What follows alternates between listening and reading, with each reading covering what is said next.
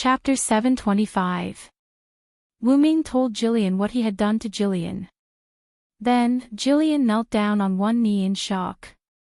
Lord Wu Ming, please forgive me for being blunt, but your gift is too precious. After knowing that Wu Ming had bestowed her with God's authority by slaying a god, she immediately became very serious. Although Goprel usually looked very playful, that was just her appearance. Every Sky Wing was serious and bloodthirsty, and Goprel was no exception. Once something serious happened, Goprel would become serious, just like now. Even Goprel's address for Wu Ming changed from Master to Lord Wu Ming, because she became serious. Is that what you think, Goprel? Wu Ming smiled helplessly and shook his head. But I think it's a good deal. A dispensable authority incarnation in exchange for a rational helper. No matter how Wu Ming thought about it, he was the one who profited. Lord Wu Ming, I can feel the power of authority in my body. Goprel looked into Wu Ming's eyes. Even if I've been emitting magic power, the magic power in my body hasn't decreased in the slightest, and it's still full. That was the effect of the authority Wu Ming bestowed on Goprel. Not only that, but I also feel the surging vitality in my body all the time, as if it's about to break out of my body. That was naturally the effect of vitality incarnation. The endless vitality could quickly replenish and heal injuries.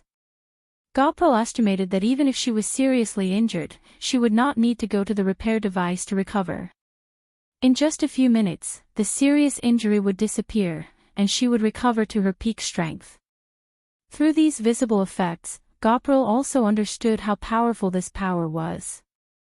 It was too wasteful to give such power to her. If Wu Ming kept it, it could be used as a trump card. Therefore, this subordinate believes that for such a precious authority, you should keep it instead of giving it to this subordinate. I don't agree with you, Goprel. Wu Ming gave Goprel a negative opinion. It's a real waste not to use the authority because it's precious and you're afraid of wasting it. Wu Ming's words made Goprel stunned, but it was not without reason. Even if something was precious, it had a use. If you chose not to use it because it was precious and kept it for safekeeping, then that item would definitely be shamed. Just like money, no matter how much money you earned, if you didn't use it, you would still be a pile of dirt after you died. To put it simply, Wu Ming was a person who believed in making the best use of everything. He wouldn't not use something because it was too precious. Of course, this was not to say that Wu Ming was a fool. Since Wu Ming chose to use it, there would naturally be benefits to be gained. Letting Goprel regain her consciousness was undoubtedly beneficial to Wu Ming's current situation. Compared to Wu Ming not knowing if he could use the vitality incarnation, it was better to give it to Goprel. Having decided to use the other Sky Wings as joker cards, Wu Ming did not choose to use the vitality incarnation on them and instead used it on Goprel alone.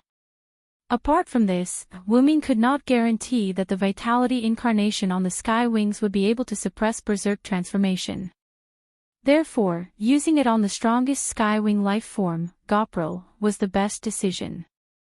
After all, the saying, quality, not quantity, made sense.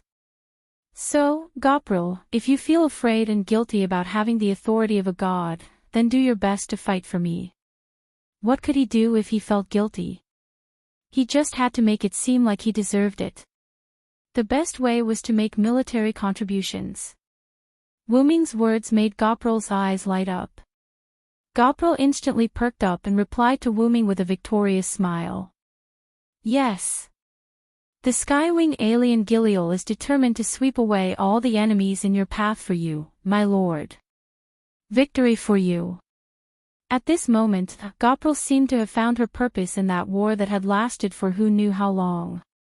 For my lord's victory, I won't hesitate to die. Get ready, Goprel. We'll go to the holy city in a moment, Wu Ming said and walked toward the door. He did not forget that this was Goprel's room. Yes. Hearing Goprel's response, Wu Ming pushed the door open and went out. After closing the door, Wu Ming let out a long sigh of relief. Goprel is really giving me a headache, Wuming said as he walked toward the surveillance room that Abant had opened for him. But it's better to have a headache than to have no one to deal with her, Wuming said and walked into the surveillance room. Wuming sat on the familiar sofa and looked at the virtual surveillance screen in front of him. Wuming shouted to Abant. Abant, can you turn on the surveillance around you? There were no words, only the changes on the virtual screen in front of Wuming. The virtual screen no longer showed the sky wings, but the barren land and withered branches that had lost all life, as well as the clear sky with a large halo. There was no doubt that Abant was like a moving fortress in the sky, turning on the surveillance of his surroundings. Very good. Then, let's go, Abant. Wuming nodded, then raised his hand and snapped his fingers. Paw! In an instant, a huge black-purple ripple appeared in front of Abantheim. It was Wuming's teleportation skill, and on the other side of the teleportation gate was the holy city that Wuming had been to before. The black-purple ripple kept wriggling as if it was the gate of hell. This was originally the special effect of the teleportation gate. It did not look like much when it was the height of a person, but after it was played out, it was a little nauseating. Anyway, Wuming felt that it was a little strange, so it was better to leave quickly. Let's go, Abant. After Wuming said that, Abant moved.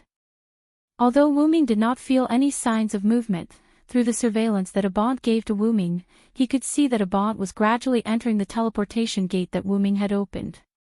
In just a moment, Abant was completely submerged in the black-purple ripple. As if he had received a notification, the black-purple ripple instantly closed.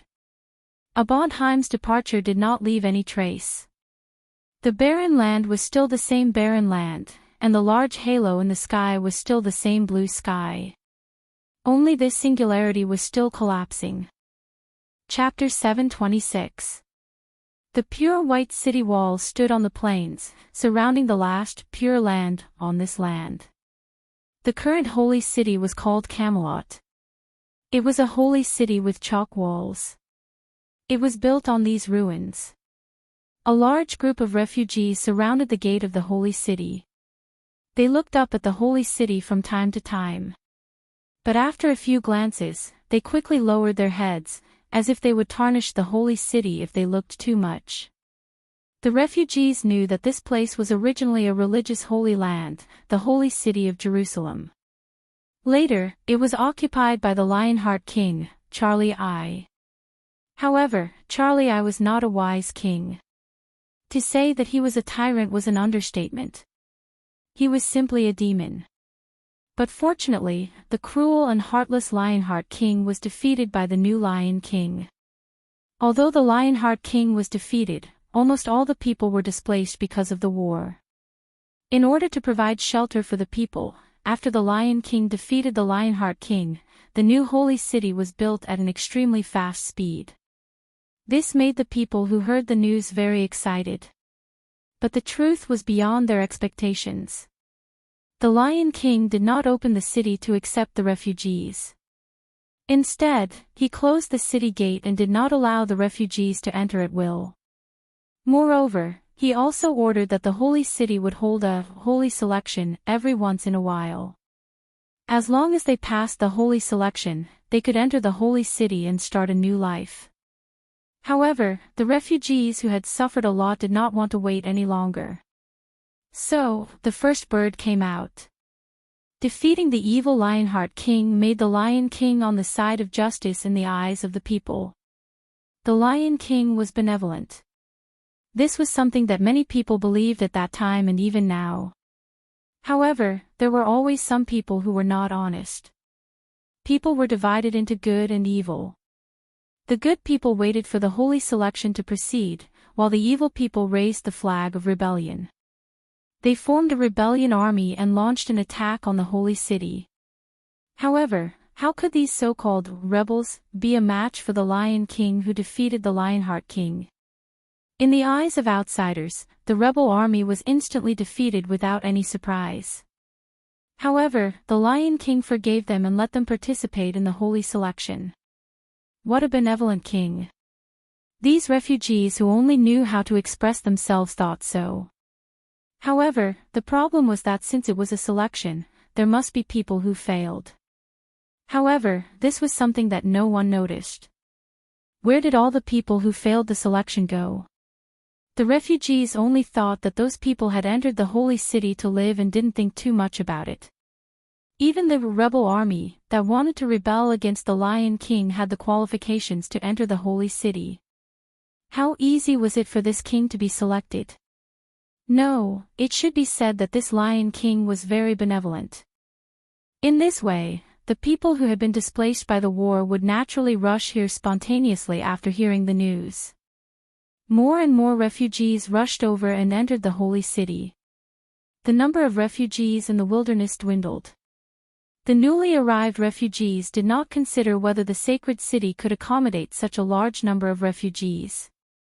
Or rather, they were subconsciously deceiving themselves. Everything was for the sake of survival. Although there were many dangers in the wilderness of this era due to the changes in the singularity, there were still many refugees who insisted on coming. As long as there was a glimmer of hope to survive in a safe place, people who yearned for a safe environment would not give up. At this moment, the refugees at the entrance of the holy city were the ones who had just arrived. According to the solemn night patrolling around the holy city, the frequency of saint selection had increased. Now, there would be a saint selection every few days. This undoubtedly made the refugees very excited. Because they would be safe soon. There would be no more danger and no more harm. According to the solemn night, a group of refugees had been bewitched by the mountain people in the northern mountains and the emissaries of the new powers in the west. They had escaped the holy city selection. How foolish! Every refugee who gathered at the entrance of the holy city for the saint selection thought so. Giving up a good life in the holy city and running to live with the mountain people, were they blinded by faith? However, it seemed that one of the leaders of the mountain people had been killed by the holy city's gatekeepers and the guerrilla knights. It could be considered a lesson for those people. However, this had nothing to do with them. Soon, they would be able to enter the holy city and live a happy life. As if responding to the inner thoughts of the refugees, the gates of the holy city opened. Generally speaking, the patrolling knights around the holy city would not enter or leave the holy city. They had their own strongholds around the holy city. In other words, the opening of the holy city's gates meant that the saint selection was about to take place. Immediately after, the sound of steel armor stepping on the ground came from the holy city's gates. Then, the sound of uniform footsteps, exuding a surging aura, entered the ears of the refugees. All the refugees stood up excitedly and looked at the holy city's gatekeeper, Sir Gawain, who was leading the solemn knights to conduct the saint selection. Without the slightest change, the knights of solemnity surrounded the refugees as if they were preparing for a ceremony. Gawain walked into the encirclement of the solemn knights. He was about to begin the saint selection, as usual. At this moment, there was a sudden commotion among the refugees. Gawain frowned. Could it be that someone would appear this time to stop the saint selection? Could it be the master of Chaldea, who represents the new power, or is it Hassan again? Gawain shook his head. After the saint selection refugees' escape a few days ago, Gawain had brought enough manpower this time. If he still wanted to save the refugees with just a few servants, it would not be so easy. However, I still have to be wary of that winged guy, Gawain muttered to himself. As the representative of the new power, Chaldea's master was indeed not powerful enough. However, Berserker, who had wings like an angel, made Gawain take it a little seriously. As expected of the holy spear that could withstand the holy spear that the king released when he woke up. The people of that new power are indeed very strong. If it were not for the problem of leaving, Gawain would have been more than happy to go all out and have a good fight with that angel. Gawain shook his head. The most important thing now was to proceed with the saint selection smoothly. Otherwise, he would not be able to explain himself to Gawain. Silence! Gawain shouted, and the restless crowd calmed down. However, they all looked at the sky behind them. Gawain was taken aback, then realized something. The holy city was behind him. Could it be that the enemy had launched an air attack? Gawain turned his head and looked at the sky. What he saw made his pupils shrink. For some reason, a huge purplish-black ripple suddenly appeared high in the sky. However, that was not the main point. The main point was the thing that appeared from the purplish-black ripple. It was a huge floating tree. Chapter 727. It was not that Gawain had never dealt with enemies in the sky before, but the enemy in the sky that appeared in front of Gawain really shocked him. The height of the floating tree was far from the ground and did not cover the ground in the slightest. The holy city was not covered by the floating tree in the slightest. However, this did not mean that the floating tree in the sky was small. On the contrary, Gawain felt that the floating tree was quite big. Based on Gawain's eyesight and his experience, the floating tree that appeared in the sky was quite large. In any case, it was definitely not smaller than the holy city behind him. The reason why the holy city was not covered by the shadow of the floating tree that appeared in the sky above the holy city was entirely because the new floating tree was too tall. Could it be the new force that appeared? Gawain frowned. When he fought with the angel not long ago, the angel revealed some things. Because it was just a hurried fight, the angel did not announce its name and the name of the force. However, Gawain felt that the new floating tree was related to the angel. Judging from the evidence, the two were indeed closely related. The angel had wings, and the floating tree was extremely high in the sky. Other than flying, Gawain did not know any other way to enter the floating tree. Therefore, this floating tree, which looked like a castle in the sky, should belong to the new force that had appeared. Whether the other party was here to fight or to negotiate, for Gawain, who was guarding the gate of the holy city, there was only one thing he needed to do. Stop the holy selection, everyone on alert. Gawain immediately ordered the Knights of Solemnity. Yes. The Knights of Solemnity responded to Gawain in unison. However, even if they were to fight, these Knights of Solemnity would probably not be of much use. Gawain thought so. After all, only servants could resist other servants, not to mention that the Knights of the Round Table had first-class servants. These Knights of Solemnity could only be used to clean up those who were not chosen. Although this was the truth, Gawain could not say it out loud. Without saying anything more, Gawain turned around and walked toward the interior of the holy city. The Knights of Solemnity also neatly changed their formation. From the original encirclement of the refugees, they lined up around the holy city. As a result, the refugees began to panic and lose their heads out of fear. The reason was simple. They did not know the background of the giant tree that appeared in the sky, nor did they know whether it was an ally or an enemy. However, the refugees knew one thing. If a fight were to break out, they would definitely be the first to suffer. Rise, the people suffer, fall, the people suffer. This saying not only applied to the place where this saying originated, but also to any region, or any region with royal authority. Gawain didn't seem to have any intention of caring about these refugees. Instead, he immediately entered the holy city. The solemn knights ignored the refugees. Thus, the refugees knew their fate. He was just a dispensable weakling. However, they had no choice. Before the Lion King was a kind person, he was still a king. It was impossible for them to vent their anger on the sacred city. Therefore, the refugees could only vent their frustrations on the floating trees that appeared in the sky. However, the solemn atmosphere at the gate of the holy city made it so that they did not dare to shout and curse. They could only express their dissatisfaction with the floating trees in their hearts. Inside the floating trees, or rather inside a bont, woman sat in the monitoring room, silently watching the image of the holy city below. I didn't expect Abont's image to be so clear. Although he did not know how far Abont was from the ground, Wooming knew that it was definitely not close. However, the image that Abant provided was at its largest, so detailed that it could reach the hair of the refugees that had fallen to the ground. Thus, using magic to reach the level of science did not make sense. Master, I'm ready." At this moment, Giliel's voice came from outside the room. Giliel very consciously did not open the door and directly floated in through the wall.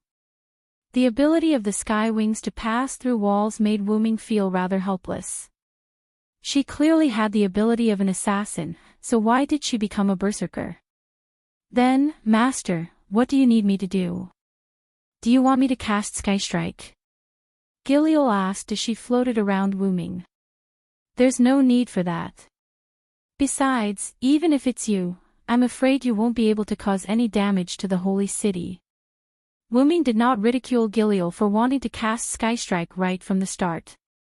He shook his head rather seriously. See here. Wuming then zoomed in on the map on the magic screen, shifted his position, and used his finger to point at the interior of the holy city. As Abant was high above the holy city, logically speaking, from the image that Abant provided, he should be able to see the entire interior of the holy city. But, I can't see the interior. Giliel was slightly surprised. Yes, from the image directly above, one could not see, or rather, could not clearly see the interior of the holy city. The holy city below was clearly just a city, but in the image, the interior of the holy city was filled with a mosaic-like light film. The light blocked the view of the interior, and from the ground, due to the height of the holy city's walls, it was still impossible to see the interior. This should be the defense formed by Artoria's holy spear. Not only can it defend against aerial attacks, it can also block detection, Wuming explained to Giliel. Artoria. Master sounds so familiar. Could it be that he's someone Mostet knows? Giliel teased Wuming in an ambiguous tone, as if she could tell that Wuming had special feelings for that, Artoria. Bang! Ouch! Giliel hugged her head and floated around in the control room, trying to relieve the pain. Wuming silently put down his fist, and without even looking at Giliel, he got down to business. Abant, can you detect Osriel's magic power? Wuming, who could not see the interior of the holy city, could not determine whether Osriel and Gadotsi had entered the holy city, so Wuming wanted Abant to detect Osriel's magic power. As someone who was familiar with Osriel, Abant must have a way. Abant did not respond, but a progress bar appeared on the big screen. The progress bar ended, and the map of the holy city, including the surroundings of the holy city, reappeared before Wuming. On this map, the location of the city gate and the north were marked with blue marks. It was Osriel's magic power that Abanti had detected, and Abanti had presented it to nothingness as a blue mark. It seemed that Osriel had gone to the north. However, this was not the only thing Wuming was concerned about. This is the trace of a battle. Chapter 728. Wasn't it obvious? Wuming ordered Osriel to secretly follow Gadotsi and the others. She would not appear unless it was absolutely necessary. However, Abant detected a lot of Osriel's magic power. Wasn't it obvious that Osriel had fought? And Wuming felt that the magic power left behind was more like a mark left by Osriel than a trace of a battle. It was normal for a servant to leave behind magic power from a battle. Therefore, Gawain did not deliberately remove the residual magic power. And Gawain's inaction left Osriel's mark behind. The magic power left by Osriel extended all the way to the north. In other words, Gadotsi and the others retreated to the north. Could it be that Tachika and the others just happened to encounter the saint-elect? Wuming guessed. As the emissary who wanted to see the Lion King, Gadotsi and the others would not have a conflict for no reason.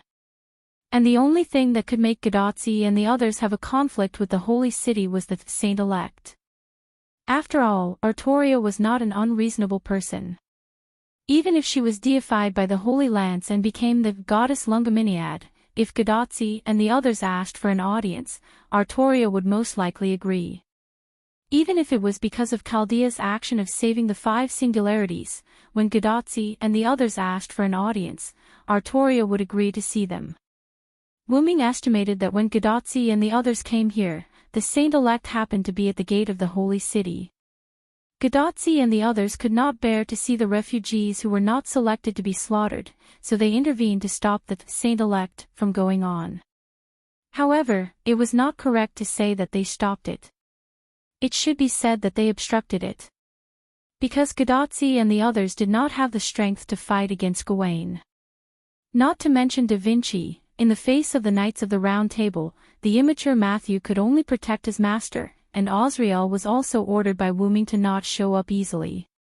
And their opponent, Gawain, the gatekeeper of the holy city, Wuming guessed that he must have received the blessing from the Lion King, just like Tristan.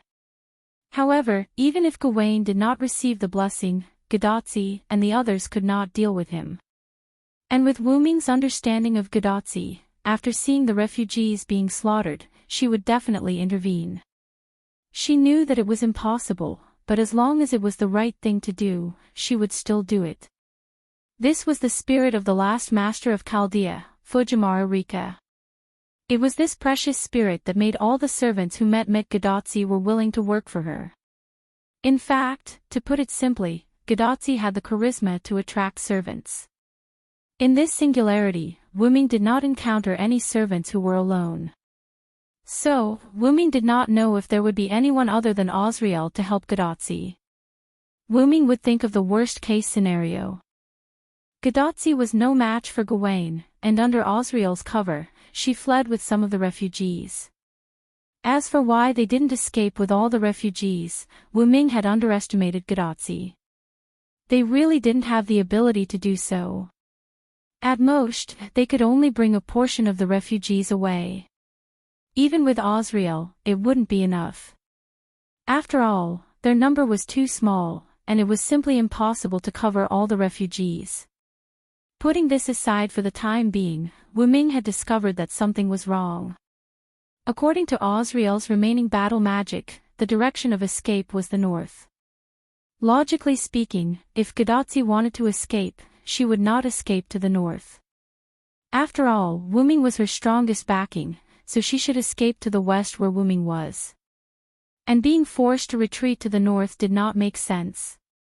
With Osriel's cover, Gadotsi was fully capable of moving toward Wuming. There was no need for her to go to the unfamiliar north. But Gadotsi still chose to lead the refugees to the north under all kinds of unfavorable circumstances. So, there was only one possibility. Someone suggested that they go to the north. And who was this person? Wuming guessed that it was most likely Hassan. It was very likely that Gadotsi and the others came to the holy city to meet the Lion King, but they saw the solemn knight slaughtering the unselected refugees at the end of the holy selection. This made Gadotsi and the others stop them. And it just so happened that Hassan was around. However, Hassan was an assassin and did not have much combat strength. Therefore, under Osriel's cover, Hassan proposed to transfer these refugees to the mountains in the north. That was Hassan's territory, and the villages there were extremely difficult to find, so it was suitable for these refugees. As for why Hassan came to the holy city, it was easy to guess.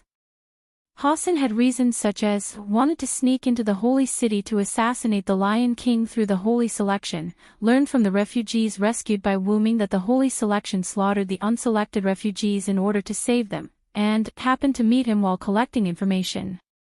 In short, there were many ways to explain why Hassan appeared here. However, Wuming did not know which Hassan met with Gadotsi and the others. However, Wuming felt that there was a high possibility that it was the smoke-drunk Hassan whom he saved. Why? It was because she was the one who brought back the refugees who knew the truth about the holy selection. Wuming could be sure that there was more than one Hassan on his back, but Wuming was not sure if these Hassans could communicate with each other. Even Wuming knew that a cunning rabbit has 3 burrows. In order to avoid the pursuit of the holy city, those Hassans would not have arranged their existences together. If they could not communicate normally, then the Hassan who came here to help Gadotsi and the others was most likely the smoke-drunk Hassan. However, there were exceptions to everything. These were just Wu Ming's guesses. However, one thing was clear. Gadotsi and the others were not in the holy city. Instead, they went to the mountains in the north with Azrael. In this way, there was no need for Wu Ming to continue staying here. With this thought in mind, Wu Ming nodded to himself and then spoke to Abent. Abent, follow the magic power left behind by Azrael and head north. Wu Ming was not prepared to meet with Artoria and the Knights of the Round Table now. The most important thing now was to find Gadotsi and hand over the Holy Grail to Chaldea. However, Abent did not know what Wu Ming was thinking, and neither did Gabriel. Gabriel only knew that she, Wu Ming, and Abent had just arrived here and were about to leave. Hey. Master, are you leaving now? Don't you want to stay a little longer? Gabriel said coquettishly. No, let's find Azrael and the others first. Hey, why are you doing this? Gabriel looked unhappy. Then, Wu Ming once again raised his fist. This caused Gabriel's unhappy face to instantly turn into a happy one. Compared to Gabriel's displeasure, Abent was much more obedient. If his master said he was leaving, then he would leave. However, Wu Ming came so ostentatiously and wanted to leave so simply. It would not be so easy. That was because Gawain had already reported to Agrippin, and Agrippin had already woken up the Lion King who often slept. Chapter 729. On the tallest spire in the center of the holy city, the Lion King stood alone on an open platform with the holy spear in her hand. Her eyes glowing with golden divinity, Artoria looked at the floating tree in the sky that had begun to move toward the north. Villo. Artoria muttered Wu Ming's name as she looked at the floating tree. In the holy city, Gawain returned to the gate of the holy city. He had already reported to Egwene, and Egwene said that he had already awakened the king when the enemy appeared. The king also said that he would attack the third party that provoked the holy city. After that, Gawain returned to the gate of the holy city after Egwene gave him a few more instructions. Gawain was determined to be the king's tool, so without Artoria's instructions, Gawain would not do anything else. What he needed to do next was to continue the holy purification and clean up the humans who were not qualified. Continue the holy purification, Knights of Solemnity in position. Following Gawain's order, the Knights of Solemnity surrounded the refugees again. The refugees' faces turned from joy to horror as they began the massacre. Ignoring the refugees' screams, Gawain turned around. None of them are qualified. Recalling what Egwene told him, Gawain shook his head. He said that it was the king who told him to immediately carry out the holy purification. Although he did not know why it was so urgent, as a tool, Gawain chose to follow the order. Seeing that most of the refugees had been killed, Gawain shook his head and entered the holy city. Looks like there aren't many people who are qualified to enter the holy city. The Knights of Solemnity would take care of the remaining traces. In the sky, in Abante's monitoring room. Wu Ming naturally saw the scene of the refugees being slaughtered, but there was nothing he could do. Because Wu Ming found that Artoria had locked onto him. Although Abante could not detect the holy city, Wu Ming, who had a special connection with Artoria, could feel that he had been locked onto by the holy spear. Artoria did not allow Wu Ming to interfere with the holy purification because she wanted to prove her determination to Wu Ming. And Wu Ming was not a saint, so he would not risk being attacked by the holy spear to save the refugees. Previously, he had only done what he could to save those refugees at the gates of the holy city. The reason why he saved the refugees from Tristan's hands was also because it was within his capabilities. Of course, there was also the matter of face. Those refugees were saved by him, so if they were killed in front of Silent Wonder, then Silent Wonder would lose face. This time, however, it was different. Abante was high up in the sky, far from the ground. Furthermore, Lungo Minyat had locked onto him. This was a ceremony to prove Artoria's decision to Wu Ming. If Wu Ming messed up, Artoria wouldn't be polite. More importantly, if Wu Ming made a move, he might have a falling out with Artoria. If Silent Wonder had been summoned normally as Varen, then as a knight, he would have been influenced by the spirit base to prevent the refugees from being massacred, but it was a pity. Wu Ming added his main body's authority to this spirit base, summoning the Skywing species and Abanti. This spirit base was no longer a pure British silver dragon, Veros Cyrus Ed, but the dominant one was the origin dragon, Wu Ming. Even though the two of them were the same person, Abante, speed up and continue to move north, Wu Ming urged Abante. Wu Ming, who had never been to the north, could not use the portal, so he could only use Abante as a vehicle to move. Abin sped up and headed north without stopping. Wu Ming opened the portal and walked in. After walking out of the portal, Wu Ming arrived outside of Abante. Wu Ming silently looked at the tallest tower in the center of the holy city below. It was strange, as if Artoria had removed the shield. Wu Ming saw Artoria standing at the top of the tallest tower in the holy city. Artoria also raised her head and looked at Wu Ming. Neither of them spoke. Wu Ming read some of Artoria's thoughts from her eyes. Artoria's determination showed that she would save people in her own way. Even Wu Ming could not change her mind. However, Wu Ming just smiled. He did not think that the first Hassan was wrong. He would definitely come back to save Artoria, who was deeply deified. He waved his hand again, and the black and purple ripples swallowed Wu Ming. Abante, who was moving north, had also moved a large distance. He was almost out of the sky around the holy city. The two met again, and it ended abruptly. Lord Vero. My king. Guinevere was hiding behind one of the buildings on the platform where Artoria was. He was muttering Wu Ming and Artoria's names. Let's go back, Guinevere. Artoria's sudden voice startled Guinevere. Yes. Yes. On the other side, Aguawan, who was in the tower of the holy city, saw the floating tree safely leave. He could not help but frown. His king promised him to destroy the enemy, and he did not keep his promise. However, even if his king did not keep his promise, he would not be dissatisfied. It was not something he should think about. Shaking his head silently, Aguawan went to welcome Artoria's return. What he needed to do was to eliminate all the enemies, and then sacrifice them all for the sake of his king's great cause. That was all. On Abante's side, Wu Ming was sitting on the sofa, thinking about the next step of his plan. Artoria had really changed.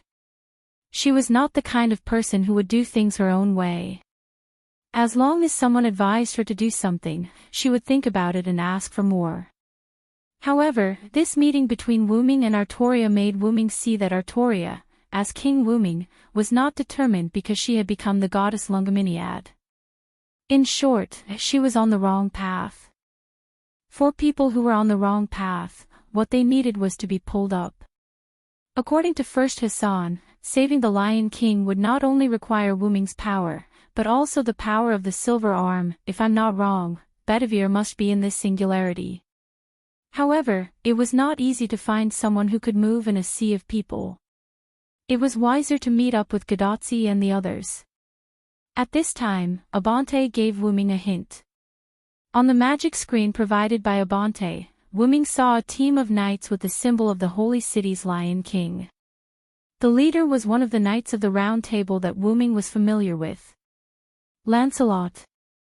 Chapter 730. That's right, the leading knight was a knight in purple armor, and this knight was Lancelot. What's wrong? Master, do you know that knight? Giliel heard Wu Ming's muttering and moved her head closer. Yes, I do know him. Wu Ming nodded, but his expression was a little awkward. Lancelot was indeed a very upright person. He was recognized as the #1 knight under Artoria other than Wu Ming. As for why Wu Ming had to be excluded, it was because the other knights thought that Wu Ming was simply a monster, and could not be included in the ranks of comparison. But that was not the main point. The main point was that Lancelot actually liked Guinevere. Guinevere liked Wooming, and compared to Guinevere, Wooming liked Artoria more. Artoria took the initiative to distance herself from Wooming because of the king for the people reason. This relationship was like a third-rate idle drama, which made Wooming feel quite helpless. Of course, Lancelot liked Guinevere when the timeline was correct. King Arthur's story had silence involvement, and it was very likely that a lot of changes had taken place. The story of The Long March to Seize the Bowl and The Epic of Gilgamesh also had a butterfly effect because of Wooming's intrusion. It was already different from the original that Wooming knew. But one thing was certain. Wooming had read the story of King Arthur in the world of the War of the 14 Knights, and also read the story of the deceased King Arthur in the world of Mayu and Ilia. In the story, Lancelot did not exactly show his love for Guinevere. What did this mean? This meant that every world was affected by Wooming. It turned out that although it was a parallel world, because of Wooming's special identity, as long as Wooming made an impact on history in a parallel world, there would be stories of Wooming in every parallel world because of Wooming's special identity. But this did not mean that countless Wooming had experienced an adventure in every parallel world. In Wooming's view, it was more like a copy and paste between worlds. Take for example. The Gilgamesh that Wooming met was obviously the female version, but the male version was also quite familiar with Wooming, and Wooming was also very familiar with the male version of Gilgamesh as if they had lived and experienced together. Therefore, Wooming wasn't unfamiliar with the male version of Gilgamesh, and Wooming wasn't unfamiliar to the male version of Gilgamesh either. It was as though Wooming was the male version of Gilgamesh's Hyunryong. But Wooming didn't experience it with the male version of Gilgamesh. In other words, all the Wooming in the parallel worlds had become one person, just like Zelik. And the story that Wooming participated in was no longer the story that Wooming knew from the beginning of the ordinary world. At the end of King Arthur's story, Guinevere was burned at the stake after Morgan Le Fay's scheme failed and revealed the fact that she loved Wooming. In the end, Lancelot robbed the execution ground in the name of loving Guinevere. But Guinevere had also told Wooming with certainty that nothing happened between her and Lancelot. Wooming could see that Guinevere didn't lie to him. As a reader who had read the King Arthur's legend without Vilo the Ransword, Wooming knew that the reason why Lancelot fell in love with Guinevere was because during the process of being Guinevere's knight, both of them gradually developed a spiritual love because of King Arthur's sigh. And Guinevere's knight became Wooming, so Lancelot shouldn't have fallen in love with Guinevere anymore. Therefore, Wooming didn't need to feel awkward.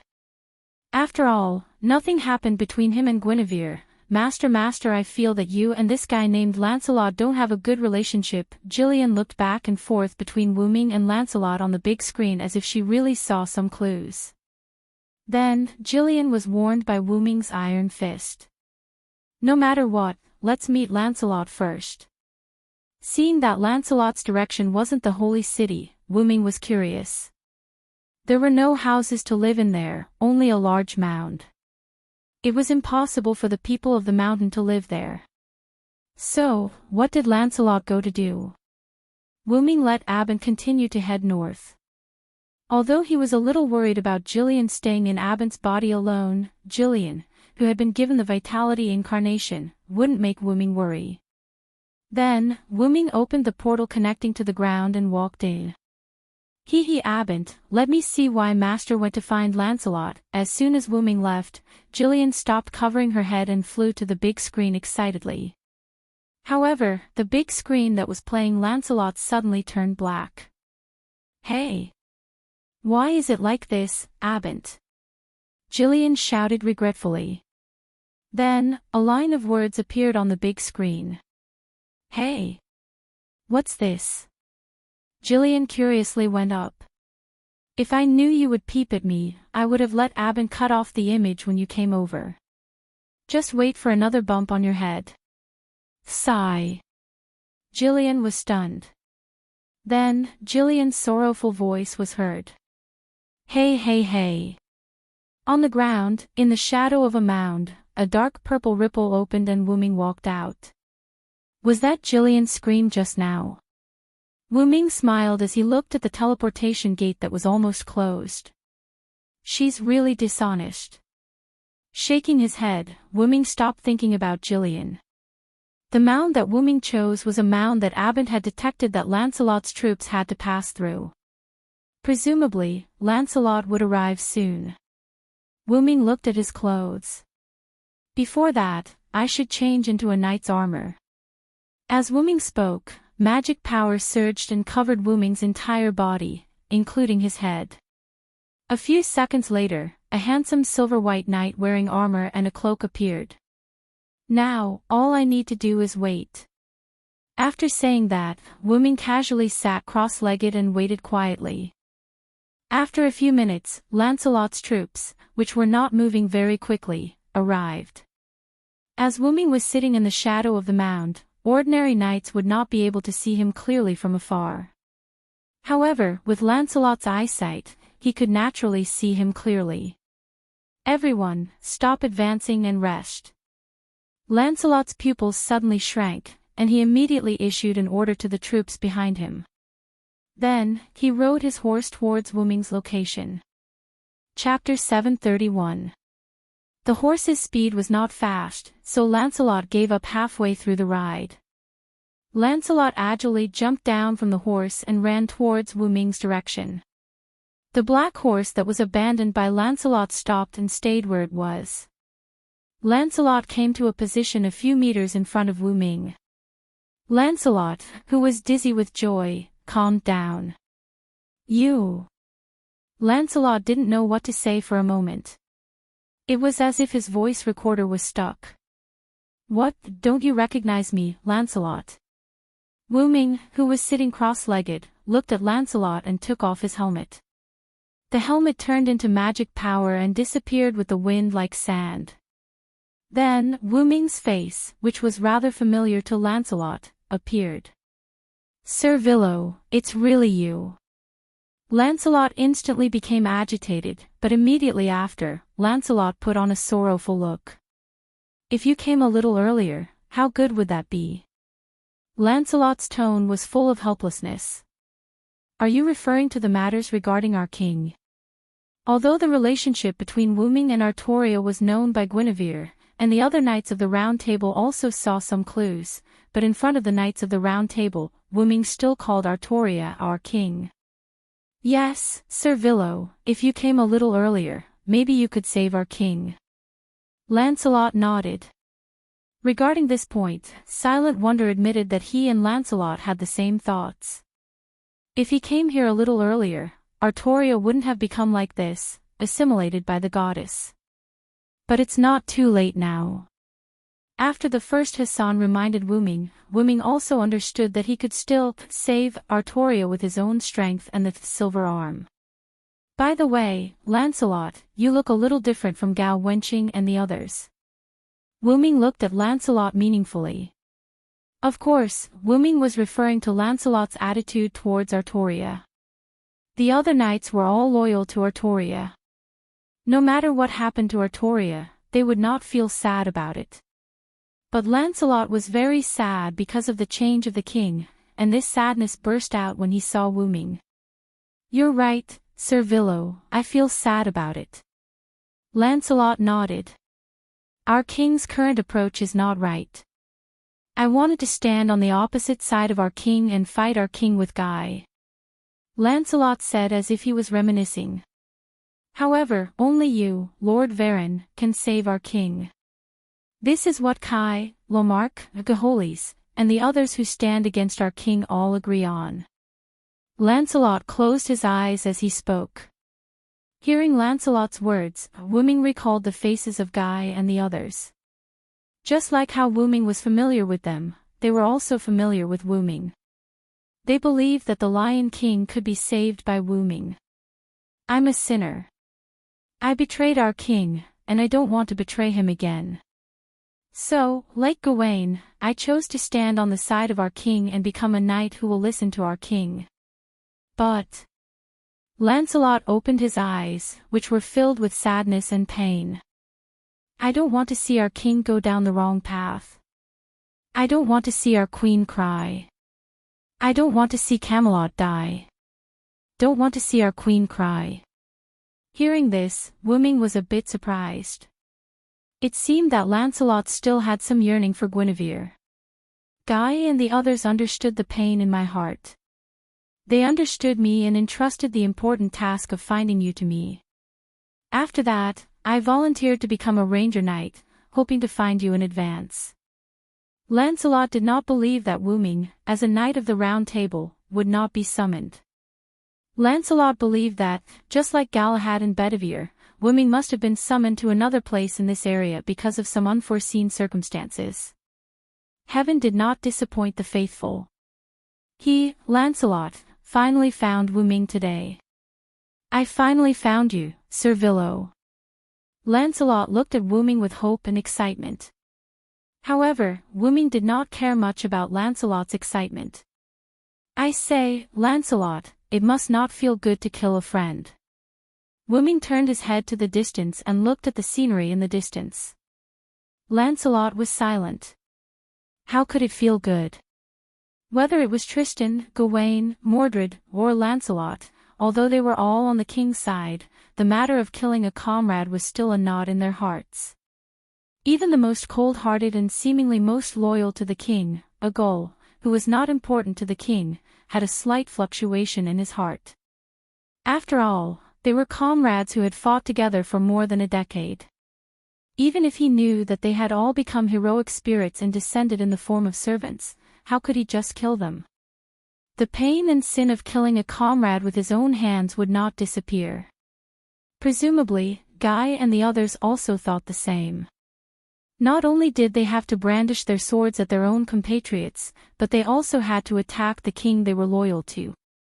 How much condemnation did they have to make such a decision? Seeing that Lancelot did not say anything, Wooming spoke. I have been to the holy city and met the king and queen. Gawain also told me about you. Lancelot was stunned, then his eyes became gloomy. With Gawain's personality, he must have told Wooming everything. The Villo must be very disappointed in us. Not only did we not stop the king, but we also killed our own. The thing that left the deepest impression on me was that Gawain told me about Gareth. Lancelot's expression became even gloomier. Whether it was the accidental killing of Gareth in his previous life or the guilt of not being able to kill Gareth in this life, Lancelot's heart was painful. That child is still as innocent as ever, just like Galahad. Wooming said with nostalgia. Wooming did not have the slightest sadness or anger, as if he was talking about an ordinary matter. Don't stand, sit down and talk. Wooming said to Lancelot with a smile. Lancelot was puzzled by Wooming's emotions. Why was he always so calm? But in the end, Lancelot sat down beside Wooming. Every knight of the Round Table is a good person. Guy and the others chose to stand against Artoria, and you chose to be completely loyal to Artoria. Wooming did not add the honorific Ching, nor did he address Artoria as Queen. The tone of his communication with Lancelot also changed from colleague to friend. Whether it is you or them, you all acted for your own beliefs. I don't think there is anything to be sad about. Chapter 732. Lancelot listened quietly and did not interrupt. In order to prevent Artoria from going astray, they stood against her. In order to make up for the mistakes of your past life, you stood on Artoria's side. Even if you betrayed the king you served, even if you killed your own people, it was a choice you made based on your own beliefs, and you worked hard to live for it. Wooming paused for a moment, then looked at Lancelot. This result may be sad in the eyes of others, but in my opinion, as a knight of the Round Table, this is not something to be sad about. Lord Villo. Lancelot looked at Wooming blankly. Take Gareth for example. She believed that the king was right, and she thought the same when she left. However, her pure spirit, which was not weaker than Galahad's, could not bear the inner condemnation of killing her own people, so she chose a suitable time to voluntarily leave. In my opinion, Gareth did a good job. Take you for example. In order to find me, you endured the pain of killing your own people. Take Artoria for example. She proved her will to me, and I witnessed Artoria's proof. For this, a group of refugees died in front of me. This sentence shocked Lancelot. As someone who knew Wu-Ming well, he knew that Wu-Ming would not be stingy to help those who could be saved. Then, Wu-Ming's eyes became firm. However, if I had to do it again, I would still choose to stand by and do nothing. There was no such thing as a free lunch in the world, and there was no such thing as a free lunch. There was no such thing as a free lunch. In order to stop Artoria, Guy and the others were filled with condemnation. In order to protect Artoria, Lancelot and the others were stained with the blood of their own people. In order to protect humans, Artoria chose to turn them into specimens and bear the pain of others' incomprehension. In order to be loyal to Artoria, Gareth chose to be stained with the blood of his own people and had a nervous breakdown. In order to bear witness to Artoria's decision, Wu-Ming did not save them, which went against his usual style. The price was light, and the result was the same. There is no need to be sad about the past. Even if this sadness was caused by us, no matter what, this is the choice of the Knights of the Round Table. All we need to do is to look forward. Wu-Ming wouldn't be immersed in the past. This was his way of survival as the origin dragon. This was also why Wu-Ming's heart hadn't aged and was forever filled with the vigor of a youth. Because his heart was looking forward. Lancelot fell into silence. Wu-Ming was right.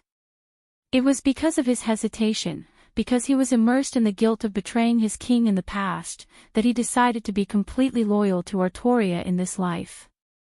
It was because Gawain felt guilty that his dissatisfaction with Lancelot had led to the Battle of Camlan, which ultimately led to the fall of Arthur's dynasty.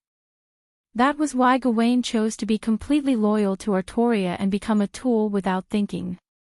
Tristan had hurt Artoria because of his words when she was alive. In order to make up for it, he also decided to be completely loyal to Artoria. It was the same for everyone. Because they wanted to make up for something, they chose to stand in their original position and wanted to do better. If we all let go of the past, will we be able to pull our king back from the wrong path? Lancelot said thoughtfully. However, they had already come this far. Just like Wu-Ming said, they shouldn't be immersed in the past. They had to look forward. In short, I have found a way to save Artoria. Don't worry, leave it to me, Lancelot. Wu-Ming said with a smile and extended his hand to Lancelot. Lancelot was stunned, then shook Wu-Ming's hand. Yes, I'm counting on you, Lord Varro. This was a promise between friends. Lancelot chose to believe in Wu-Ming. Then, Lord Villo, what do you want to do next? Do you need to go to my camp to prepare? Lancelot stood up and asked respectfully. Now that the conversation between friends had ended, Lancelot also added a respectful title to Wu-Ming. You have a camp outside the holy city. Wu-Ming was stunned. Was Lancelot not going to return to the holy city to stay? Because I was anxious to find you, I have applied to stay outside for a long time. My king also agreed to my application, so I have my own camp, Lancelot explained. Since you have a camp, then let's go take a look. So, Wu-Ming joined Lancelot's team and set off together. In Abandi's body, Giliel had stopped Abandi's actions. Abandi had brought her to the sky above the northern mountains. Next, she needed Wu-Ming's instructions. So slow, master. Giliel said in boredom as she rolled around in the air. However, at this moment, Wu-Ming was already on the way to Lancelot's camp. Wu-Ming rode a magically created horse and walked side by side with Lancelot at the front of the team. By the way, Mordred is also a gorilla knight, right? Does she also have her own camp outside the holy city? Wu-Ming asked curiously. No. Mordred's words are a little special. Lancelot's expression became subtle when talking about Mordred. My king did not prepare a residence for Mordred in the holy city, but Mordred should not have a residence outside. Due to Mordred's personality, she did not have a fixed residence. Moreover, she did not bring many knights with her. It could be said that compared to Lancelot, Mordred was a true guerrilla knight. As expected of her. Wu Ming's mouth twitched slightly. By the way, does Lord Villo know about Chaldea? Lancelot suddenly asked. Oh, are you talking about the last master? Wu Ming had a smile on his face. As expected, you know about the existence of Chaldea. Lancelot nodded and began his explanation. Yesterday, the master of Chaldea and the mountain folk in the north fled to the northern mountains with a group of Saint Bard refugees. I happened to be nearby and was ordered to pursue them by agronomy. Guerrilla Knight seemed to be a noble title, but in fact, they were scouts and vanguards. To put it bluntly, if something happened, they would be the first to go up to the holy city. The reason why Tristan was often sent out by agronomy was because of the instability of the guerrilla knights. After all, if you were here today, you might be there tomorrow. You really pursued them. Wu Ming looked at Lancelot with a strange and subtle expression. After all, Matthew, who was possessed by Galahad, was among them. Chapter 733. Actually, they didn't. Lancelot shook his head and continued. When I caught up with them, they were already at the edge of the mountain. Immediately after, Lancelot explained to Wu Ming. Because Lancelot did not want to catch Chaldea's people, he went easy on them a little. In Lancelot's opinion, it was not a big deal at all. As a result, most of the refugees entered the mountain. Most of the refugees had already entered the mountain, but when Lancelot caught up with Gadotzi and the others, there were still many refugees who did not enter the mountain. Gadotzi and the others, who were at the back, did not enter the mountain either. Just as Lancelot was about to take down Gadotzi and the others and take this opportunity to show his goodwill, someone appeared to stop him. A green-haired girl with angel wings came from the direction of the holy city and attacked me. Hearing Lancelot's words, Wu Ming's expression became slightly subtle. Unsurprisingly, the green-haired girl was Osriel. Because Lancelot received the news that the refugees were intercepted halfway, he did not know what happened in the holy city, so he was very surprised by the green-haired girl's arrival. That was a servant. I could clearly sense it. Lancelot's expression became serious. That servant is not weaker than me. If we continue to fight, the possibility of me losing is very high. It was normal for Lancelot to think that he was no match for Osriel. Putting aside Osriel's age and combat experience, the Skywing race was a fighting race, a god-slaying weapon. In a melee, Lancelot might not be able to gain an advantage over Osriel. Moreover, Osriel was a mage. A sky strike was enough to make Lancelot suffer, not to mention other kinds of magic. I really did not expect that the master of Chaldea would have such a strong person protecting him. Because of my fight with the green-haired girl, the master of Chaldea took the opportunity to enter the mountain. After Lancelot finished speaking, he looked at Wu Ming. He felt that Wu Ming seemed to have something to say from the start. Sir Villo, do you have something to say? Lancelot asked, puzzled. No, a little bit. Wu Ming shook his head, then paused and nodded. It's better not to explain too much to Lancelot. Of course, this didn't mean that Wu Ming was prepared to hide everything. He would still tell Wu Ming about his relationship with Chaldea. By the way, Lancelot, do you know that I'm actually quite close to Chaldea? Wu Ming's revelation made Lancelot's eyes widen. Really? Lord Villo, you've already established a good relationship with the master of Chaldea. It seems like my actions were unnecessary. Lancelot shook his head in self-mockery. Wu Ming wasn't bothered by Lancelot's self-mockery. Then, Wu Ming continued. You should know that Galahad is the servant of Master Chaldea. Nay. Suddenly, the black horse under Lancelot let out a blood-curdling screech. Wu Ming looked over and saw that Lancelot's body had tensed up. This made Lancelot's legs exert a lot of strength. The powerful leg force caused a lot of pressure on the black horse's abdomen, causing the black horse to neigh. "Hey!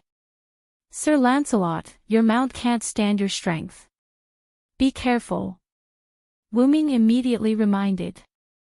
"I'm sorry, Sir Villo, I've made a fool of myself." Lancelot's tensed body immediately relaxed.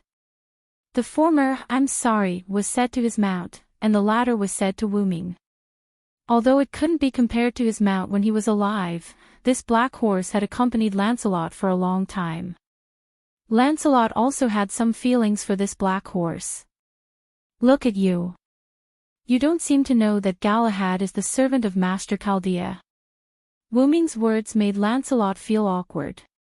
I really don't know," Lancelot replied rather awkwardly.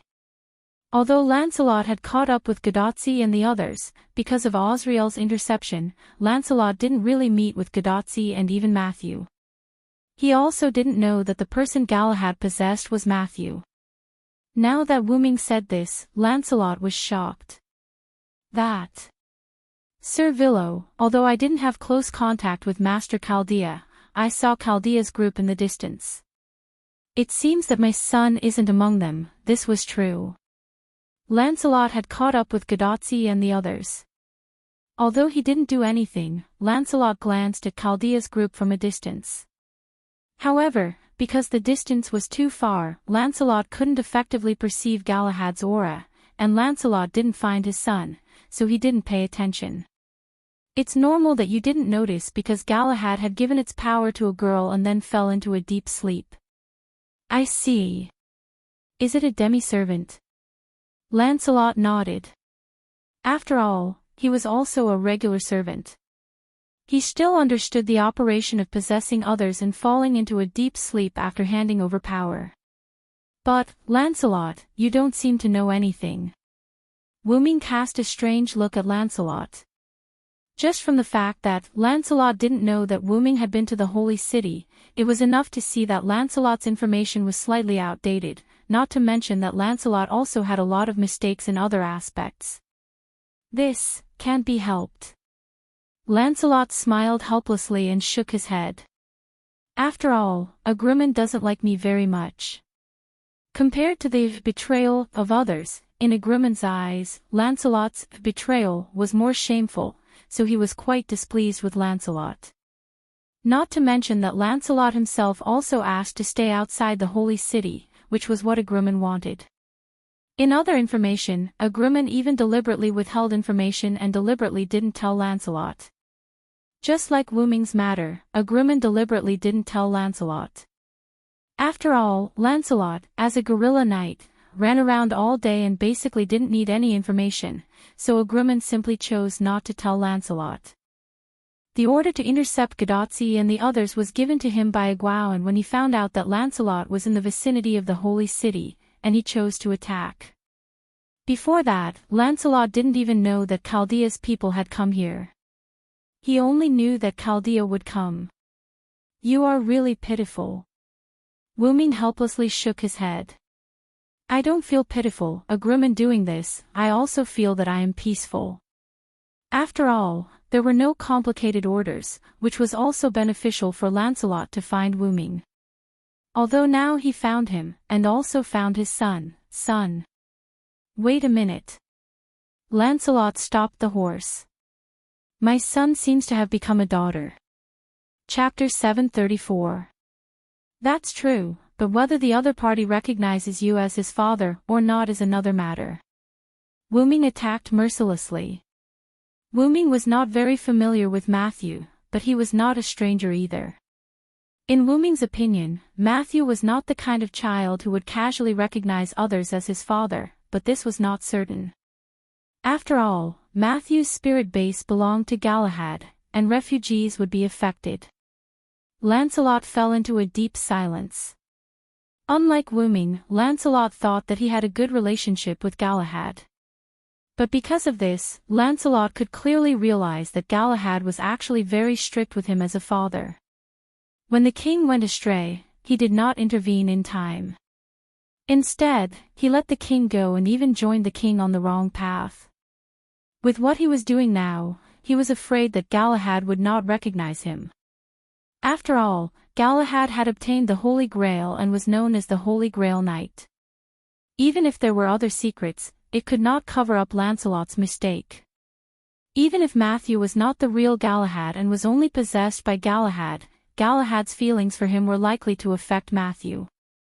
Therefore, in Lancelot's opinion, his daughter, son, might be quite angry, and it was also very likely that they would not recognize him as their father. Don't be so negative. If you admit your mistake, I think Galahad, or Matthew, will forgive you. Wu-Ming smiled and patted Lancelot on the shoulder. However, Lancelot just sighed and lowered his head helplessly.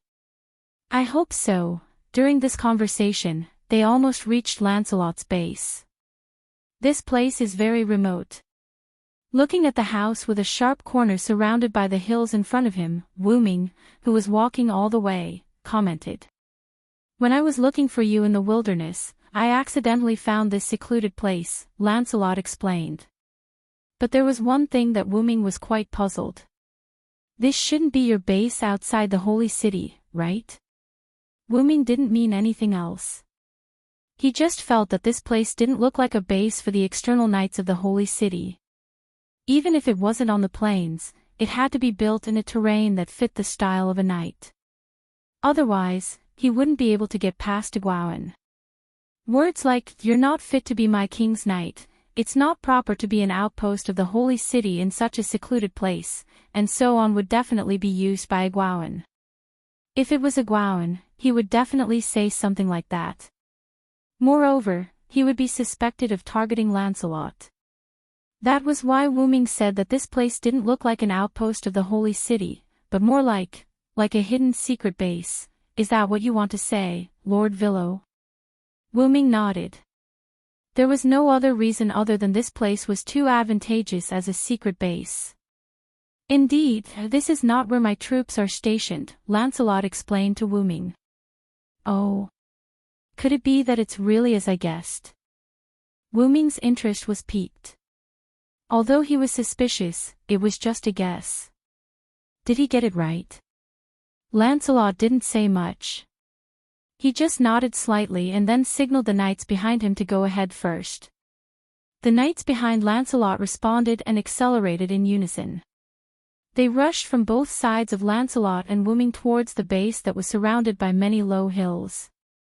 After the knights left, Wu-Ming and Lancelot rode their horses and slowly walked forward.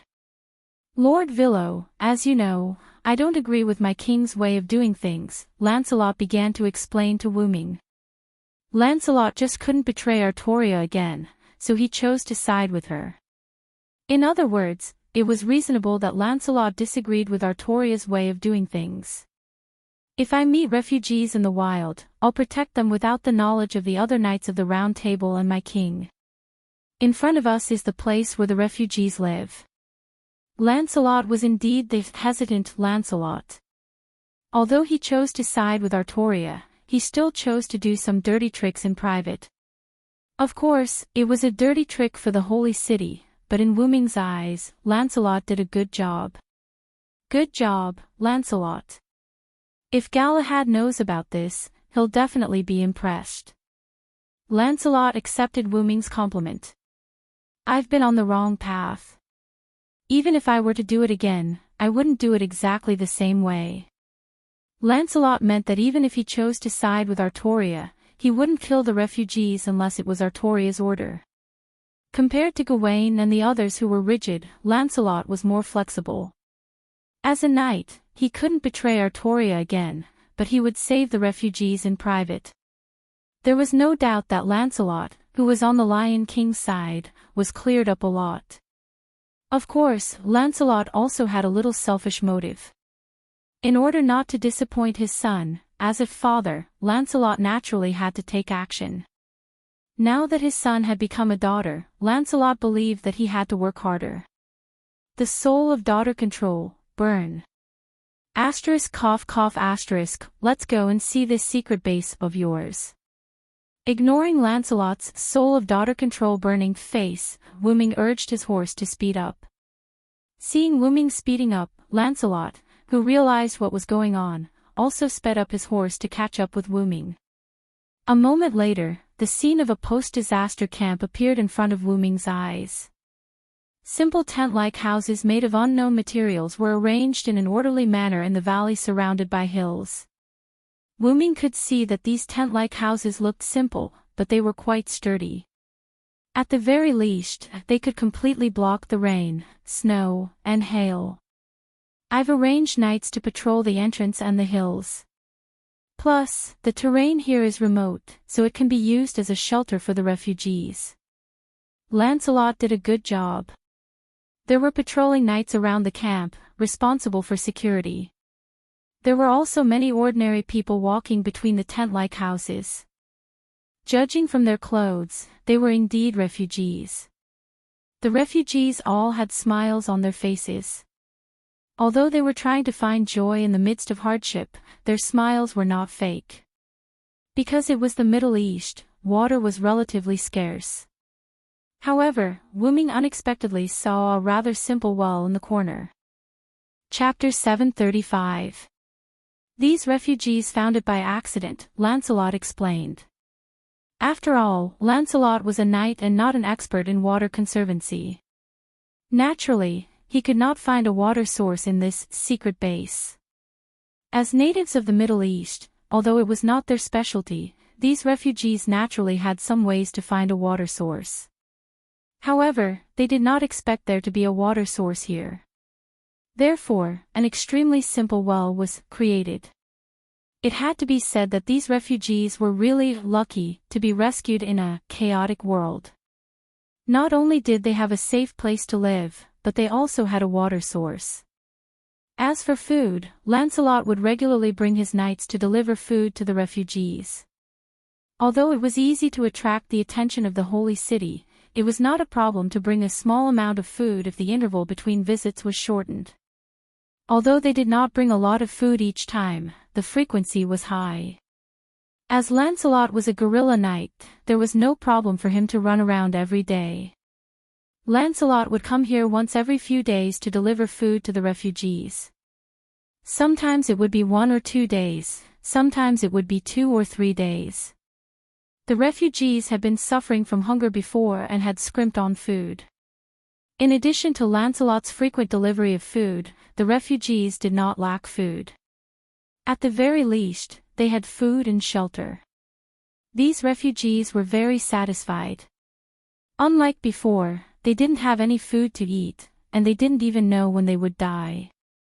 Lancelot came this time to deliver food to the refugees. However, he happened to meet Wu Ming on the way and invited Wu Ming to come along. "Thank you for your hard work, Lancelot," Wu Ming said to Lancelot without turning his head as he looked at the knights distributing food to the refugees. "Of course not, Sir Villo. I am just atoning for my sins." Lancelot did not feel that it was hard for him. In fact, it was in line with his knight's ethics and his way of survival. "Forget it, as you wish." Wu Ming shook his head. After taking a look around the camp, Wu Ming said his goodbyes. "After all, I came here because I was interested in hunting. I have other things to do," Wu Ming said. "Sir Villo, are you going to the mountains in the north?" Lancelot asked. "That's right. I'm going to the mountain people's territory to look for Chaldea's master." Wu Ming had no doubt that Lancelot had guessed his next move. The Knights of the Round Table were not only outstanding in terms of bravery, but also in terms of intelligence. They would not be able to lead troops into battle. Of course, some of the more special Knights of the Round Table were exceptions. "Lancelot, you'd better continue to be a guerrilla knight. I'll look for you when the time comes." When Wu Ming said, "when the time comes," he actually did not know when that time would come. After all, things were always changing. Lancelot could be used like the sky wings as a trump card. "Well then, Sir Villo, I won't see you off. Besides, staying in the same place for a long time isn't the style of a guerrilla knight like me. I'm going to leave as well. Wu Ming nodded. He wasn't so pretentious that he needed someone to send him off. Then, I'll take my leave first. Sir Villo. Just as Wu Ming was about to leave, he suddenly heard Lancelot call out to him. "Hm." Wu Ming turned to look at Lancelot. As if he did not dare to look Wu Ming in the eye, Lancelot silently lowered his head. "The person the Queen likes is you. There's nothing between the Queen and me. If you feel that I've tarnished the Queen's reputation, you can take my life at any time. I won't complain." Lancelot's tone was heavy and self-reproachful. Although Lancelot was trying to save Guinevere, who had almost been burned at the stake, his actions had indeed tarnished Guinevere's reputation. "Don't worry, Lancelot. I don't take this matter to heart." Not only did he trust Lancelot, but he also trusted Guinevere. To be honest, Lancelot had fought side by side with him for many years. He knew Lancelot very well. Lancelot could indeed do such a thing. But the most important thing was that Wu Ming believed in Guinevere. Guinevere had been secretly in love with him for many years. Because of Artoria, Guinevere had been enduring until Wu Ming left. It wasn't unreasonable for Guinevere to fall for Morgan Le Fay's scheme so easily. Guinevere was madly in love with Wu Ming. That kind of madness made Guinevere, a heroic spirit, sublimated. Although Guinevere looked weak when he met Wu Ming before, Guinevere appeared as a berserker. Although he couldn't cheat like Ruler, Wu Ming could still distinguish the ranks. This reminded Wu Ming of the berserker Kyoheim he met in the American Singularity. Fortunately, Guinevere's madness was different from Kyoheim's. The different madness allowed Guinevere to gain different abilities from Kyoheim. Guinevere couldn't lie to Wu Ming. Although Wu Ming didn't know this, Wu Ming could see from Guinevere's eyes that Guinevere didn't lie. That was enough. After all, trust was quite important. Of course, this didn't mean that Wu Ming didn't believe in Lancelot, but Guinevere was more trustworthy. Moreover, Lancelot, who didn't have much contact with Guinevere, didn't have a good impression of Guinevere. In a joking way, defeated dog Lancelot was a good title. Asterisk sigma for all, Lancelot didn't serve as Guinevere's guard knight, and they didn't have a long bond, plus he missed Wu Ming. Guinevere's impression of Lancelot in his mind was just a knight loyal to the king and a knight who worshipped Wu Ming. Guinevere has explained it to me. Don't overthink. Just focus on your own things. You should know that Galahad is a singularity. Let's not talk about others, but at the very least, don't disappoint Galahad. Yes. Villo, Sama, I will remember your words. Lancelot, who was touched by Wu Ming's trust and relationship, was moved by Wu Ming's knight salute. Then, I'll leave first.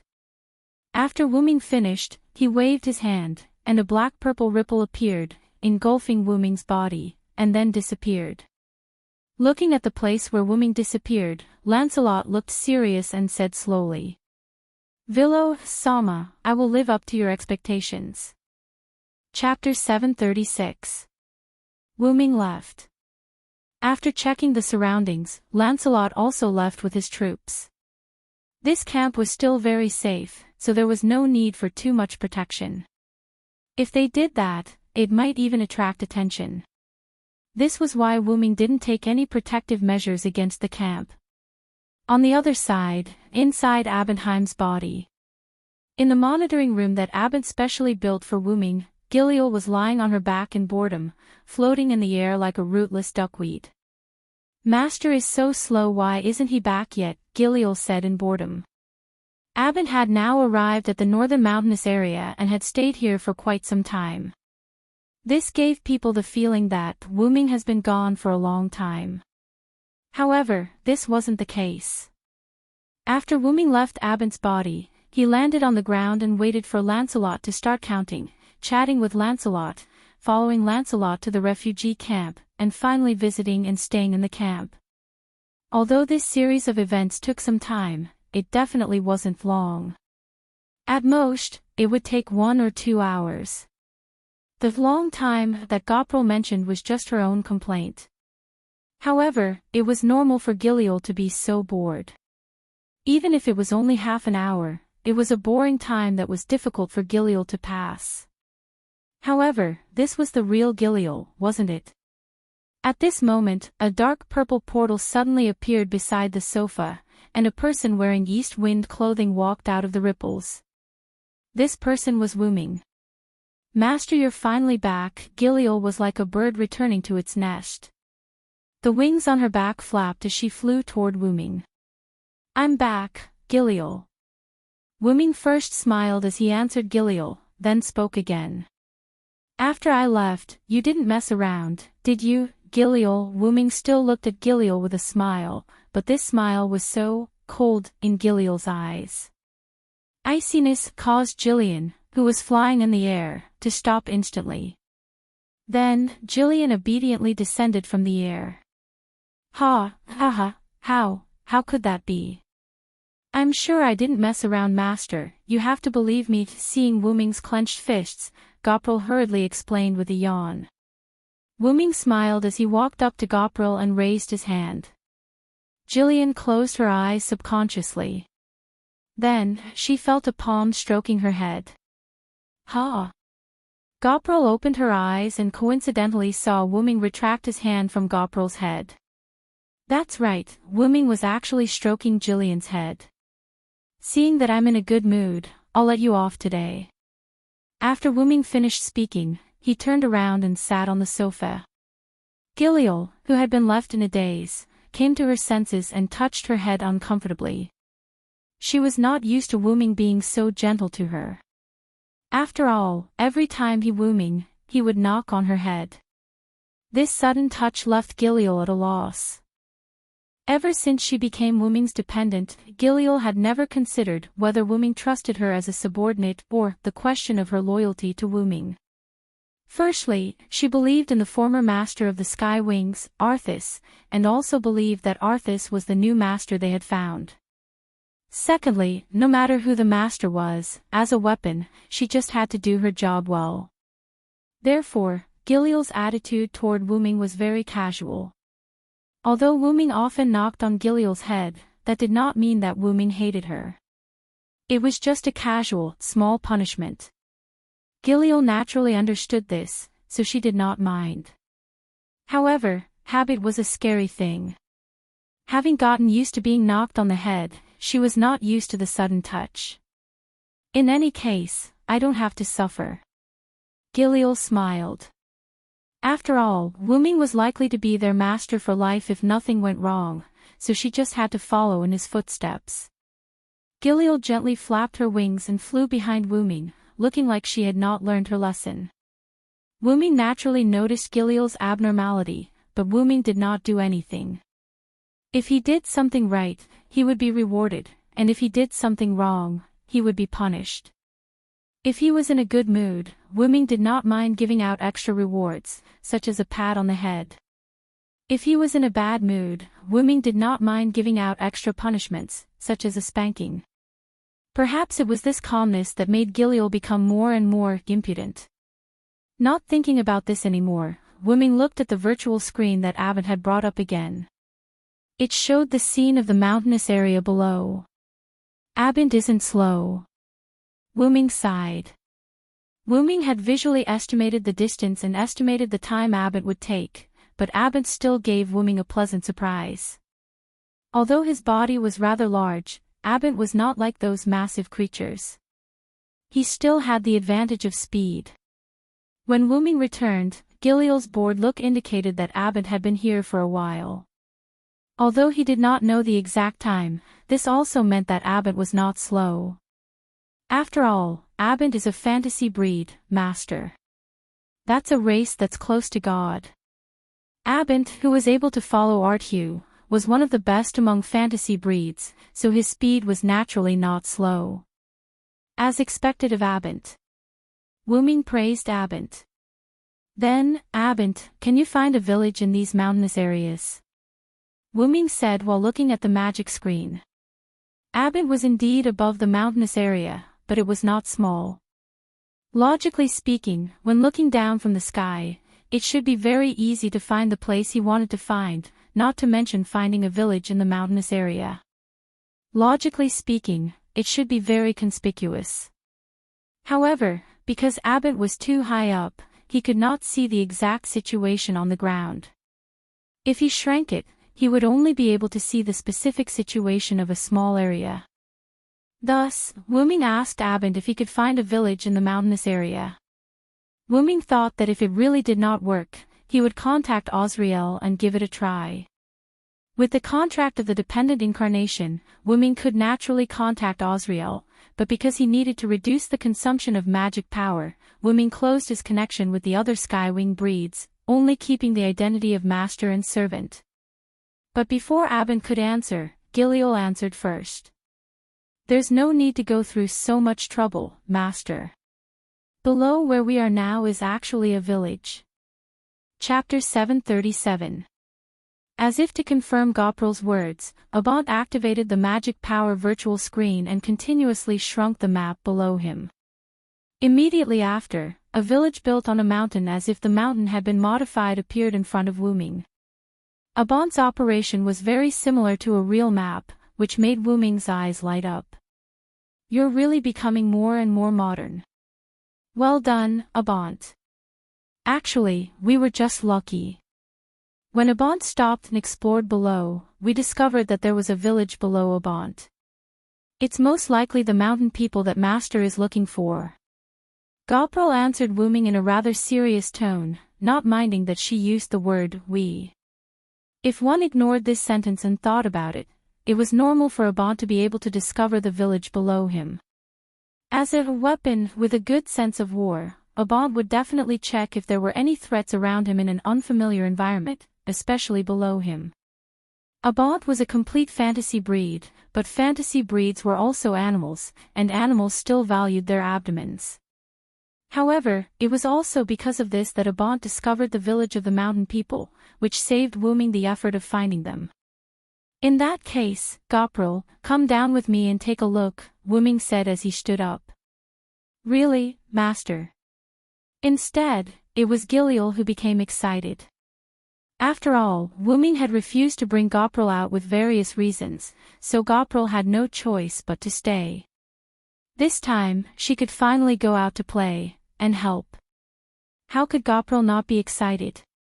I feel bad about leaving you here all the time, but I'll say this in advance. Don't cause me trouble. Wu-Ming was giving her a sweet date, but the effect was quite obvious to Gopril. Yes, master. I know. Therefore, Wu-Ming brought Gopril, who was full of flattery and smiles, into the portal. Below Abant, in the village built on the mountain. The simple and unadorned villagers worked at sunrise and rested at sunset. Even if there wasn't enough food and the water wasn't clean, they weren't dispirited because of this, and they didn't frown because of the war. Although the war did not affect them to a certain extent, it could be seen from this that the people of the mountains were optimistic. However, optimism did not mean that the mountain people were brave. At this moment, they were frightened by the sudden appearance of the black-purple ripples at the village entrance. Because the village wasn't very big and it was daytime, the villagers were all busy. Therefore, the abnormality at the entrance of the village instantly attracted everyone's attention. Quick! Quickly go and find Lord Hundred Faces. It was not known who shouted, but someone immediately reacted. A few thin and light youths who looked like they could run quickly volunteered themselves and ran towards the houses in the village behind them. However, they did not think that with so many villagers noticing the abnormality at the entrance of the village, how could Hassan, an inhuman existence, not notice it? Before those young people could run far, a black figure appeared in front of them. It was a petite and muscular figure. Her body was only wrapped in a few pieces of simple cloth. Although she was not big, the slightly bulging female sexual characteristics proved that she was a woman. The most special thing was that she wore a skull mask on her face. There was no doubt that she was one of Hassan, or rather, she was the Lord Hundred Faces, in the villagers' mouths. Lord Hundred Faces, you're here. As if they had found their pillar of support, the villagers gathered around Hassan, who was a man of many faces. "Hurry up and get away from here.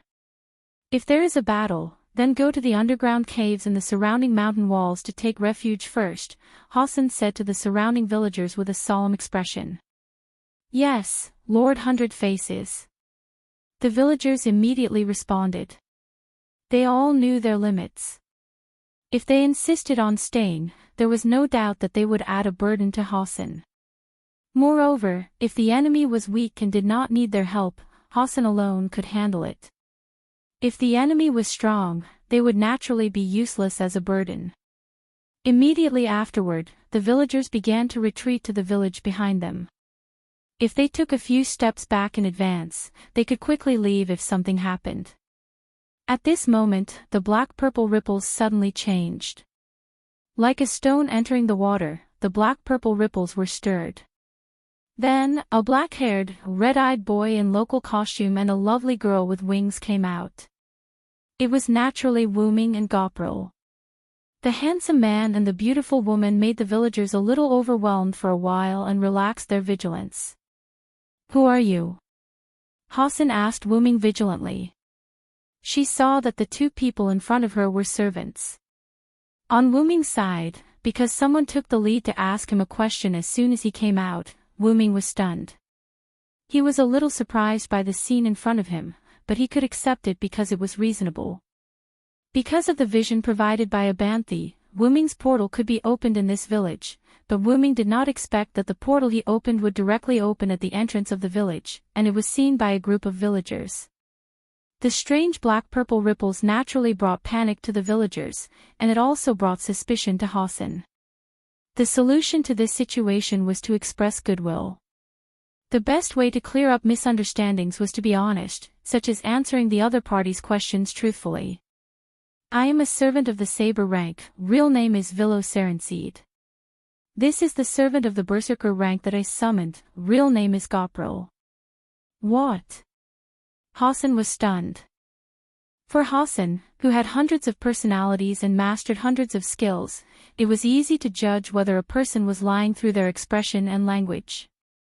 She could see that the other party was not lying, but this was also what shocked Hassan. It wasn't strange for the other party to mention their class. After all, servants always referred to each other by their class. But what was strange was that when the other party mentioned their class, he also mentioned their real name. And it seemed that he was not lying. How could this not shock Hassan? As a servant, Hassan naturally knew the importance of the real name. The real name represented a weakness. If there was no big weakness, it would be fine. If there was a servant like Achilles and Siegfried who had quite obvious weaknesses, it was likely that they would be trapped. However, the other party did not seem to be famous. Gopril had never heard of it at all. As for Vilo Serenseed. Hassan was shocked and entered the battle state. "You are the Lion King's people." Chapter 738. The reason why Hassan thought that Wuming was the Lion King was because of the name Vilo Serenth. Because the enemy was the Lion King, and the name of the Lion King's knights was the same as the name of the Knights of the Round Table. As a Hassan who mastered hundreds of skills, the knowledge of historical stories also existed. As a result, Hassan naturally had information about various heroes. Coincidentally, the information about the Knights of the Round Table was also in her mind.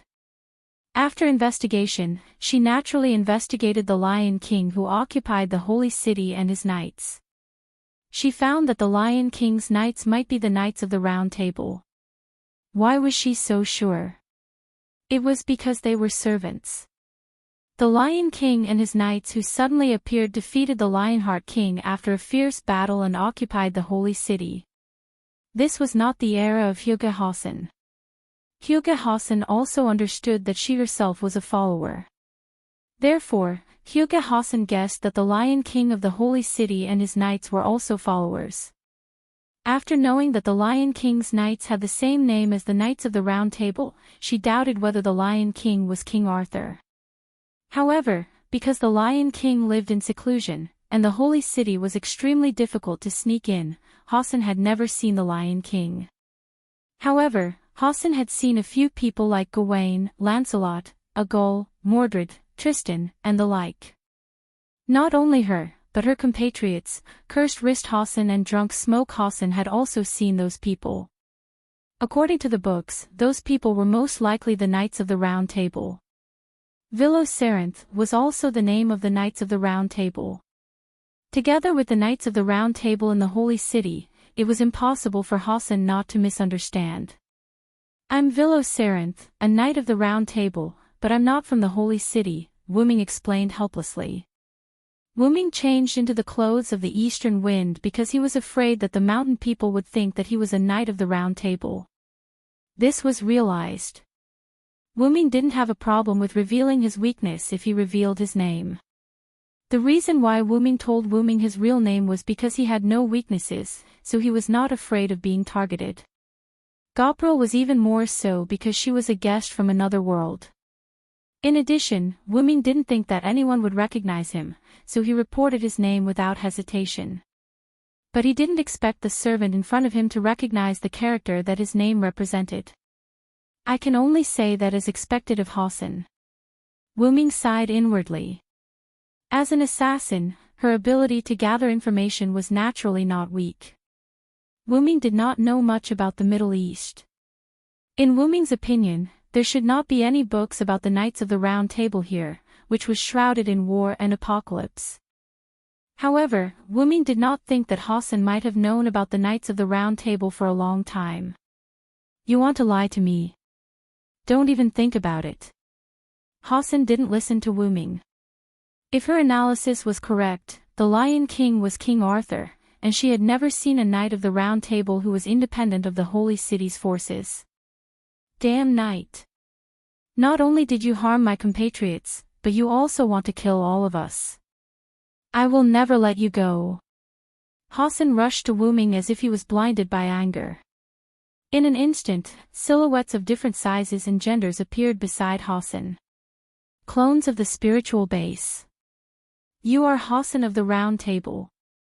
Wuming saw the identity of Hassan of the Round Table at a glance. The assassin class card made by Julian contained the power of almost all Hassans except the first Hassan.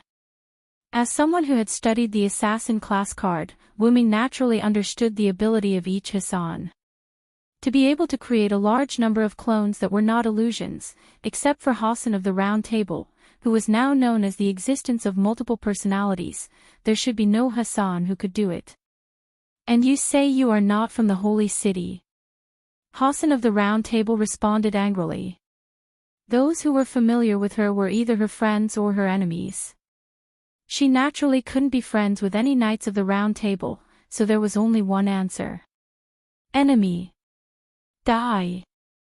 Countless figures surrounded Wuming and Gopral, and then swarmed up as if they were going to fight to the death. Wuming saw that the other party did not listen to his explanation and shook his head helplessly. Could it be that because the other party had multiple personalities, he had some mental problems? Wuming remembered that Gadotsi also said that they had met Hassan of the Round Table when they were in the desert. When the other party saw the pattern on Matthew's shield, he thought that Matthew was from the Holy City and directly abandoned the kidnapped Nidacolls and ran away. Wuming decided not to explain to the mental patient and beat him first.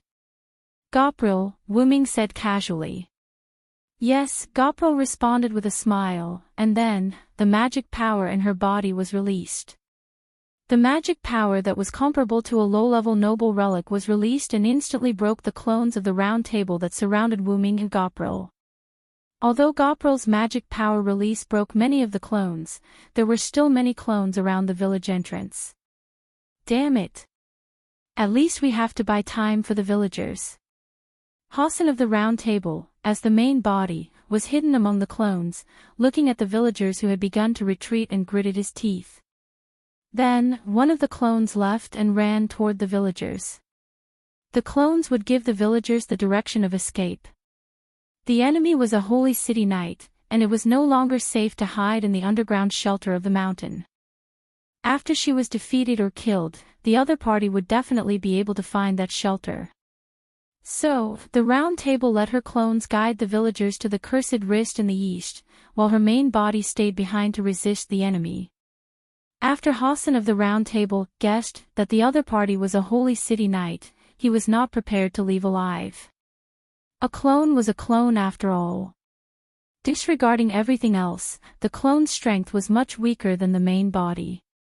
Otherwise, the clones that besieged Wuming and Gopril in the beginning would not have been directly destroyed by Gopril's magic power release. In short, the main body could not leave. This was indeed strange for her as an assassin. After all, an assassin was not suitable for direct combat. If she could run, the Round Table would not hesitate. Just like when she met the Holy City Knight when she kidnapped the Sun King in the desert, she would have chosen to run because she had no compatriots to protect behind her. But she could not do that now. The village was behind her, and the villagers were ordinary people. If she did not hold back the enemy, the villagers would not be able to escape. I hope they can escape to the cursed Rist in the east. Bai Qian prayed in her heart. The village she was in was located in the west of the mountains, and the cursed Rist was located in the east of the mountains. Although the villages on both sides were not far away, they were not close either. Everything would be fine if they escaped because she had seen the cursed Rist Hassan before. The other party was the current generation's Hassan, a qualified Hassan, and would not leave the villagers in the west village alone. But all this depended on the Round Table Hassan being able to hold back Wuming and Gopril. Chapter 739. Giliel, 7 o'clock. Wuming did not even look at the 7 o'clock direction and said casually to Giliel. Understood.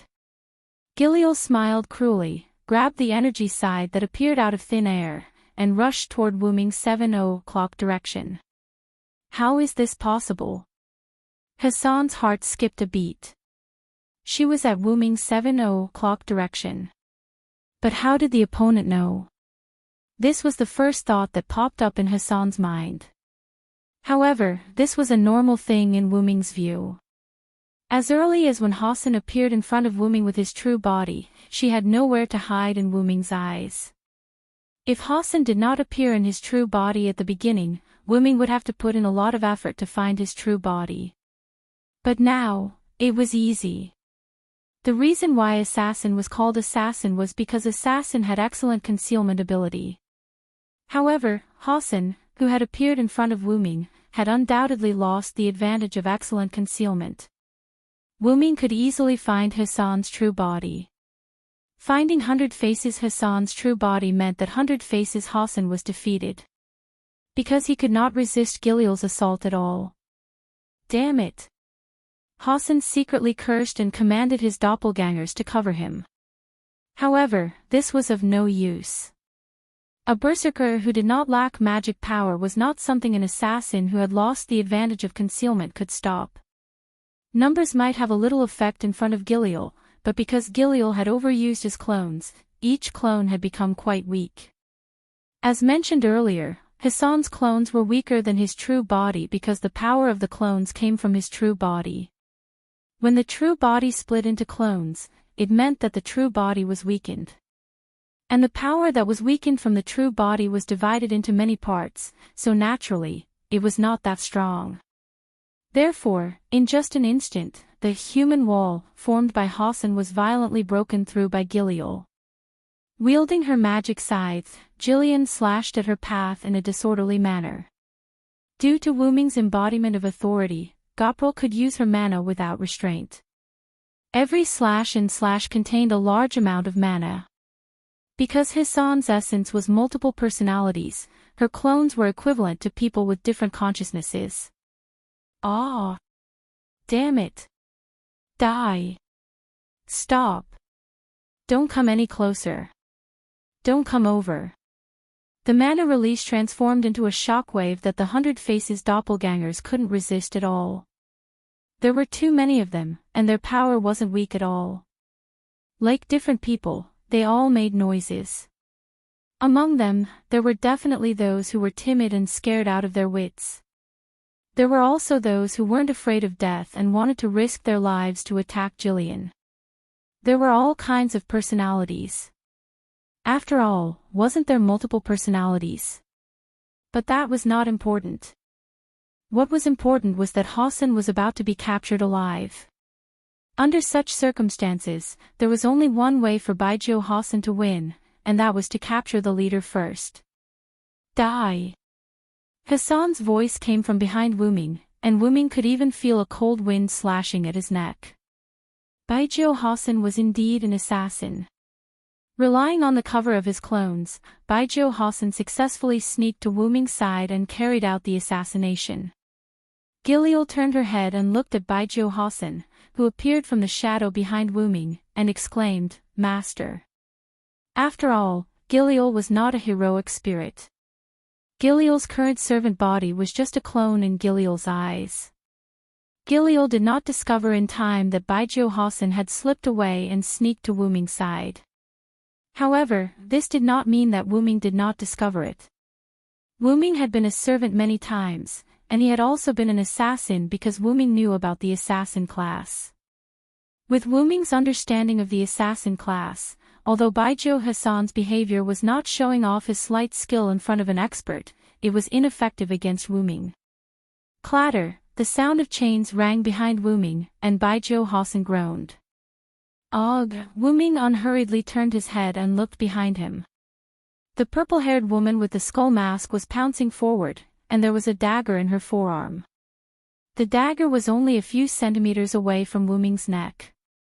However, Wu Ming did not panic at all, because at this moment, Baijiu Hassan's body was wrapped in silver-white chains that exuded a purple aura. That was the annihilation lock that merged with Wu Ming's authority incarnation. Baijiu Hassan's limbs and body were tightly entangled by the annihilation lock that appeared from the void. Because Wu Ming was wary of Assassin's body, Baijiu Hassan's palms and fingers were entangled.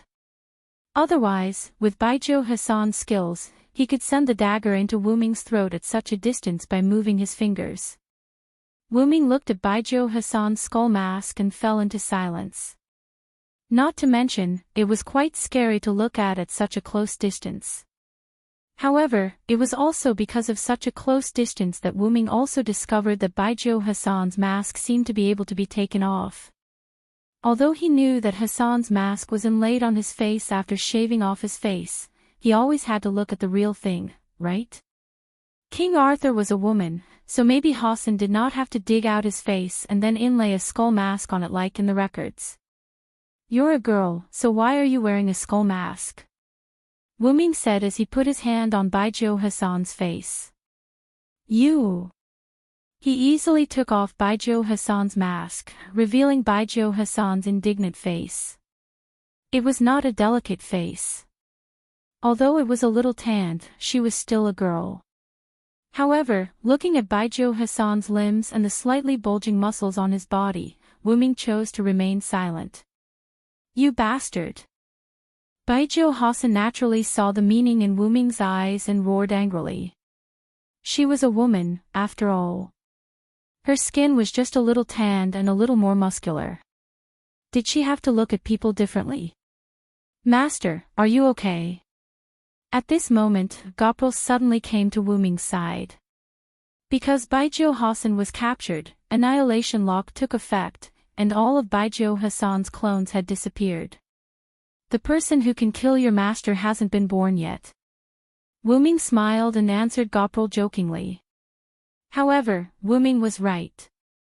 Even Wu Ming's biggest enemy now, Gidia, who had fused with part of the black mud, could not kill Wu Ming, at least for now. Wu Ming turned to look at Baijiu Hassan, ignoring Baijiu Hassan's angry expression and words. Wu Ming looked like he was going to negotiate. So, can we have a good talk, Baijiu Hassan? However, no negotiation would tie the other party up. Chapter 740. Negotiate. Humph. There is nothing to talk about between us. If I lose to you, I can only blame myself for not being as good as you. Just kill me. 100 Faces Hassan turned his head away, looking like he was ready to die heroically. According to 100 Faces Hassan's understanding, after the people of the holy city caught the enemy, if there was no torture value, then they would definitely kill them directly. Simply put, no captives were left. However, there were exceptions.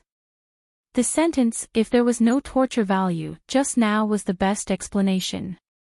If there was torture value, the knights of the holy city would capture the captured person. His current state reminded Hundred Faces of one of Hassan's compatriots. The people of the holy city needed Hassan's information, so they took him away after they caught him. The purpose was to torture him for information.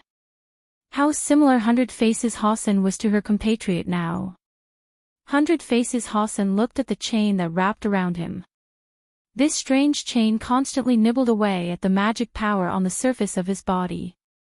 Only by keeping the magic power in the body and not using it could he slow down the chains nibbling away at the magic power. However, this only slowed down the speed. What should be nibbled away was still being nibbled away. Although Hundred Faces Hassan could commit suicide without using magic power, this chain seemed to be able to nibble away at Hundred Faces Hassan's strength. What he said to Wu Ming just now had exhausted Hundred Faces Hassan's strength. This made Hundred Faces Hassan not even have the strength to commit suicide. "Damn it, am I going to leave here?"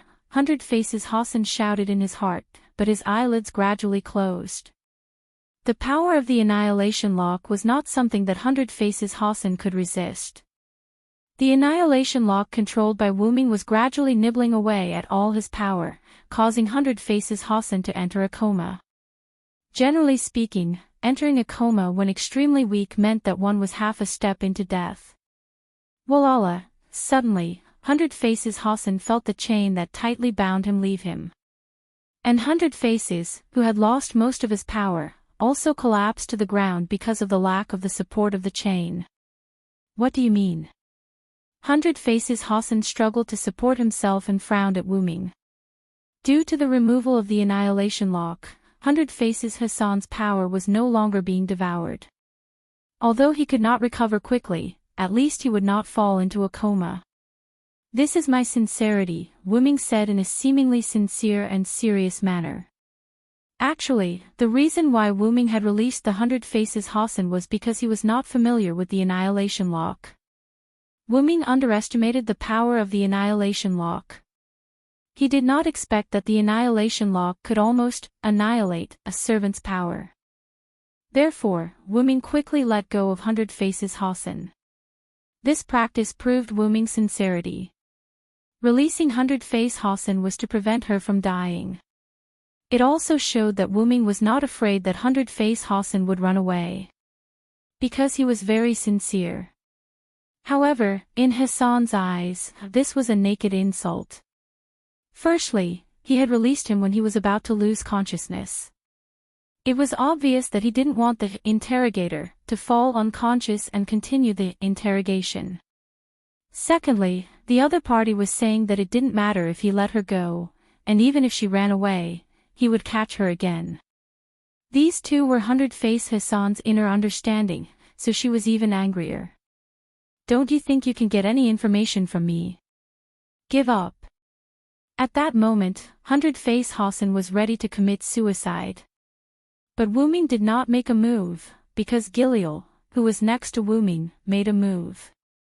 Swish, a girl's white arm flashed quickly, and her arm cut through the atmosphere with a loud sound. Boom, only a boom sound was heard. Hundred Faces Hassan's head was pressed to the ground by the soft arm, and smoke and dust were everywhere. The arm that attacked Hundred Faces Hassan was Giliel's. "Don't be too greedy, you monkey." Giliel's eyes were red, and her pupils turned into a big sword symbol. Giliel's wings spread out, and the magic that had been transformed was emitted from Giliel's wings, floating into the sky like smoke. Feathers fell from the sky slightly. They were the feathers that were blown into the sky because Giliel attacked Hundred Faces Hassan too quickly. Giliel's left hand grabbed Hundred Faces Hassan's face and pressed it deeply into the ground, and traces of blood flowed into the ground. Giliel's other hand was holding a pinkish-purple magic scythe, eager to try. This gave people the feeling that she would cut off Hundred Faces Hassan's head in the next moment. That was how Hundred-Face Hassan felt at that moment anyway. Not only that, Hundred-Face Hassan could see through the gaps between Giliel's fingers that Giliel's hand holding the scythe was trembling slightly. She's suppressing the urge to kill me. Hassan was shocked. He, who had hundreds of memories, could naturally see Gillian's current state. But she was not afraid of death, she was just afraid of Giliel's current state. She felt that the angel in front of her was a beast, and it was the kind that was angered. Death was not scary. What was scary was living a life worse than death. Although the other party did not do anything to him, the current Giliel gave Hundred-Face Hassan such a feeling. Calm down, Giliel. Wuming came behind Giliel and stroked Giliel's head. After all, Wuming was not a good person. Although he had a servant form and his faction was order, Wuming himself was not completely order. Compared to order, neutrality was more suitable for Wuming. Doing good deeds to good people and evil deeds to evil people, having compassion but not excessive compassion for others, having evil deeds but not indulging in evil deeds. Wuming was already very polite to Hundred-Face Hassan. He tried not to provoke a fight and defended himself. After the battle, he only wanted to capture Hundred-Face alive. He did not attack the villagers and showed mercy everywhere. However, Hundred-Face still did not appreciate it.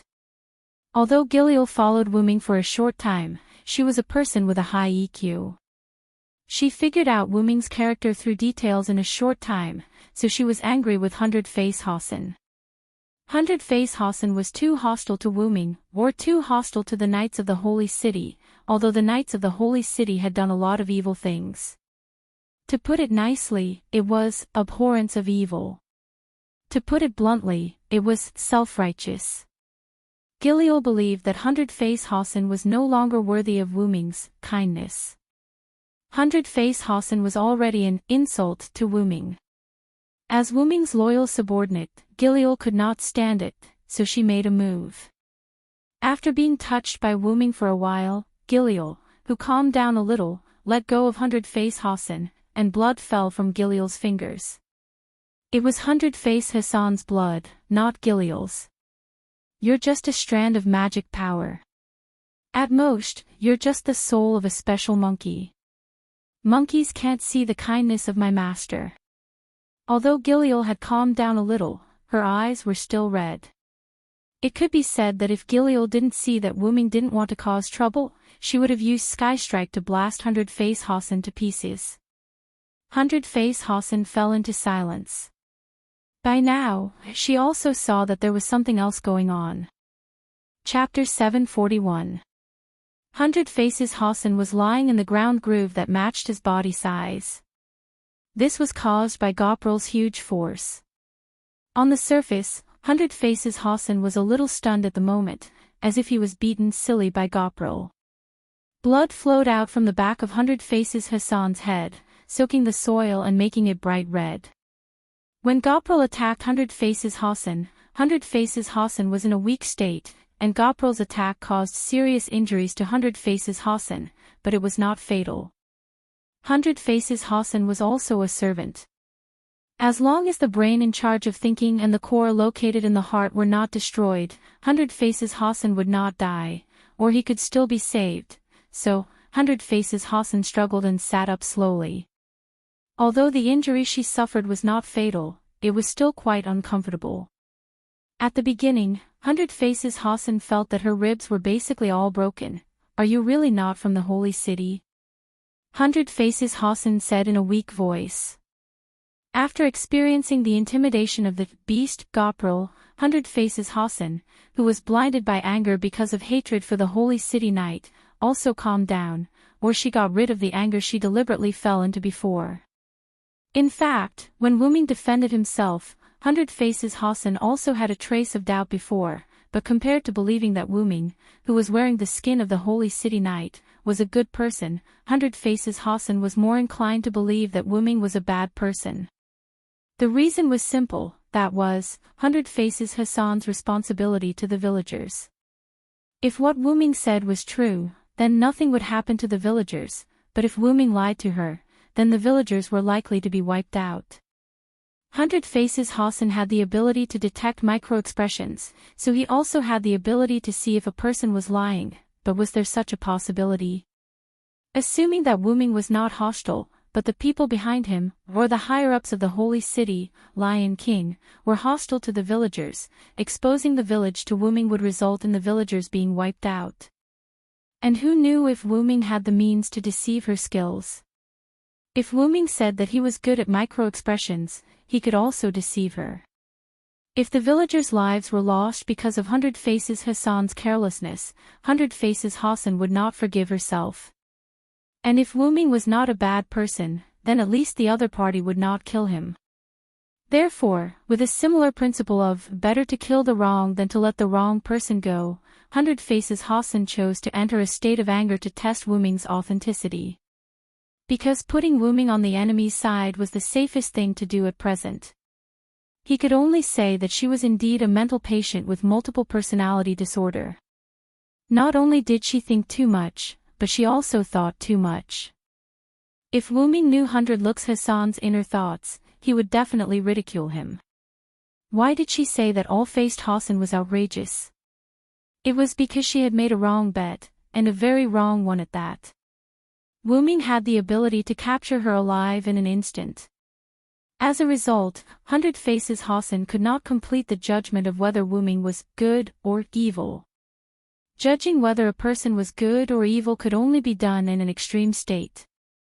As for Wu Ming who captured her alive, Hundred Faces Hassan could not judge at all. However, these were not in the way. The most important thing was still Gopral.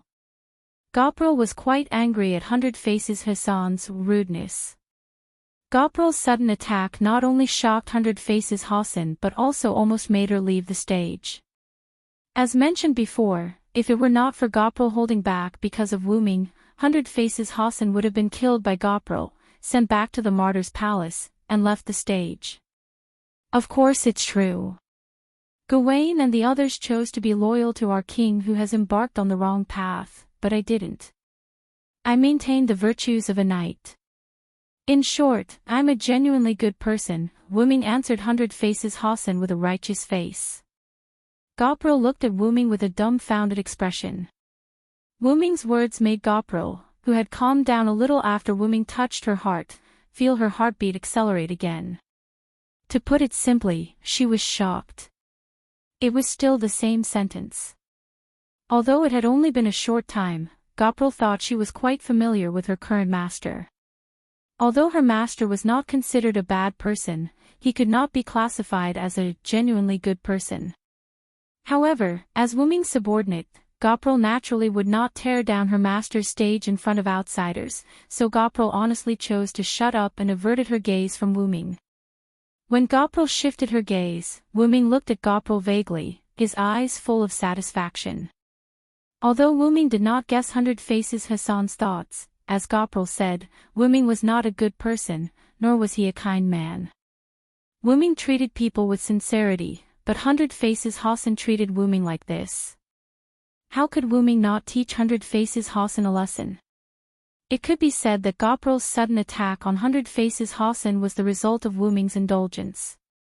After all, how could Wu Ming, who had the willpower, not detect Gopral's location? Wu Ming had been using the willpower since he came to this village, and it was also because of the willpower that he locked onto Hundred Faces Hassan's body. I'm here to find Chaldea's master and prepare to give her the Holy Grail. I need Chaldea's help to repair this singularity, Wu Ming said, taking out a large golden cup from the golden ripples that suddenly appeared beside him. There was no doubt that it was the Holy Grail. Sure enough, the moment the Holy Grail was taken out, Hundred Faces Hassan was shocked.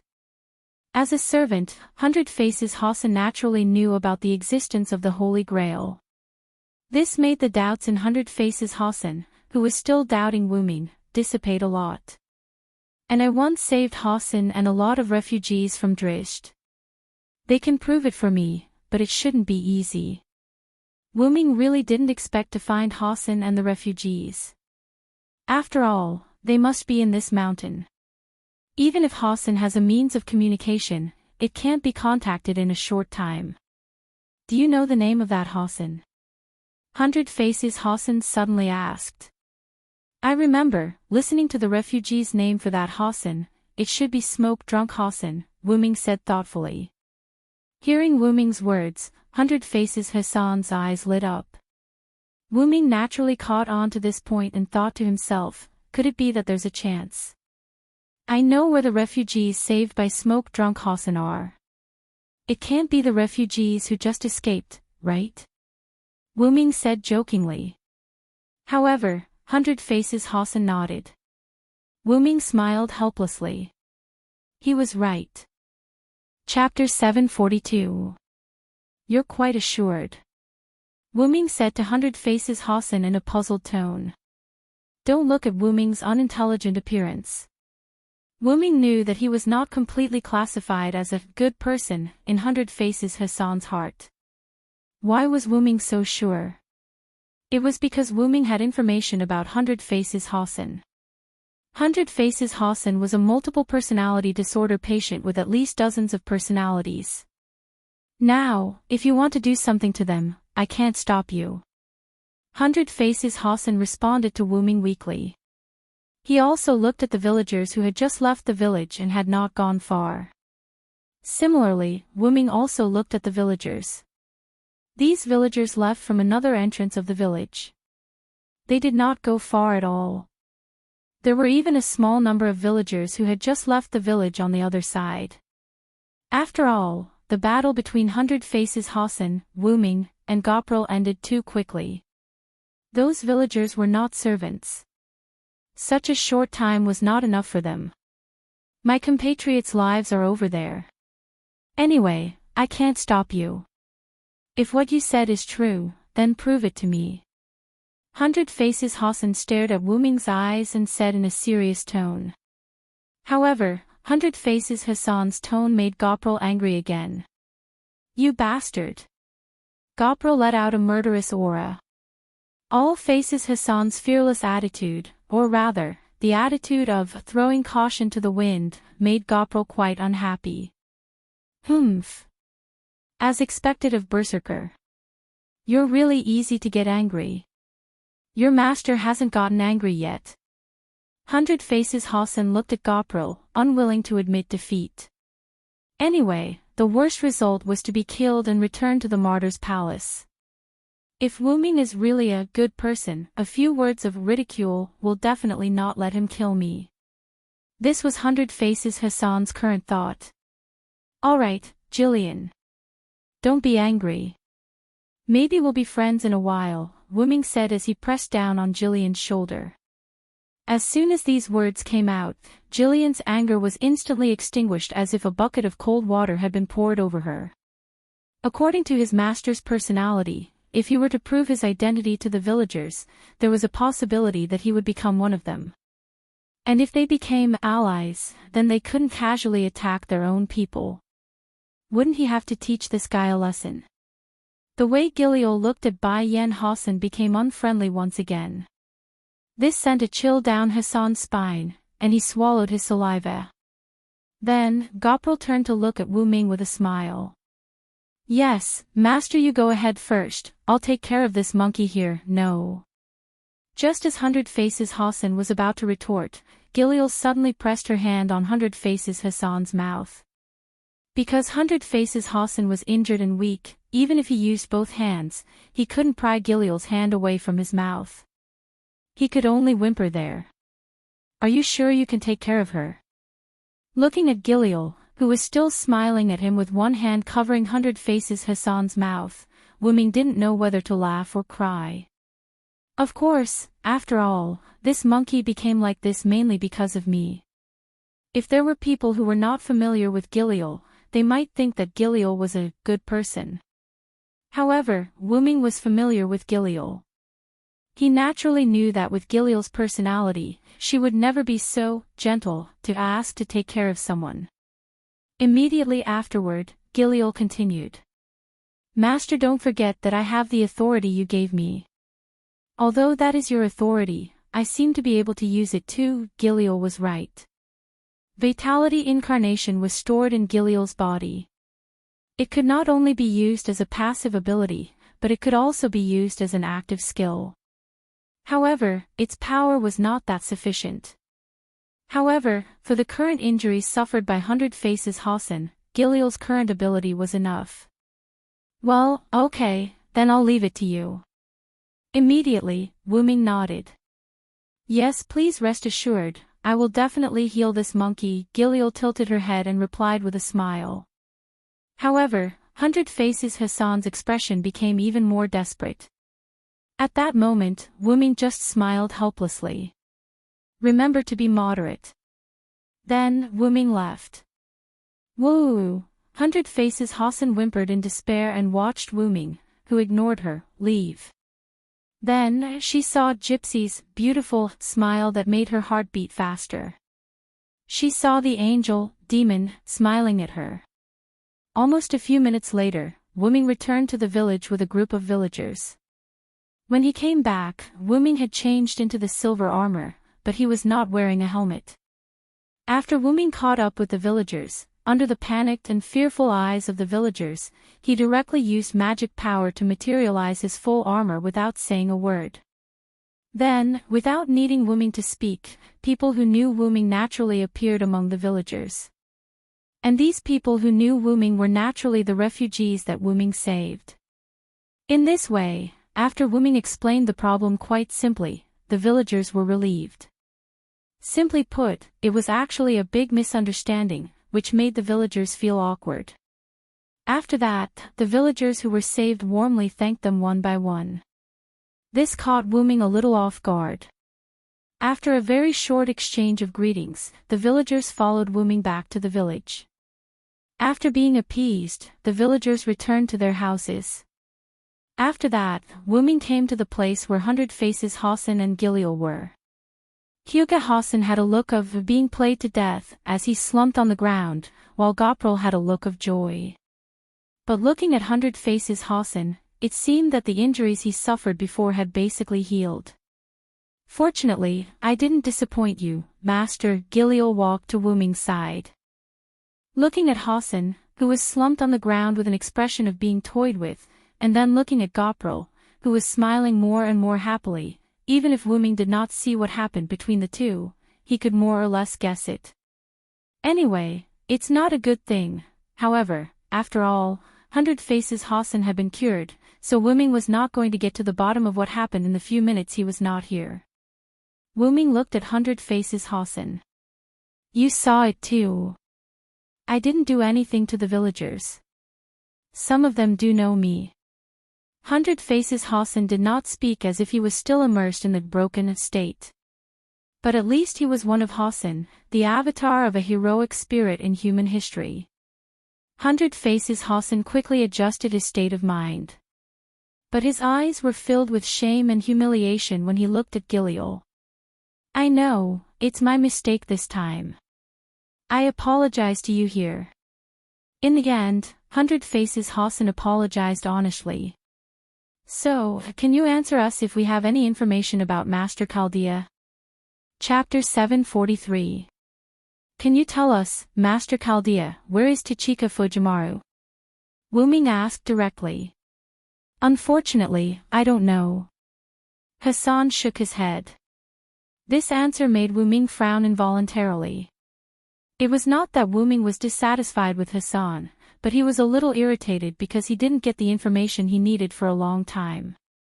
However, this was another matter in the eyes of Hassan. I didn't lie. I really don't know the information you said about the Master of Chaldea. There are only villagers in this village, and I don't know the Master of Chaldea. Hassan tried his best to explain. After Hassan's explanation, Wuming also understood what was going on. There were indeed multiple Hassans in this endless mountain range, and there were even a lot of them. But that was before Wuming came to this singularity. After the confrontation with Lionheart King Charlie, Western Desert Sun King, and Sacred City Lion King, the Hassans died one by one. After all, Hassan's class was Assassin, the weakest of the 7 classes. In terms of servant attributes, the other classes could be said to be able to defeat the Assassin class. Only caster could be compared to the assassin class.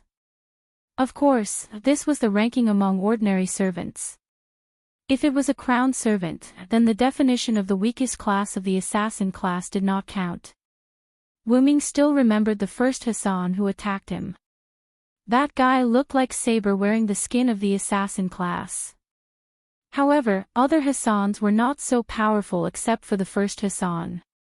All in all, according to Hassan, many Hassans died in the hands of the enemy, and there were only 4 Hassans left.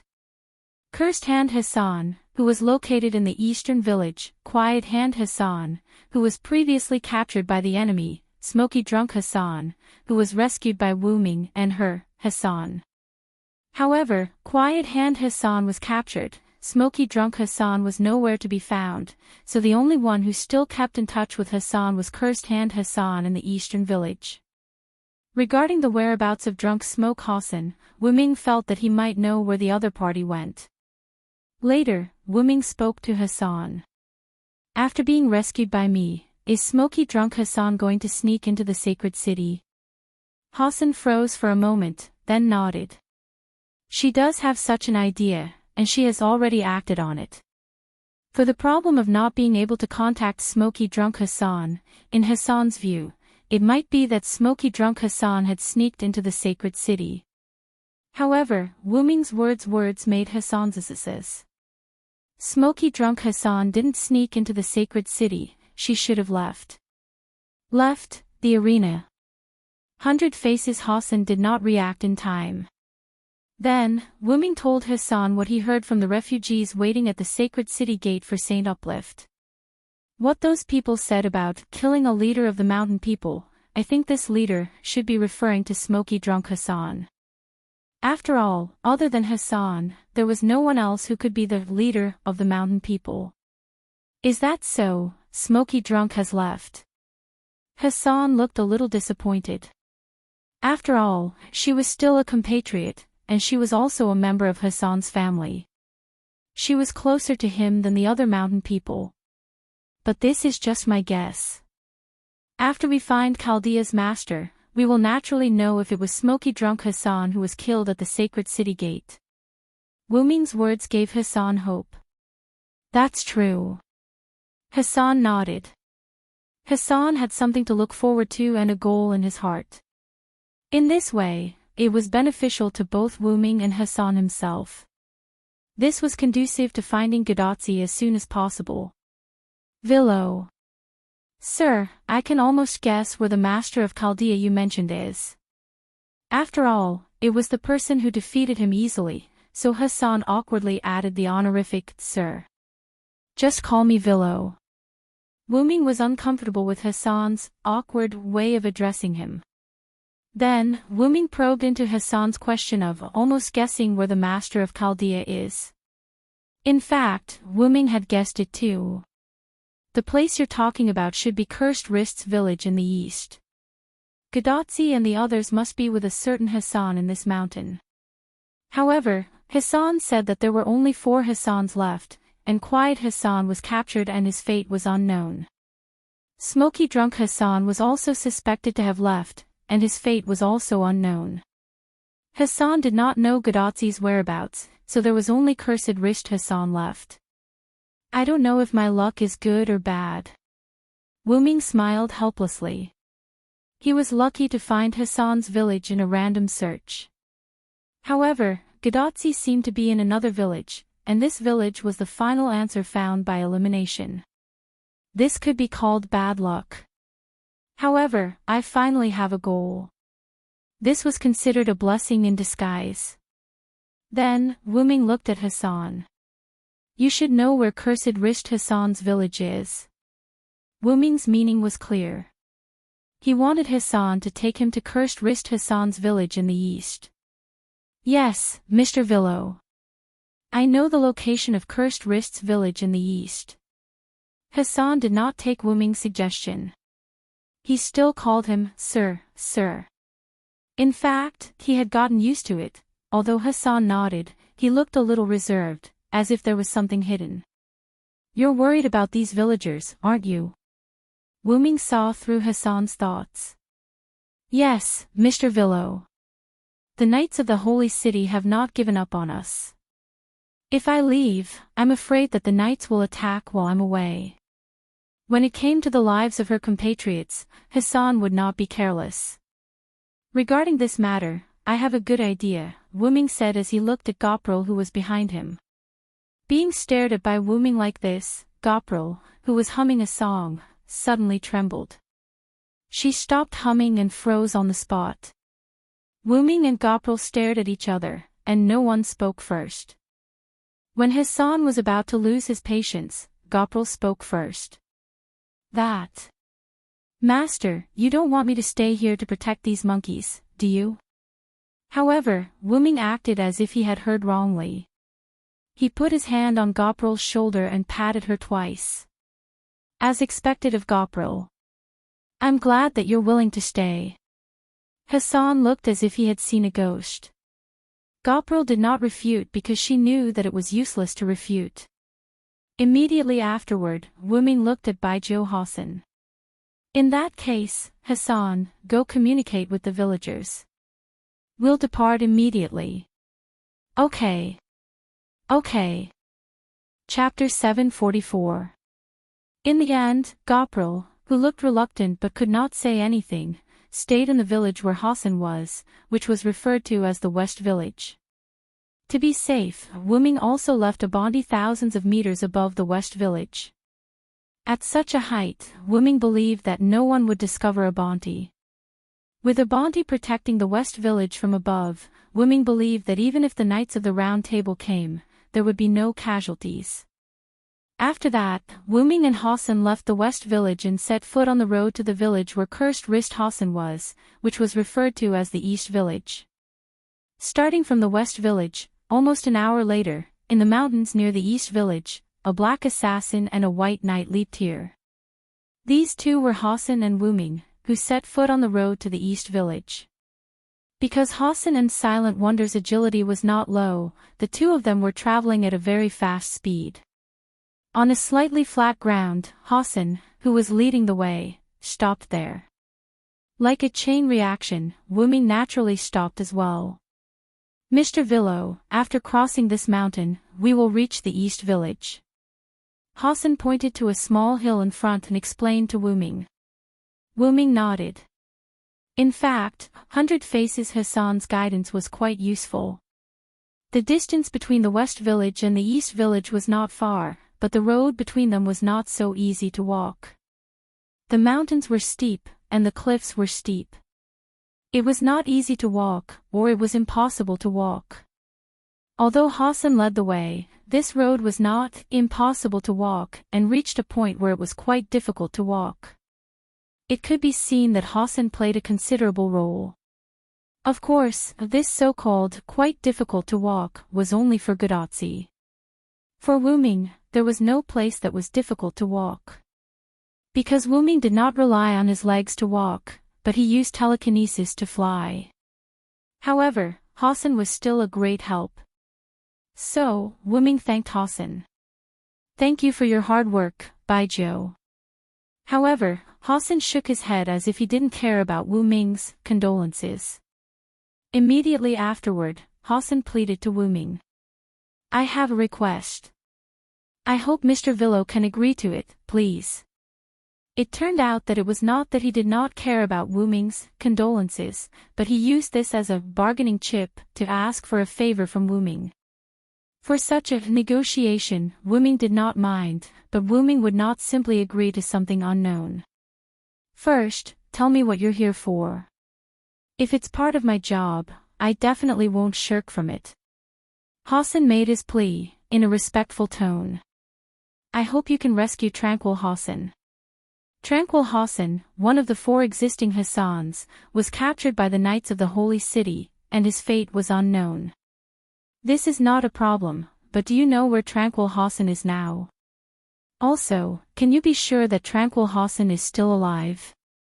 Saving people was naturally not a problem, but Wu Ming did not know Tranquil Hassan's current location. More importantly, whether Tranquil Hassan had already left. If the safety of Tranquil Hassan could not be guaranteed, then all this plan would become a dream. It's good that you can agree. Naturally, there is no problem with your two requests. There was a hint of joy on Hassan's face. Hassan did not care about Wu Ming's two questions. He only cared about whether Wu Ming would agree. I know Tranquil Hassan's location. It is a fortress used by the knights of the holy city to suppress mortals, and I can guarantee Tranquil Hassan's safety 100%. She has never left. Wu Ming was naturally puzzled by Hugo Hassan's confident tone. Without needing Wu Ming to ask, Hassan gave an explanation himself. In fact, the reason why the other Hassans left was not because they were killed, but because they chose to commit suicide. Then, these Hassans did not take away the Knights of the Round Table, and Tranquil Hassan was in a powerless state when she was captured, so she could not die with the enemy and could only be captured by the enemy. So that's how it is, Wu Ming immediately understood. It was not easy to catch a follower. It would be unwise not to capture her and torture her for information. That was why Hassan said that Tranquil Hassan's safety was guaranteed. So, will Tranquil Hassan try to commit suicide? Wu Ming asked again. After all, the previous Hassans were trying to perish together with the enemy in the end. It seemed that they were not willing to fall into the hands of the enemy. So, will Tranquil Hassan commit suicide in prison? Wu Ming would not doubt that Hassan did not have the means to commit suicide. The reason why the assassin was called an assassin was that he could kill others and himself. An assassin who couldn't even "I'll kill myself" was a little unqualified. So, in order to prevent the enemy from extracting information and not to let himself suffer, Tranquil Hassan should take advantage of the gap to commit suicide in prison. However, Hassan shook his head and slapped Wu Ming's face. Unfortunately, because of Tranquil Hassan's physique, she can't commit suicide. Wu Ming didn't want to talk. Since it's a physique problem, there is no way, Wu Ming said. Let's go. After finding Tachika, I will rescue Tranquil Hassan as soon as possible. Yes. Thank you very much, Mr. Villo. Then, the two went over the mountain and came to the back of the mountain. A village that was the same as West Village appeared in front of Wu Ming. It was also a small village built by the mountain and located on a small flat land. People in Middle Eastern costumes were busy. Although they were poor, everyone's face was full of smiles. Like the villagers of West Village, the villagers of East Village did not give up because of the war, but worked hard to live for tomorrow. This unique spirit that belonged to humans was what Wu Ming liked the most. Are you Lord Hundred Faces? Suddenly, a voice came into Wu Ming's ears and pulled Wu Ming back to reality. A woman at the entrance of the village was standing there, looking at Wu Ming and Hassan, who were standing not far away from the village entrance. Yes, is Cursed Wrist in the village? Hassan asked gently. It seemed that when facing her compatriots, Hassan would become extraordinarily gentle. Yes, Lord Hundred Faces, Lord Cursed Wrist is in the village at the moment. Also, welcome, Lord Hundred Faces, the woman greeted respectfully. Wu Ming could see that this was not respect between superiors and subordinates, but respect for the person who worshipped. This is... At this time, the woman also noticed Wu Ming and asked in a panic. My name is Villo Saransword. I am a knight, but I am not your enemy, so please don't panic, madam. Wu Ming elegantly performed a knight's salute to the woman and eased the atmosphere. A knight belonging to our people. What a coincidence, there are also two in our village. Hearing Wu Ming's words, the woman's face regained a smile. Then, Wu Ming frowned because she said that there were two knights. Chapter 745. According to the words of the woman in front of him, Wu Ming could judge that there was a knight-type servant in this village. If there was no accident, it should be Matthew. In this way, he could also confirm that Gadotzi and Da Vinci were here. However, the two knights part did not make sense in any case. Among Chaldea's group, only Matthew was a knight-type servant.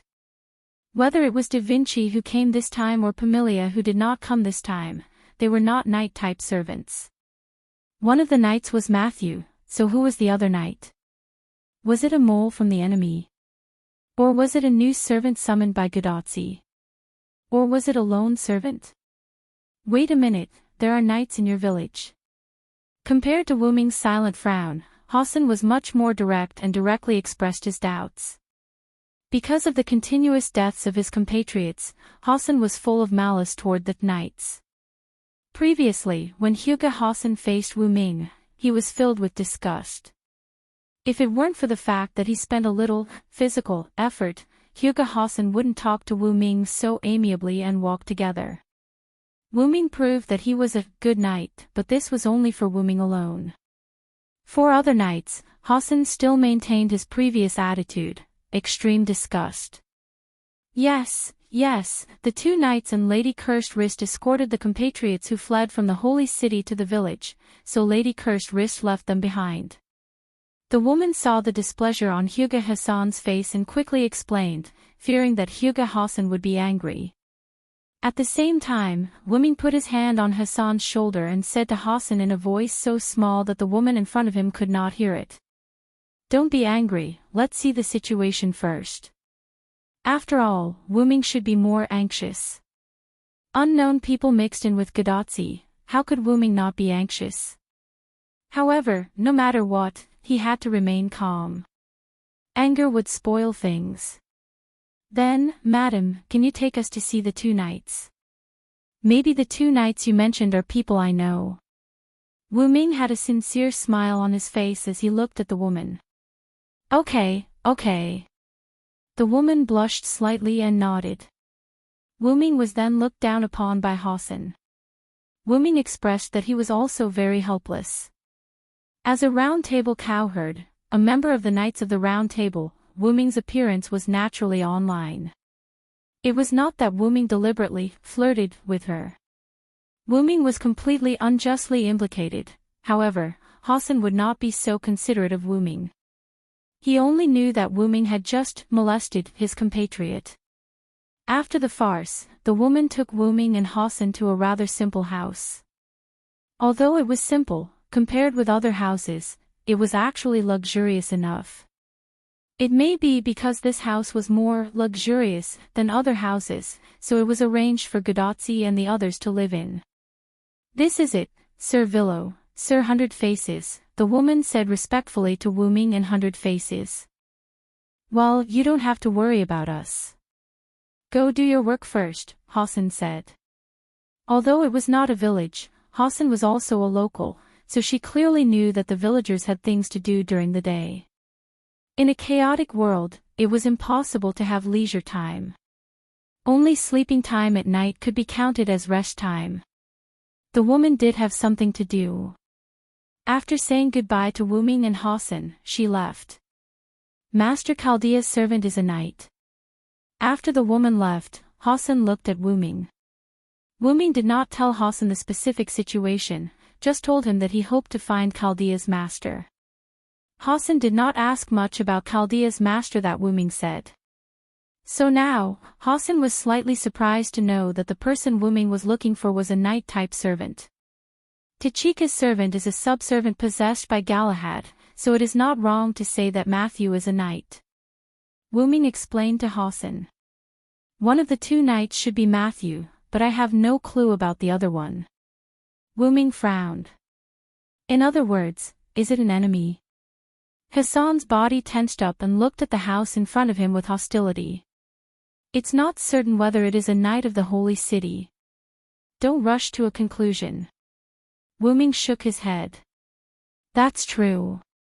Although Hassan said so, the vigilance of his body still did not weaken. As an assassin, he would not relax his vigilance because, it's not certain, because it would kill him quickly. Let's go in and have a look. Wu Ming said and walked in. At this time, a voice suddenly came from behind the two. Senior Villo. Wu Ming was happy when he heard the voice. It was Matthew's voice. Sure enough, Godotzi and Matthew came to this village. When Wu Ming was about to turn his head, Hassan, who turned his head ahead of Wu Ming, exclaimed, "It's you." Turning his head, Wu Ming looked at Ma Shu, who was smiling awkwardly, and Hassan, who had an angry look on his face. However, there was one thing that he could still see, and that was that there seemed to be some misunderstanding between the 100 Faces Hassan and Gadotsi. Right, the desert. Wu Ming suddenly remembered what Gadotsi told him about what happened in the desert. They met Hassan, the man in black who kidnapped Pharaoh Nitocles, and they scared him away with Matthew's shield. Although the other party thought that Matthew was a holy city knight and retreated. But this was not the point. The point was that Hassan, the man in black who retreated, was Hassan. So, this grudge had already been formed. Well, I should have explained it to Hugo Hassan first. At this time, a sister-like voice came from the house behind Wu Ming and Hassan. "Aw, isn't this the Villo? You found us so quickly." Wu Ming looked back and saw Mona Lisa, wearing blue and red clothes and holding a mechanical staff, standing at the door. Da Vinci. Wu Ming was not surprised, but now the focus was not on Da Vinci, but on the angry Hassan. As if he couldn't feel the anxious atmosphere at the scene, Da Vinci smiled and corrected Wu Ming's name. "It's Da Vinci." The serious atmosphere was broken in an instant, and Matthew was a little overwhelmed. Even Hassan looked at Da Vinci speechlessly. But Da Vinci's help was good, and Wu Ming seized the opportunity to hold Hassan's shoulder and said to Hassan, "Anyway, let's go into the house first." Hassan of the 100 Faces nodded. She compromised. After all, she couldn't beat Wu Ming. Chapter 746. Although the house looked quite simple from the outside, Wu Ming found an unusual scene when he came into the room. In a room similar to a living room, the windows that were developed and transformed captured the light, filling the living room with light. The walls were dyed white, and Wu Ming, who had a good sense of smell, realized that it was modern paint. The floor was not land, but some marble-like stone bricks. There were neat and obvious gaps between the stone bricks, and there was no doubt that it was just laid. There was nothing extra in the neat living room, only a wooden table that served as a coffee table and 2 wooden chairs that looked like modern wooden sofas. Wu Ming and Hassan sat on one of the wooden chairs, Matthew and Da Vinci sat on the other wooden chair, and the 4 of them looked at each other silently. Hassan stared at Matthew. Matthew lowered his head and looked embarrassed. Da Vinci kept smiling and did nothing, and Wu Ming looked at the room. It can't be helped, such a modern design that is not in line with this era. I'm afraid only Da Vinci can do it. In other words, only Da Vinci would be bored enough to renovate a temporary house, and it seems that the renovation is not complete yet. After all, I'm a genius. I can't help but fix a house like this. Da Vinci explained to Wu Ming, who was looking around. Wu Ming looked at Da Vinci helplessly, then asked, "By the way, where did Tachika go?" After being invited into the house by Da Vinci, Wu Ming did not see Gadotsi. After using his spiritual perception, Wu Ming found that Gadotsi was indeed not there. She and cursed wrist Hassan went to help the villagers, so they are not here, Da Vinci explained with a smile. Not only did Gadotsi go to help the villagers, but so did Matthew. When he met Matthew outside the house, Matthew was holding a pile of hay in his hands. Now the hay was put in a room in the house by Matthew. In other words, only Da Vinci is slacking off, right? Wu Ming stated the truth rather calmly. Ma Shu, who lowered her head in embarrassment, raised her head and nodded. Ma, Da Vinci laughed.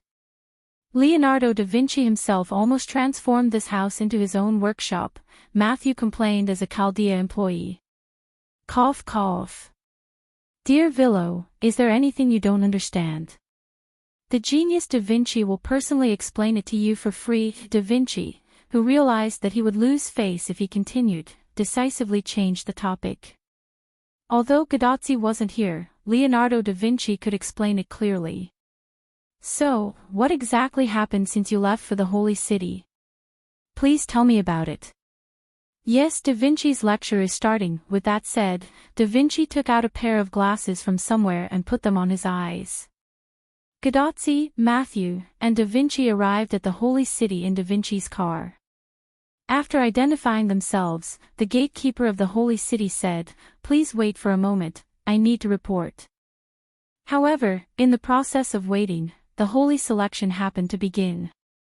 Guidozzi and her party naturally couldn't tolerate Gawain's behavior of slaughtering the refugees, so they fought against Gawain and the solemn knights. However, Matthew and Da Vinci naturally couldn't rescue the refugees alone, but fortunately, Guidozzi and the others had help. They happened to meet Knight Lucius, who had helped Guidozzi and the others in the desert, and drunk Smoke Hassan, who wanted to sneak into the holy city. In the end, drunk Smoke Hassan risked his life to help Guidozzi and the others stop Gawain. After Lucius and Matthew jointly repelled the solemn knights, they successfully bought time for the refugees to escape. Hearing this, the atmosphere around Hundred Faces Hassan seemed to be lonely. "Is that so? Drunk Smoke Hassan has already left." After that, Hundred Faces Hassan didn't say anything else. By the way, Hundred Faces Hassan also put on the skull mask that Wu Ming had returned to her. Anyone could tell that Hundred Faces Hassan was in a bad mood, so Da Vinci continued to explain. "According to Drunk Smoke Hassan's instructions, we covered the refugees and came here. We also encountered Cursed Wrist Hassan, who was sneaking in the mountains. Then, Da Vinci that was close. In the end, we were almost caught by a knight we had never seen before. It was really thrilling. That knight should be Lancelot. Other than Drunk Smoke Hassan and Knight Lucius, is there no one else?" Wu Ming asked. After all, Osriel must have fought with Gawain, and Lancelot also said that he encountered the green-haired angel. Did she not appear in front of Guidozzi and the others? The knight who was chasing us was indeed attacked, but because it was too far away, we didn't see the situation clearly. Matthew took over Da Vinci and explained to Wu Ming. Matthew and Guidozzi didn't see it clearly. Wu Ming believed it, but Da Vinci might have seen it. Wu Ming looked at Da Vinci vaguely, and then Wu Ming found Da Vinci looking at him with a smile. Then, Wu Ming calmly moved his head away. Maybe Da Vinci saw it. Wu Ming had a feeling that Da Vinci's smile just now contained something. Osriel appeared in front of Da Vinci, and Da Vinci also knew that Osriel was Wu Ming's subordinate. If she saw Osriel, then it was normal to guess that it was Wu Ming. However, judging from Matthew's performance, Osriel did not seem to appear in front of Guidozzi and the others so far. Although Da Vinci vaguely knew, this was in line with Wu Ming's warning to Osriel, "Don't show up easily." Then, Osriel should be around now. Wu Ming thought so and looked out the window. At this moment, a feather fell from the window. Wu Ming's eyes suddenly shrank. It was a feather of the skywing species. Sure enough, Osriel was nearby. Wu Ming vaguely glanced at Hassan and Matthew, but neither of them noticed it. Then Wu Ming vaguely looked at Da Vinci again and found that Da Vinci was looking at him with a smile. This guy definitely noticed. Wu Ming's expression did not change at all, but he was shocked. "I'm a genius." Da Vinci cast such a meaningful look at Wu Ming. Then, Da Vinci did not care about Wu Ming and continued his speech. Among the casualties this time, only smoke-drunk Hassan was a follower. As for the ordinary people, there were more than a dozen refugees who were not saved by us at the beginning. Most of the refugees were saved. Although Lancelot almost caught up with them in the end, the overall situation was not that bad. Seeing that Da Vinci did not mean to expose Wu Ming simply did not care. At this point, the story of Chaldea's party was over, and the next thing was what happened now. "It's been hard on you, Matthew," Wu Ming said to Matthew. Although Da Vinci didn't say it that hard, Wu Ming didn't think that Matthew and the others had it easy. "Hey. No, in fact, I didn't have it hard, but Mr. Lucius had it harder. Miss Hassan even sacrificed her life because of this," Matthew said and stopped. Hassan, who seemed to have a good relationship with smoke-drunk Hassan, was still here. It was not good to talk too much. Looking at Hassan, who did not move, Matthew was relieved. By the way, why didn't I see Lucius? Wu Ming asked. It seemed that the second night follower was Lucius. However, Wu Ming's sixth sense told him that the identity of Lucius was not simple. Chapter 50-53. It's not a waste. I have plenty of these things. Lin Yi said as he took out a bunch of medicinal pills out of thin air. There were grade 4 recover pill, foundation building pill, foundation breaking pill and so on. All of them were medicinal pills that could be used at Lang Lang's level. These were the stocks he had left behind when he was refining pills in the past. It was rare for them to come in handy this time. Ah! Lang Lang was dumbfounded on the spot. She stared blankly at Lin Yi and did not know what to say. Every single one of these medicinal pills was not an ordinary item. They were treasures that people would fight over in the ancient underworld. She had never even seen some of them before. Lang Lang could not help but feel puzzled again. What was Lin Yi's background?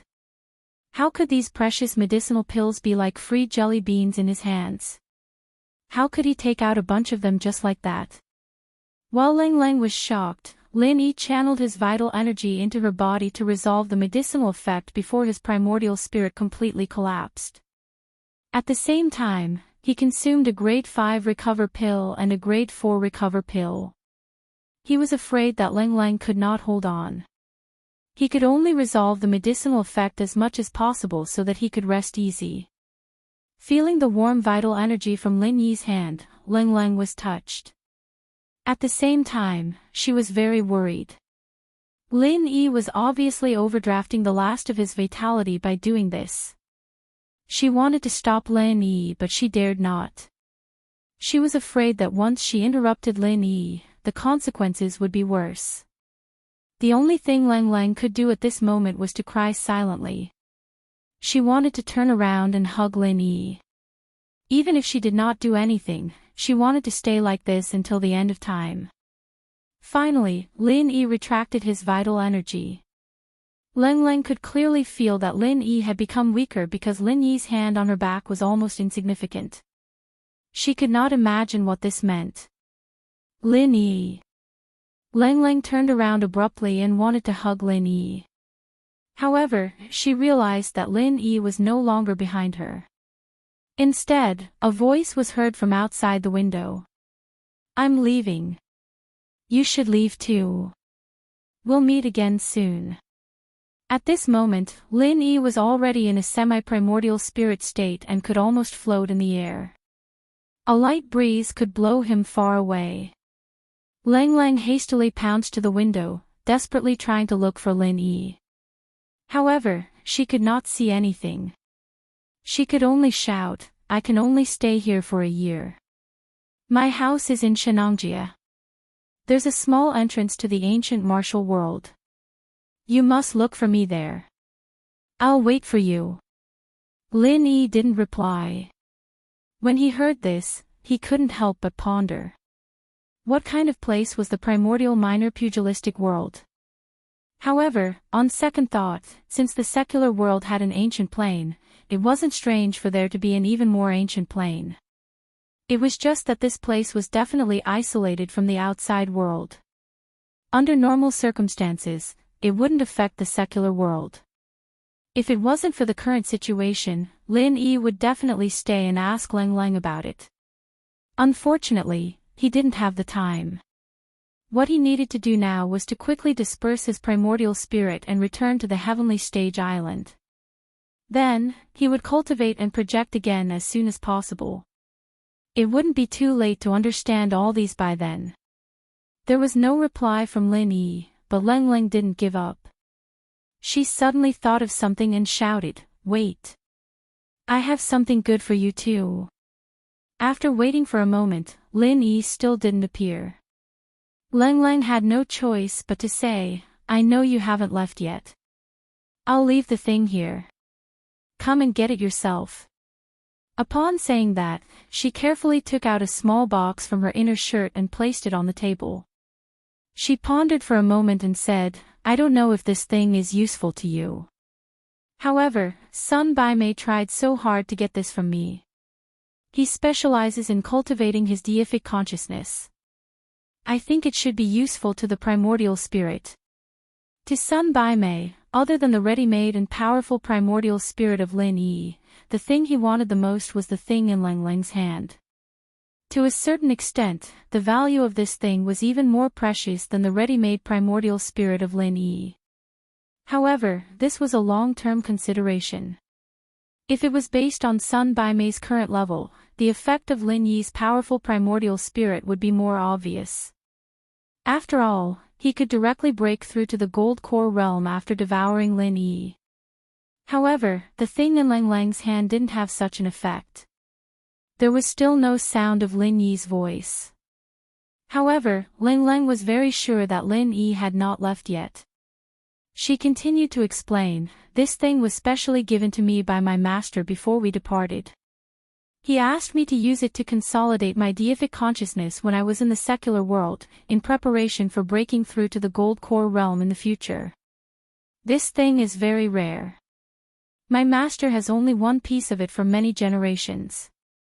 It was only because I was one of the disciples who had the highest chance of breaking through to the gold core realm that he passed it down to me." Lang Lang knew that she had violated the rules of her master's sect. Although this thing was passed down to her, it was still a treasure of her master's sect. She had no right to give it away without the permission of her master. However, she couldn't care less about this now. For Lin Yi, she could give up everything, let alone this one treasure. After saying all these, Lang Lang waited for a moment, hoping to hear Lin Yi's voice. Unfortunately, Lin Yi still didn't show up. She knew that if she didn't leave, perhaps Lin Yi would never show up. "I'm leaving. You must come and find me," Lang Lang cried out bitterly. She took a glance at the empty house before she left while clenching her teeth in tears. Lang Lang did not guess wrongly. Lin Yi did not leave just like that. Although his priority now was to dispel his primordial spirit and return to the Heaventir Island, he could only be at ease after he saw Lang Lang leaving this place safely. In fact, he was observing Lang Lang's every move in the room next door. It was just that Lang Lang herself was unaware of it. After Lang Lang left, Lin Yi walked back with weak footsteps. He saw the box on the table at first glance. Somehow, he was suddenly energized. He felt as if this thing was summoning him. There was always a great attraction in the unseen world. Could this be some kind of evil thing? Lin Yi was shocked. With his current precarious state, he couldn't bear any torment. However, this thought was quickly thrown to the back of his mind.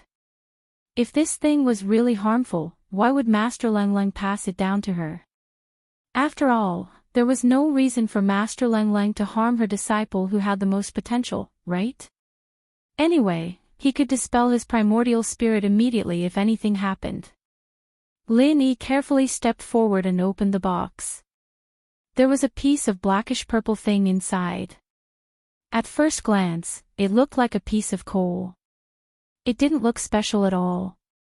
However, when he got a little closer, he was suddenly shocked. There was actually an endless amount of divine sense energy inside. Chapter 50-54. If the ghost was not unconscious, it would definitely exclaim in surprise when it saw this item. This was the legendary star-ink charcoal. Even the Heaven Stage Island might not have it, but it actually appeared in the secular world. It was unbelievable. This was a peerless treasure used to consolidate one's divine sense, and it was an excellent auxiliary item used to break through to the giant realm. Only by obtaining this item could one have the chance to break through to the perfect giant realm. However, such a high-level treasure actually appeared in the secular world, and it was actually given to a mere foundation establishment stage master to consolidate his divine sense and break through to the golden core. If the ghost knew about this, it would definitely laugh its head off. Let alone a mere foundation establishment pill, even a nascent soul stage master's divine sense was not up to standard. Why would there be a need for the starring charcoal? It was like a primary school student who hadn't even fully mastered the 4 basic arithmetic operations was suddenly given an advanced mathematics textbook and told that he could improve his grades if he did the questions on it. This was more than just bullshit, it was practically harming others. Once a primary school student really opened this advanced mathematics textbook, there would normally only be 2 results. Either the most basic 4 principles of calculation would be affected, or they would simply be frightened by the difficult advanced mathematics textbook, and their entire person would become unwell. However, sometimes there would also be a third type of person who could still maintain their original heart after seeing the vastness and profoundness of advanced mathematics. Not only would they not be frightened, but they would also become more motivated, and thus learn better and faster than others. However, this type of person was very rare after all, because they were the geniuses in the eyes of ordinary people.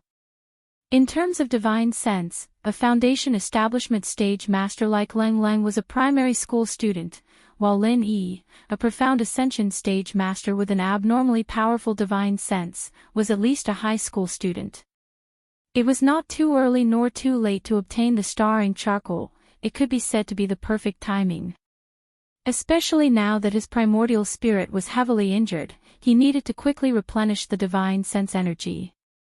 Only then could his primordial spirit be stabilized again. This starring charcoal could be said to be a timely help.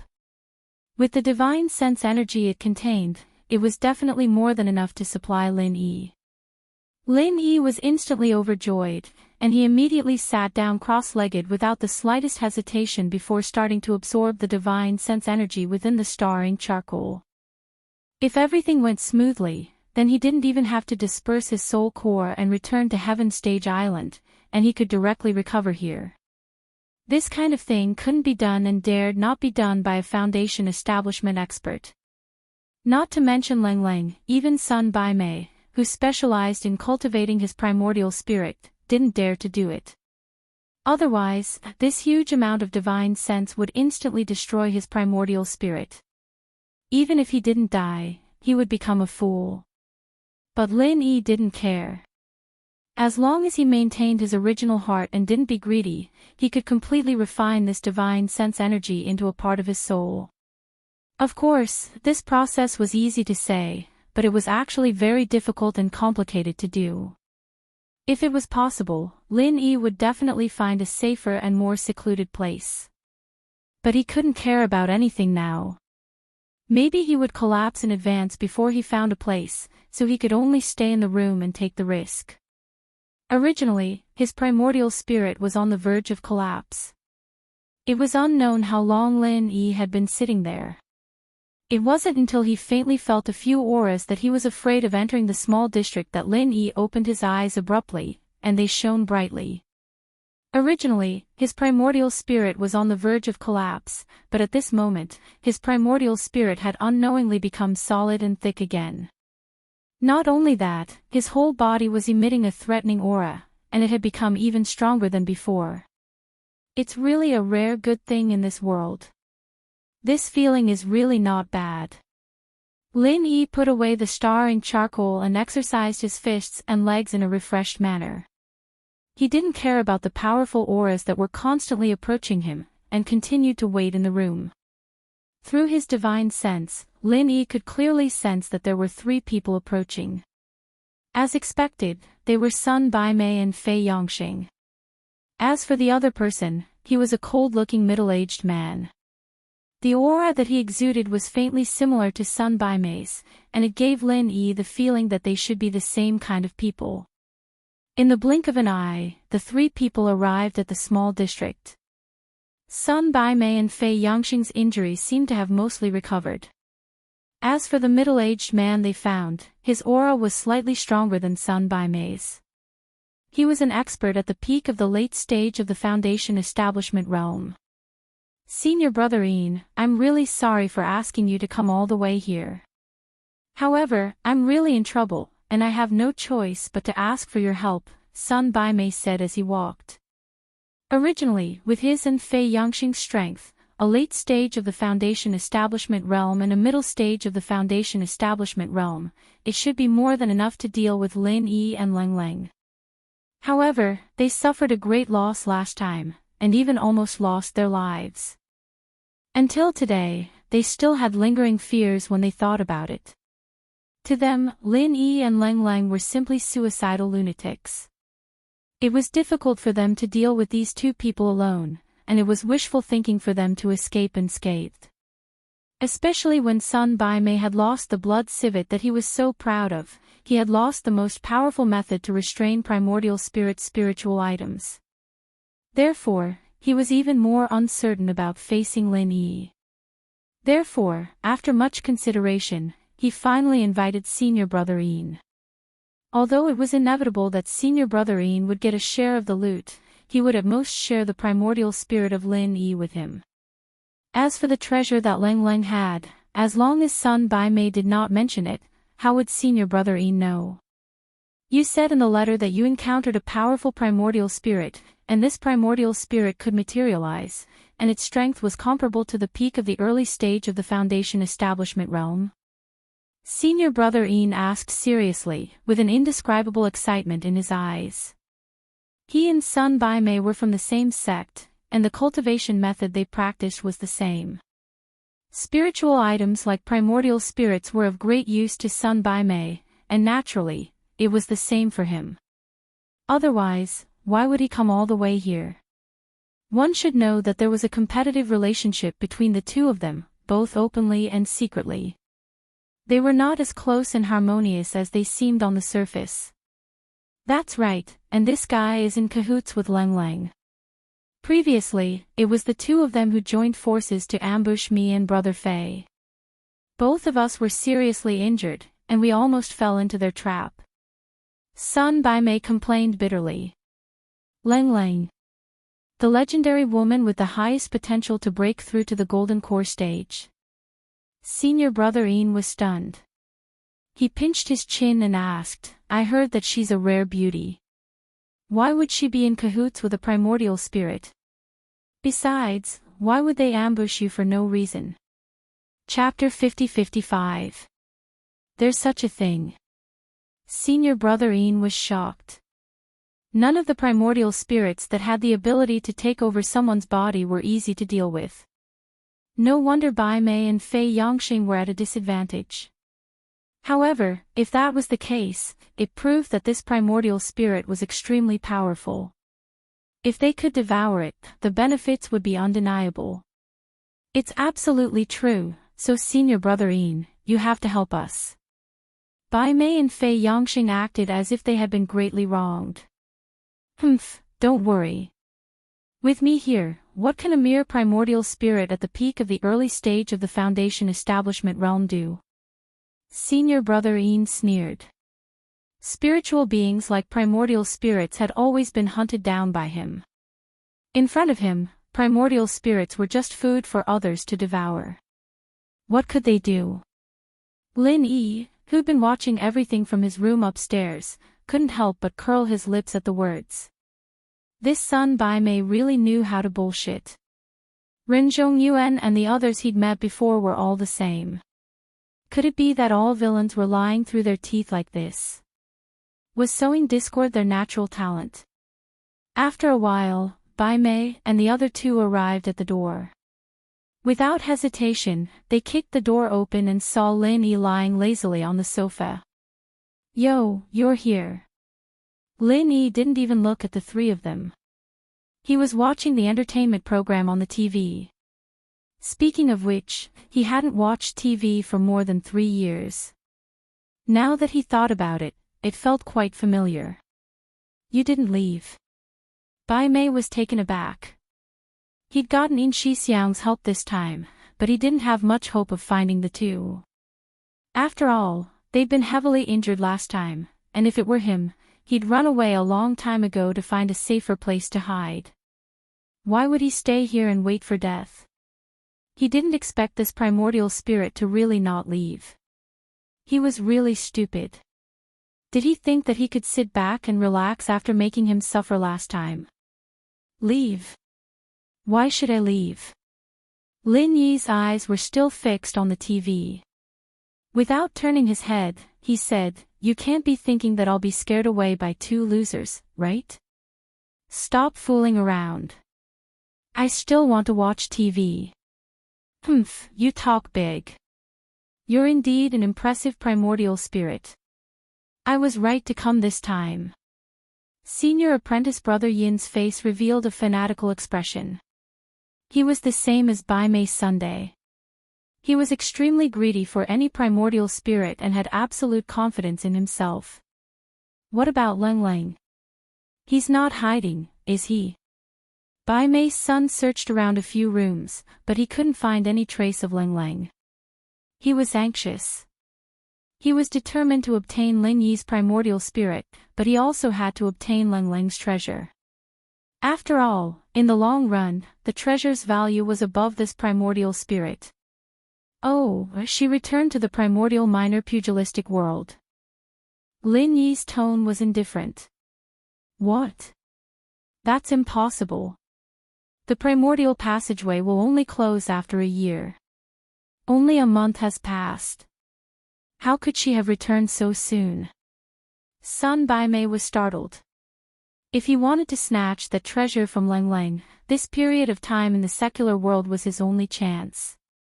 Once he returned to the ancient underworld, his chances would be slim. Especially if Leng Leng's sect knew about this, he might not even be able to protect himself. Primordial passageway. Lin Yi raised his eyebrows slightly. He said what he said just now to test Leng Leng. He didn't expect it to be effective. However, what was the existence of the ancient underworld and the primordial passageway? Junior apprentice brother's son, it doesn't matter if Leng Leng escaped. Anyway, it doesn't matter. At most, we can go back and inform her sect to punish her. There's no need to be so calculative, right? Senior apprentice brother Ian interrupted.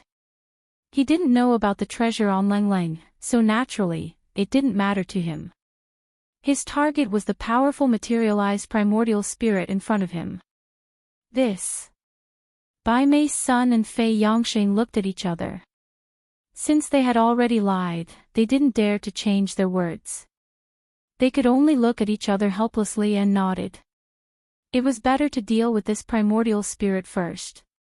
As for Leng Leng, they could only think of a way later. Since senior apprentice brother Ian has said so, let's deal with this primordial spirit first. However, this guy can control alchemy fire. Last time, he burned my blood spiritual cat completely.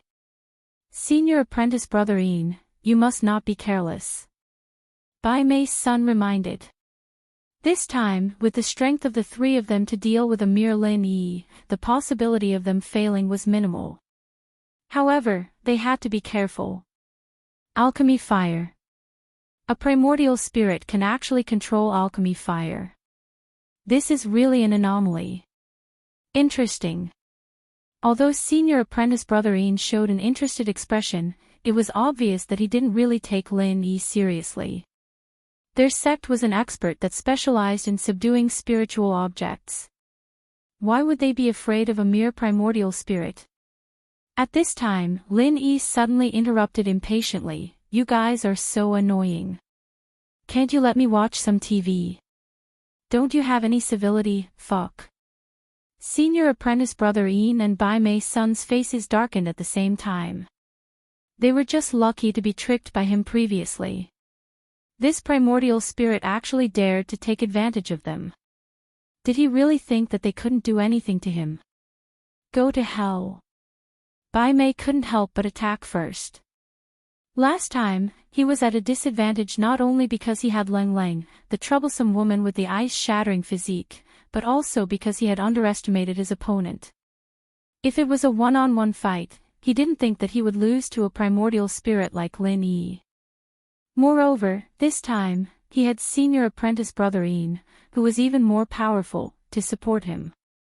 This time, he gave it his all. He used the universe arrow in his left sleeve and the spirit-keeping technique in his right sleeve at the same time. Although he didn't have the 9 ferocious blood spiritual cats, Bai Mei's power was unprecedentedly fierce. It was completely different from his previous style of waiting for an opportunity to attack. So fierce. Looks like you don't want me to watch TV on purpose. Lin Yi sighed. If it was before, he would have to think twice before facing Sun Bai Mei alone, not to mention that his opponent had even more powerful helpers behind him. Especially in a situation like this, he might have to avoid Sun Bai Mei. After all, the spirit-gathering art in his right sleeve was already quite troublesome, not to mention the cosmos arrow in his left sleeve. However, today was different from the past. Although an expert like Bai Mei's son was still a threat to Lin Yi, the difference in their strength was completely reversed. Lin Yi didn't have to act as if he was facing a formidable enemy like before. With a slight shake of his body, Lin Yi easily avoided his opponent's universe arrow in his sleeve. In the next moment, he suddenly appeared in front of his opponent. He was so fast that it was impossible for his opponent to react. Chapter 50-56. Then, it was a raging fire 8-trigram palm that was much more powerful than before. Bang! Sun Bai Mei fell straight to the ground. His face was charred black, and he died with his eyes wide open. The room was eerily silent. Senior brother Yin and Fei Yangxing stared at Sun Bai Mei on the ground, and did not react for a long time. After a long time, the two of them suddenly took a step back, and looked at Lin Yi as if they were facing a formidable enemy. They gasped at the same time. Senior brother Yin was still fine, but Fei Yangxing was stunned on the spot. Since when did this primordial spirit become so powerful? The peak of the late stage of Foundation Establishment realm. How dare you lie to me? Senior brother Yin stared at Lin Yi and gritted his teeth. Sun Bai Mei clearly said that he was only at the peak of the early stage of Foundation Establishment realm. How could there be such a huge difference all of a sudden? He himself was only at the peak of the late stage of Foundation Establishment realm. No, I don't know either. He was only at the peak of the early stage of Foundation Establishment realm. Otherwise, Brother Sun and I would not have been able to escape alive. Fei Yangxing stammered. Only half a month had passed, and he could not figure out why this primordial spirit strength had suddenly skyrocketed and reached the peak of the late stage of Foundation Establishment realm. In fact, not only did they not think of it, even Lin Yi himself had never thought of something like this. It was just a piece of unattractive charcoal. Not only did it allow him to solidify his Yuan Shin, but it also allowed him to recover his strength so quickly. If he had known this earlier, he wouldn't have let cold go. Of course, Leng Leng would not have thought that the charcoal would be so useful. A treasure like the star-ink charcoal falling into the hands of an early stage of Foundation Establishment realm expert was like casting pearls before swine. If she really wanted to use it, she would at least have to wait until she reached the profound ascension stage.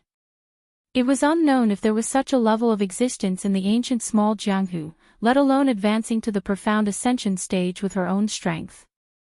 Come to think of it, if there was really a profound ascension stage expert in the ancient small Jianghu, a treasure like the star-ink charcoal would not have appeared in her possession. Perhaps even her sect did not know what it was. That was why they handed it to Leng Leng, a disciple in the early stage of Foundation Establishment realm. This is all thanks to you. Lin Yi smiled coldly at Bai Mei's son, who was lying on the ground with his eyes wide open.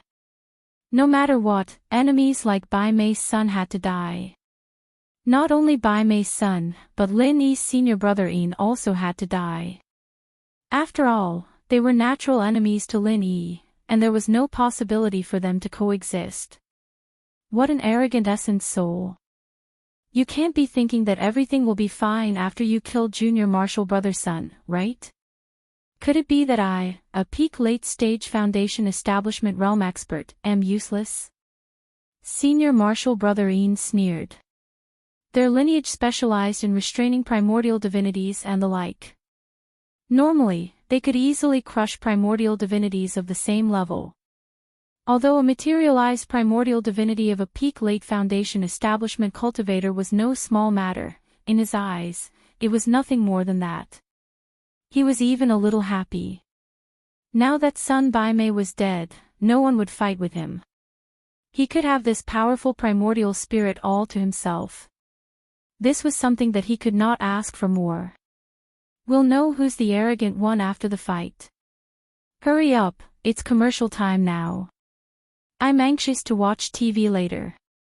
Lin Yi glanced at him indifferently. Although the strength of the primordial soul was far inferior to the strength of the main body, and it was not as easy to challenge someone of a higher level than the main body, it was not as easy as it was for the main body. However, if he couldn't even deal with an expert of the same level, then he wouldn't be Lin Yi. Courting death.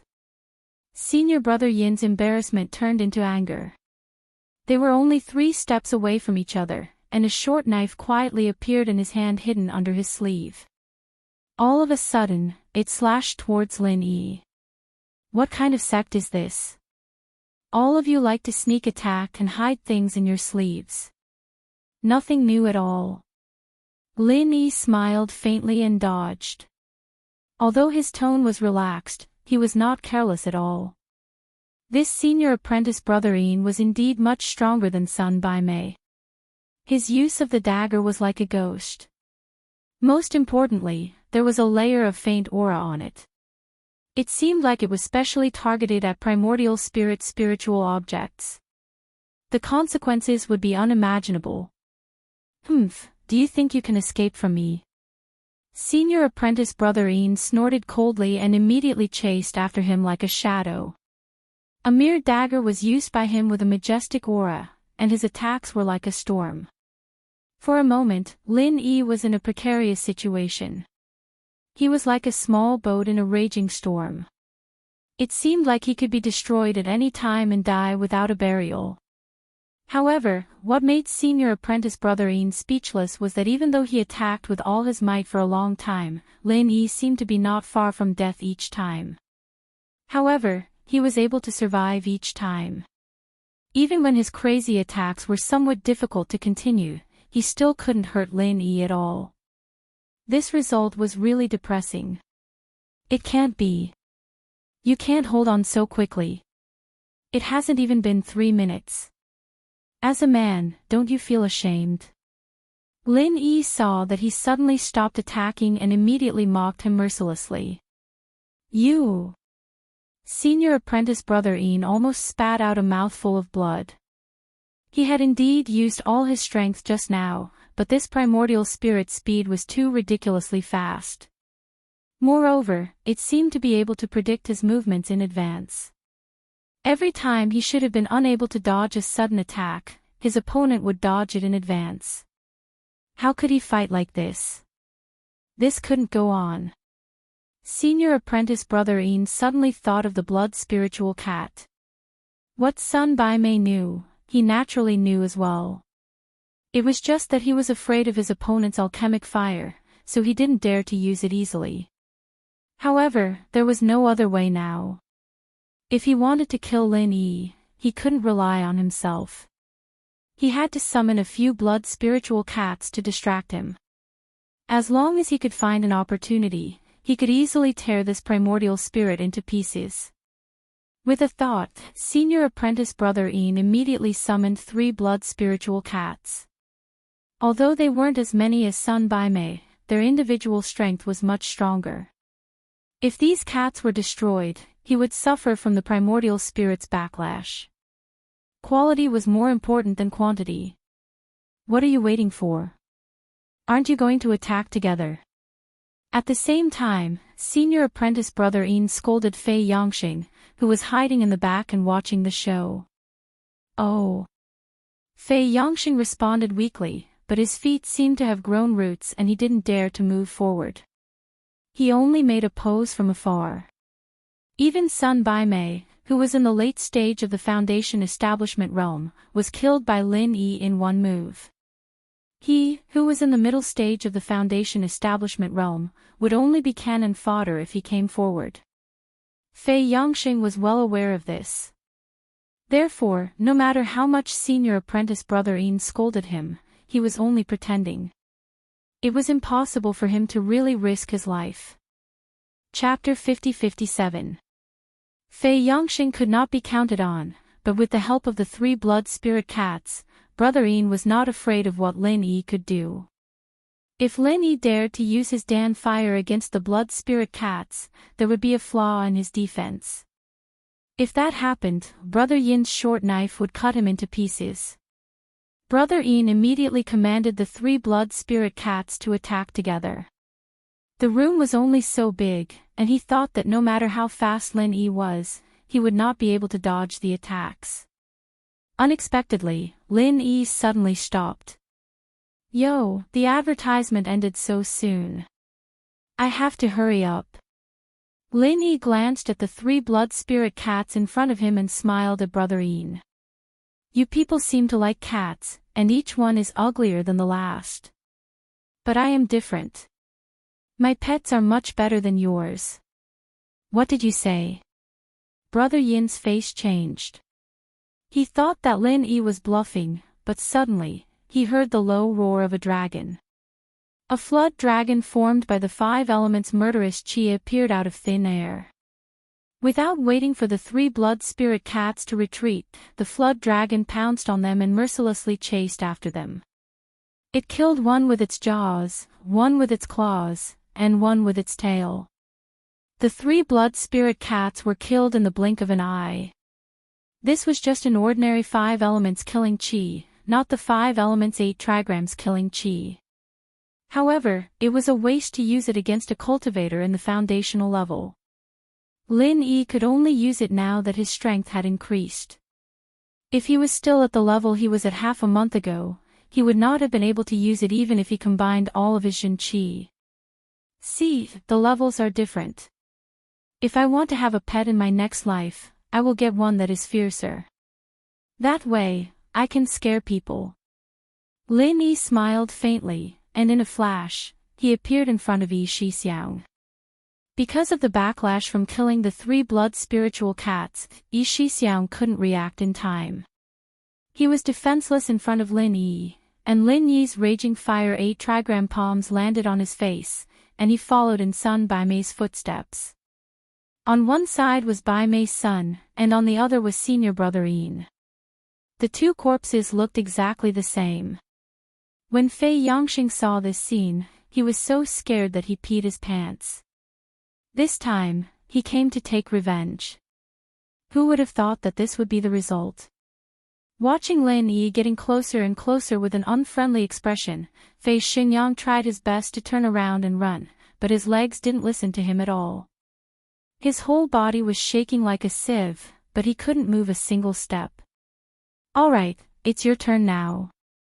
Lin Yi looked at Fei Yongxing indifferently. Thump. Fei Yongxing knelt down on the spot and kowtowed so hard that his forehead bled. He begged for mercy with a sobbing tone, Senior, please spare my life. Senior, please spare my life. I was forced by the 2 of them. I didn't mean any harm. Senior, please forgive me. Please spare my life. I'll do anything for you. I'm not from the same sect as them, and I never meant any harm to you. I was forced by them. Lin Yi was a little stunned. This guy was an expert in the middle stage of the Foundation establishment realm. How could he be so spineless? How could he kneel and beg for mercy in one go? How did he cultivate to his current realm with such a temperament? However, Lin Yi didn't plan to kill him directly. He wanted to learn more about the archaic underworld from this guy. He immediately snorted and said, Answer a few of my questions truthfully.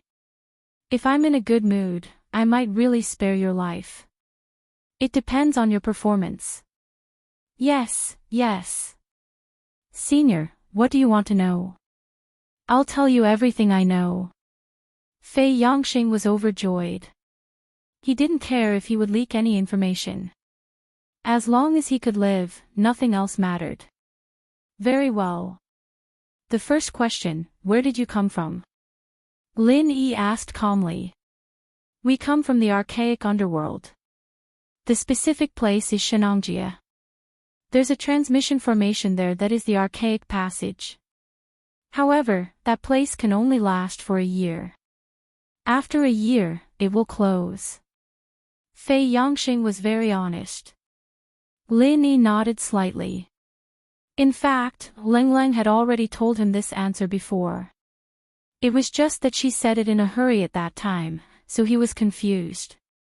Now that he heard Fei Yangxing's explanation, he had a real idea.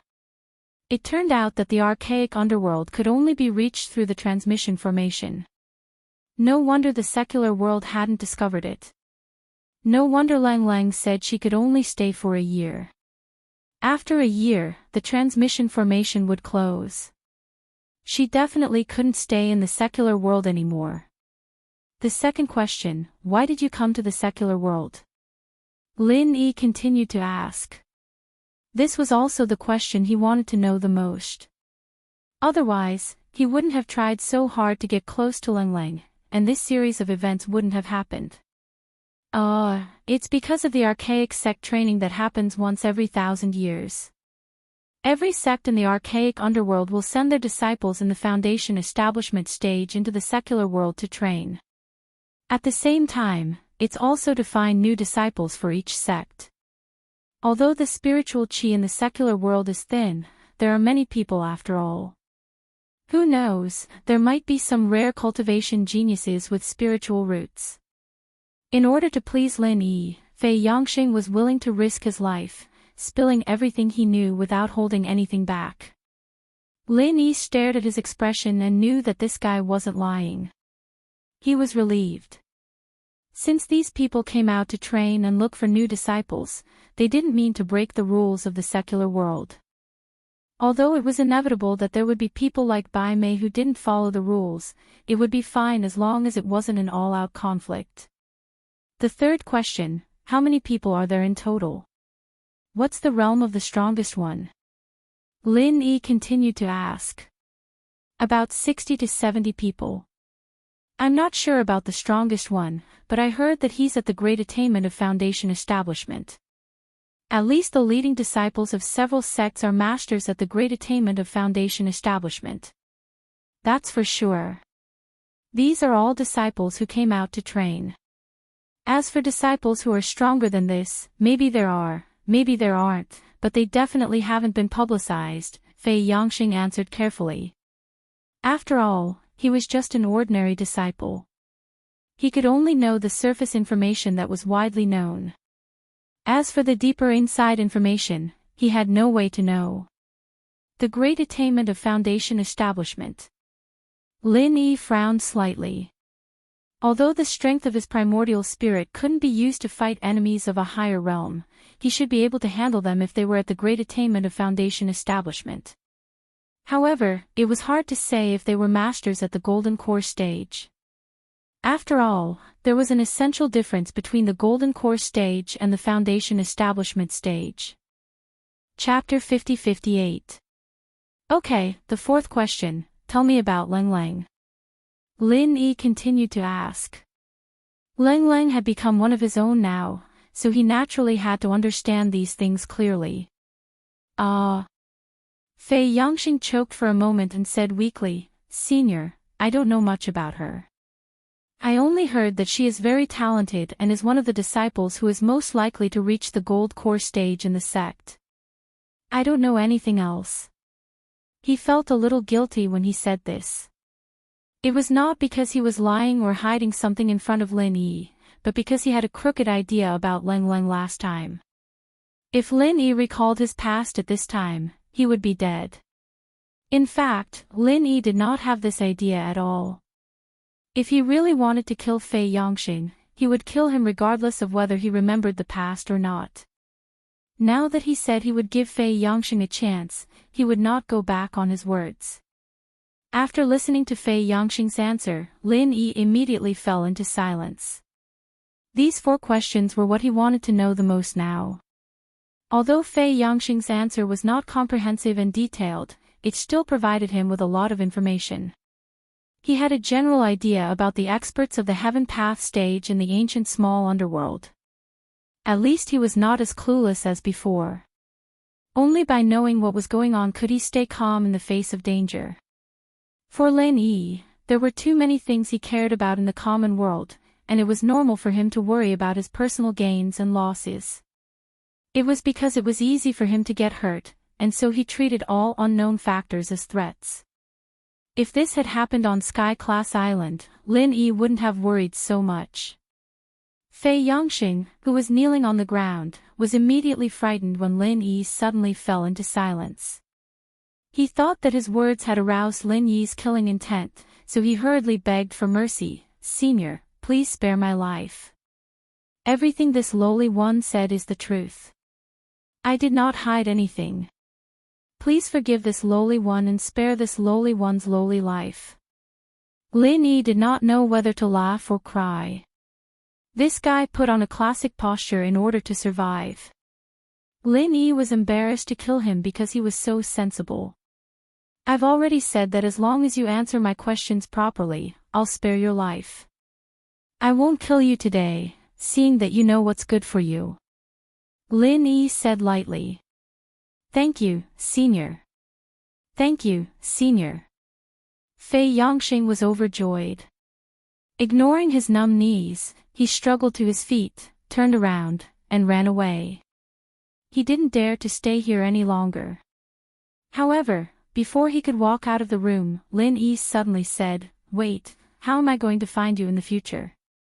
"Ah. Why are you still looking for me?" Fei Yangxing almost burst into tears when he heard that.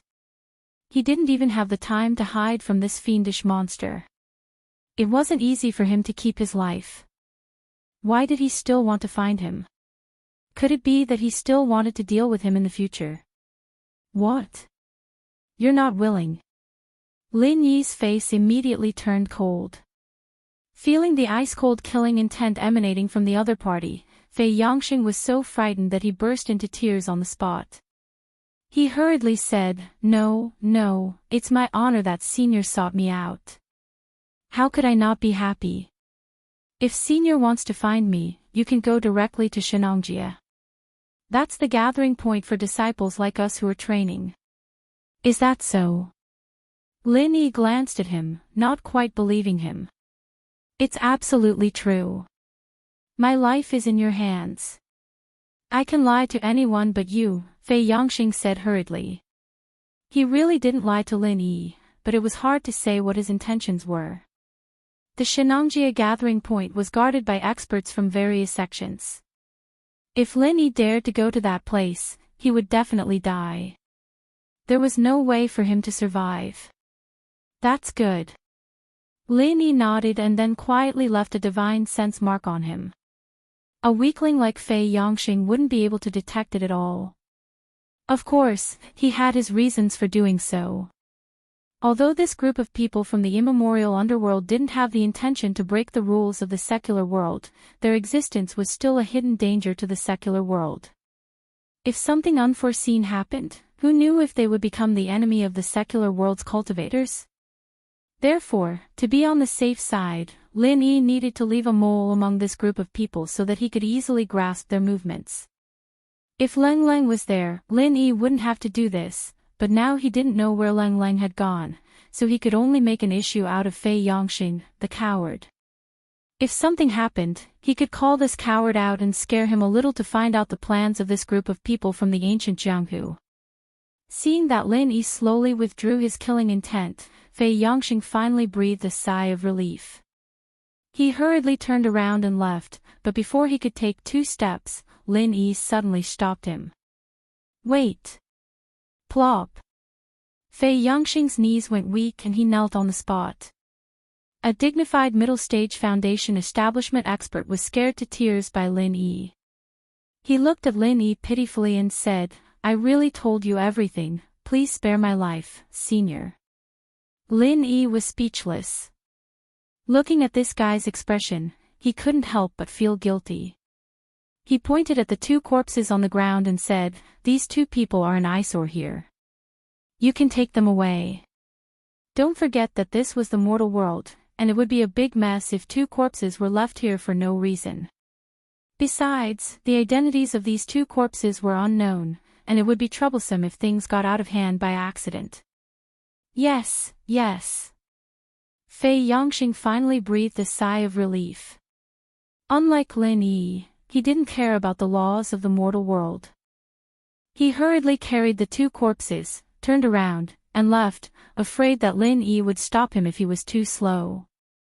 He had been scared enough today, and if he was scared a few more times, he would definitely have a heart attack. After Fei Yongxing left, Lin Yi quickly got up and left the room as well. Calculating the time, it had been a whole month since the projection of his Yuan spirit. Although the whole process was a little complicated, he barely achieved his goal. With his strength at the peak of late-stage foundation establishment, he could handle most things. It was time to return to Donghai City. Looking back at the room, Lin Yi couldn't help but sigh. Now that he was finally reuniting with Ling Shan and the others, he couldn't let go of Leng Leng. Although his intentions in pursuing Leng Leng might not have been pure, the two of them were undoubtedly together after going through so much. In Lin Yi's heart, Leng Leng was no different from Meng Yao and the others. They were all confident that he would cherish and treat sincerely in the future. Before leaving, Lin Yi couldn't help but sigh. It was a pity that he didn't expect this piece of coal to be so useful, or he could bring Leng Leng back to Donghai City today. Chapter 50-59. The reason why Leng Leng took the risk to stay at this place was because she wanted to find a chance to come back and take a look. After all, she had rented the house for a month. She wanted to see if Lin Yi was still around when the term was up, and if he had taken away her treasure. Of course, Leng Leng also knew that the possibility of Lin Yi being here was low. She was just holding on to a slim chance. However, before she could come back, she saw Bai Mei and the others who were coming back aggressively. Fortunately, she hid on the hillside and restrained her aura, so she was not discovered by Bai Mei and the others. However, she could tell from their movements that they were heading to the place she rented. Leng Leng was shocked on the spot.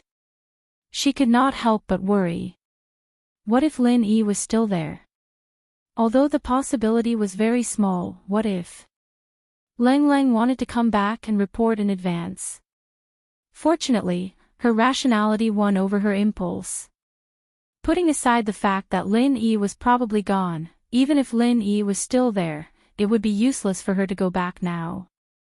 She did not even have the ability to delay Bai Mei and the others. She might even be a burden to Lin Yi.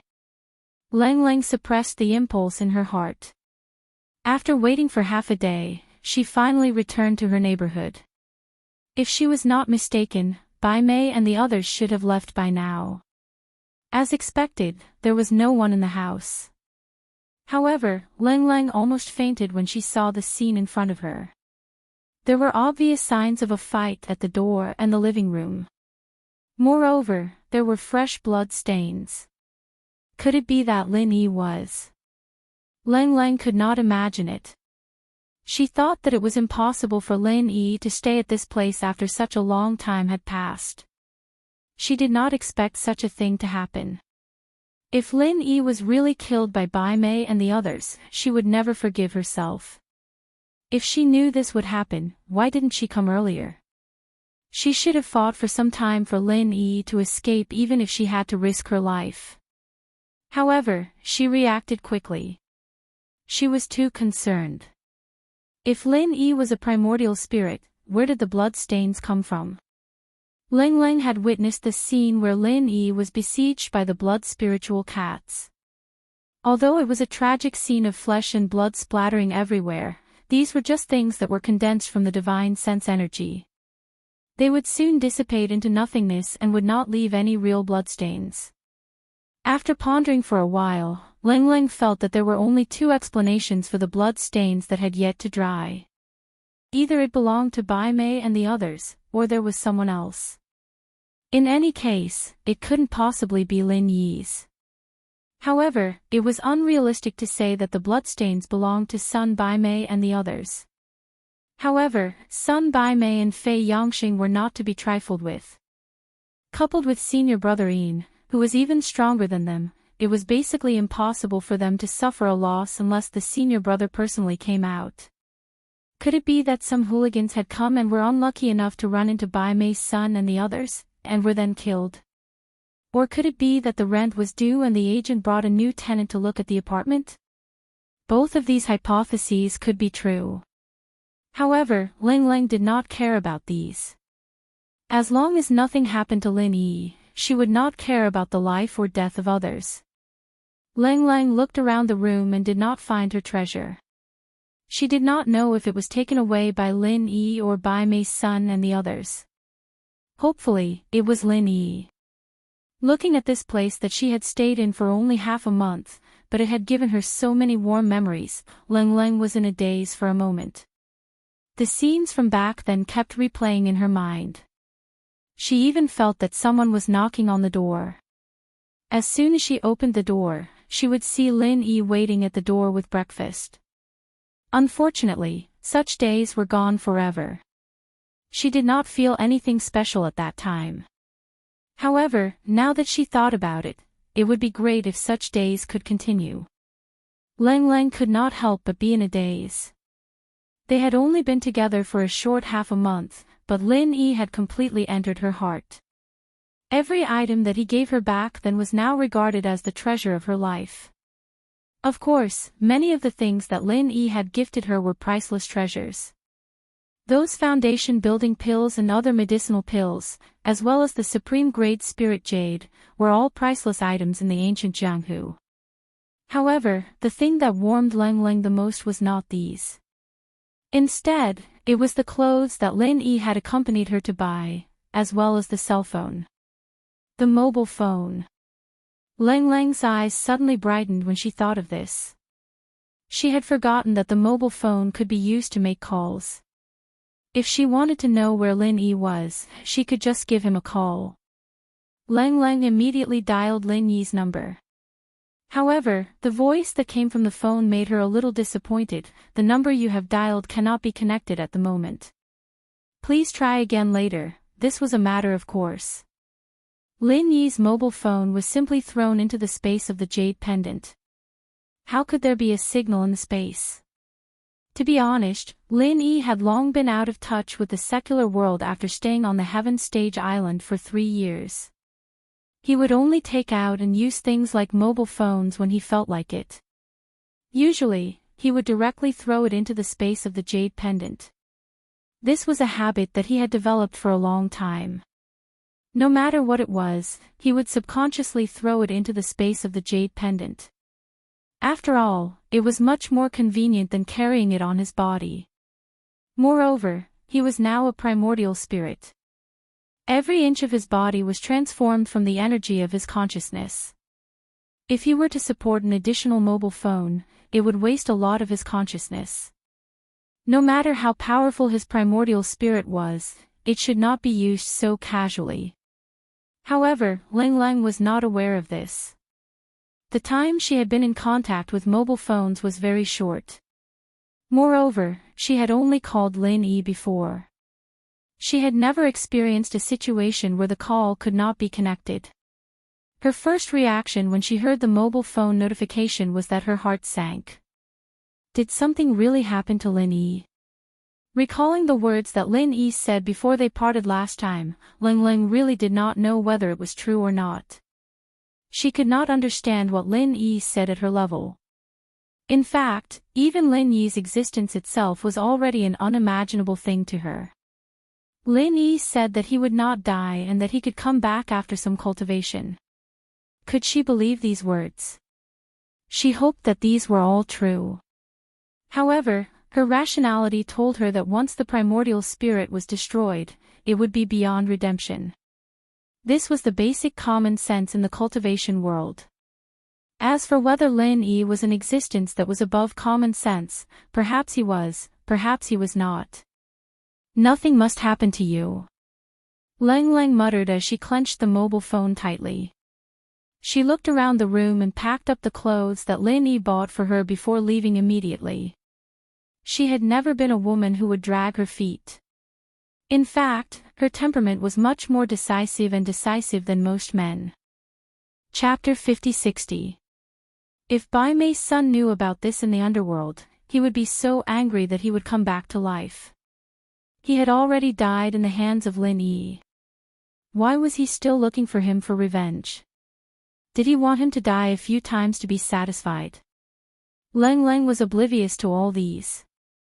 All she could think about right now was this matter. Lin Yi had left her a huge pile of foundation building pills and the like. With so many precious resources piled together, even a disciple with the worst aptitude could at least reach the foundation building full cycle. Leng Leng was naturally gifted, but with so many precious resources piled together, even a disciple with the worst aptitude could at least reach the foundation building full cycle. As she walked out of the room, Leng Leng turned her head to take one last look. The scenes of her meeting Lin Yi flashed across her mind. She was touched but also a little sad. It was unknown whether Lin Yi was dead or alive. Even she herself did not know if what she said before was considered as a promise to marry Lin Yi. However, she knew Lin Yi's feelings. At least, she would never accept another man. If Lin Yi really could not get through this, she would rather be alone for the rest of her life. The memories of the short half a month were filled with warmth and sweetness. Leng Leng finally let out a long sigh and muttered to herself softly, "I hope he's as powerful as he said he was." Martial arts master, you can't brag this time, or I'll have to blame you for the rest of my life. In Shenangjia, Fei Yangxing was dragging two corpses as he limped through the dense forest. If it was an ordinary person who did this, he would have been wanted 100 times in the secular world. Fortunately, he was a mid-stage foundation building realm master after all. Although he was injured, he still had the strength. Along the way, he had purposely used some tricks to deceive others. That was why he did not cause an uproar. Motherfucker. I should have stolen a plane and flown it. Fei Yangxing casually killed a mountain leopard that was attracted by the smell of blood.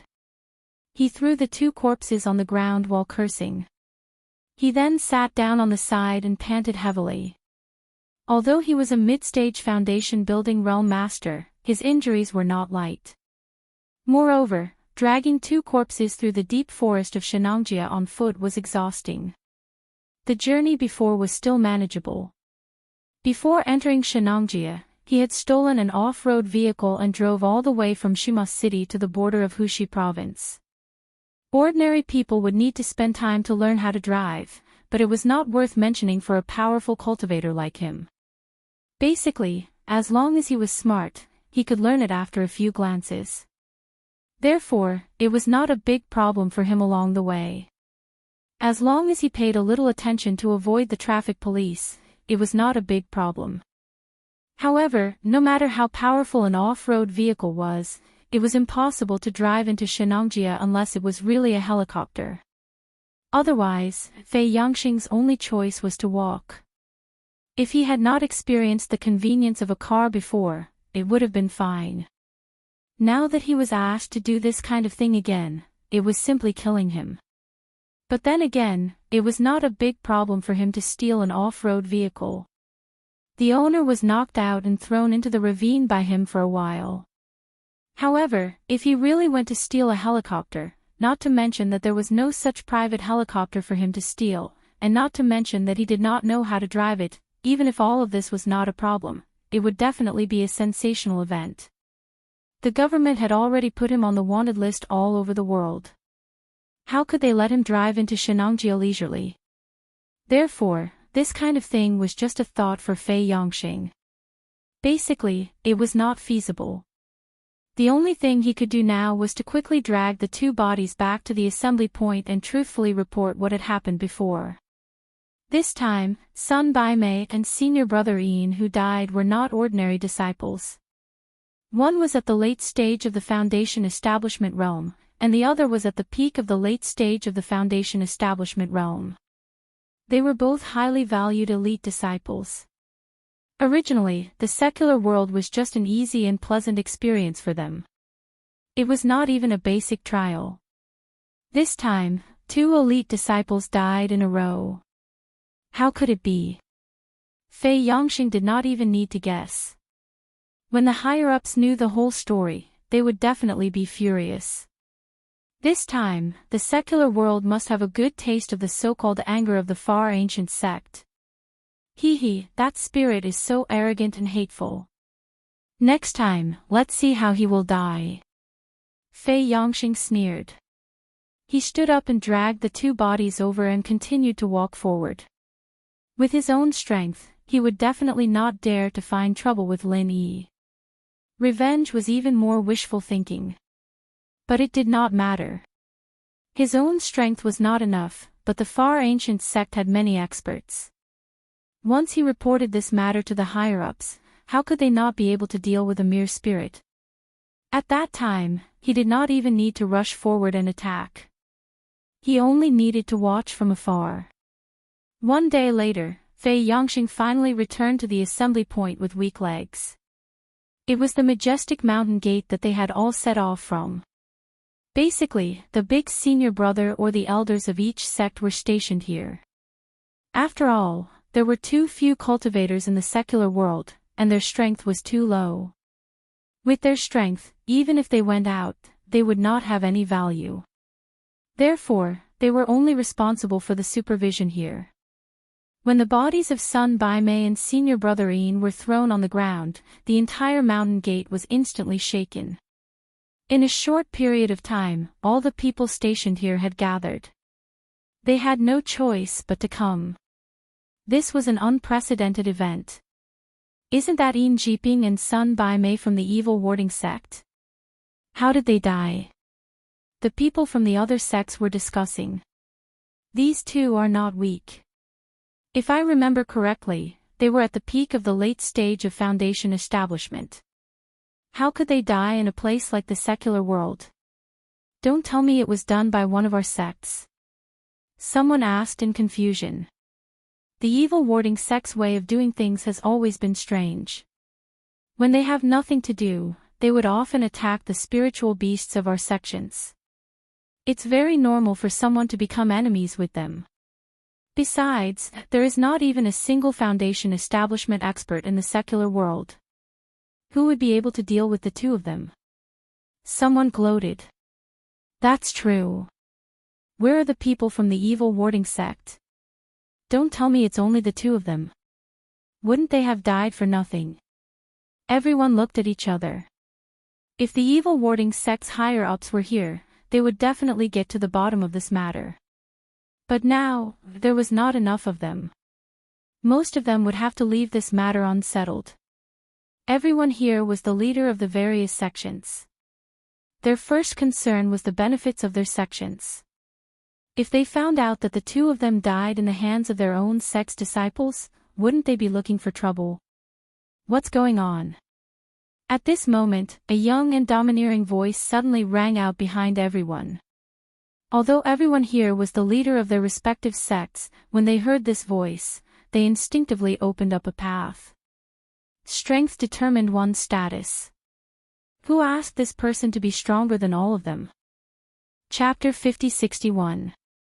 Although there were also experts in the Foundation Establishment Great Circle in the crowd, even if they were in the same realm, it would still vary from person to person. This person's name was Xue Jianfeng, and he was an outstanding talent of the younger generation in the primordial underworld. He was publicly acknowledged as the #1 expert in Foundation Establishment Great Circle. Senior Marshal Brother Xue. Fei Yongxing quickly bowed. Seems like you know the inside story. Tell me, how did they die? Xue Jianfeng glanced at the 2 corpses on the ground. Although he had nothing to do with the evil warding sect, his ambition was to become the #1 expert of the younger generation in the supreme ancient underworld. This training in the mortal world was a rare opportunity for him to establish his reputation. He naturally wouldn't let it go. The others looked at each other. They were secretly angry at him for being a busybody, but they didn't dare to show it on the surface. They could only watch coldly. Senior brother Xue, the 2 of them were killed by someone. It was an essence soul cultivator, Fei Yongxing replied respectfully. Yuan spirit cultivator. Shui Jianfang and the others were startled when they heard this. They didn't understand what he meant for a moment, so they frowned and said, "Speak clearly." A primordial spirit is a primordial spirit, and a cultivator is a cultivator. What's with a primordial spirit cultivator? Could it be a hidden expert of some primordial sect? Even though I don't know where that person came from, I'm sure he's not from the primordial underworld. I only know that it's a soul, but it's a soul that can materialize, and it's extremely powerful. Brother Sun and Brother Yin weren't a match for him, and he killed them easily, Fei Yangxing explained. A Yuan spirit cultivator that could materialize and easily kill a peak foundation establishment late-stage expert? Everyone was completely stunned and frowned. An expert at the peak of the late stage of the foundation establishment realm was not much weaker than them. Didn't this mean that even they might not be a match for that primordial spirit cultivator? There's someone like this in the mortal world. Shui Jianfang looked at him suspiciously. This was completely beyond his understanding. He rubbed his chin and guessed, "Junior Marshal Brother Fei, could it be that you have something that you can't say? That's why you purposely made up this story." Although he and Fei Yangxing were fellow disciples of the same sect, they didn't have a deep relationship. In order to establish his own prestige, he, Shui Jianfang, would not hesitate to place righteousness before family. Absolutely not. I, Fei Yangxing, swear to the heavens that none of my words are false. Senior Brother Shui, please investigate. Fei Yangxing was shocked. Seeing that everyone still didn't believe him, he started from the beginning. Bai Mei's son and I are good friends, so we traveled together. When we arrived at the mountains around Shima City in the mortal world, we ran into this primordial spirit master. Senior Marshal Brother Shui, you know that the Bai Xia sect likes these things, so I attacked him on the spot. And then Shui Jianfang's expression turned serious. He actually didn't believe that Fei Yangxing would dare to lie to him in public, especially in such detail. The more detailed a lie was, the easier it would be to find flaws. If Fei Yangxing really had a guilty conscience, he should have just brushed it off. At that time, this primordial spirit was still very weak, probably at the late stage of heaven rank. However, he had many tricks up his sleeves. Bai Mei's son and I spent a lot of effort to chase him, but he still managed to escape. After that, we kept searching for him. When we found him again, it was already half a month later, Fei Yangxing continued. Go on. Shui Jianfang said in a low voice. Yes, by the time we found that primordial spirit, his strength had increased greatly for some reason. He was already at the peak of the early stage of foundation establishment. Furthermore, he seemed to have been prepared for our appearance. As a result, we were ambushed and both of us were injured. Fei Yangxing didn't mention anything about Leng Leng. After all, it wasn't very honorable. Most importantly, this senior martial brother Shui Jianfang had always been interested in Leng Leng. If he dared to say that he was interested in Leng Leng, he would be killed by a sword. Trash! Shui Jianfang scolded in disdain. Bai Mei's son and Fei Yangxing were at the late stage of foundation establishment realm and the middle stage of foundation establishment realm. Not only did they let him escape the first time, but they were also injured the second time. In his eyes, they were all trash. Fei Yangxing awkwardly pinched his nose and continued. After that, half a month later, we went to find that primordial spirit again after we recovered. We even called Senior Marshal Brother Yin from the evil warding sect. We didn't expect that primordial spirit to be at the peak of the late stage of foundation establishment realm. Both of them were killed on the spot. Luckily, I escaped fast enough. I only dared to go back and collect their bodies after the primordial spirit left. After hearing Fei Yangxing's words, everyone was silent. Everyone looked at each other and didn't know what to say. There was no doubt about the authenticity of Fei Yangxing's words. However, the sudden appearance of a primordial spirit master in the mortal world was really unbelievable. After a long time, Shui Jianfang said in a low voice, Junior Marshal Brother Fei, where is that primordial spirit? It was in Shima City before, but I don't know if it's still there now. Senior Marshal Brother Shui, what do you mean? Fei Yongxing asked. Come with me. Although Yin Jiping and Sun Bai Mei are from the evil warding sect, they are part of the immemorial martial world. How can I allow them to be killed by an outsider? A debt of blood must be paid with blood. Shui Jianfang snorted. As soon as he said this, everyone from the other sects looked at him. They couldn't help but show some respect. After hearing Fei Yongxing's words, they had to think about it carefully. They didn't dare to be as decisive as Shui Jianfang. No wonder he was the number one of the young generation in the immemorial martial world. This was exactly what Shui Jianfang wanted. As long as he could kill this primordial spirit expert, putting aside whether he could obtain any heavenly treasures or not, just the reputation he could earn would be worth it. Ugh! Fei Yongxing's face turned ugly. He wanted to let Shui Jianfang and the other big shots to surround and kill Lin Yi, while he hid behind and watched the show. Who would have thought that Shui Jianfang would ask him to lead the way? Didn't that mean that he would have to face that unfathomable primordial spirit again? Why? You don't want to.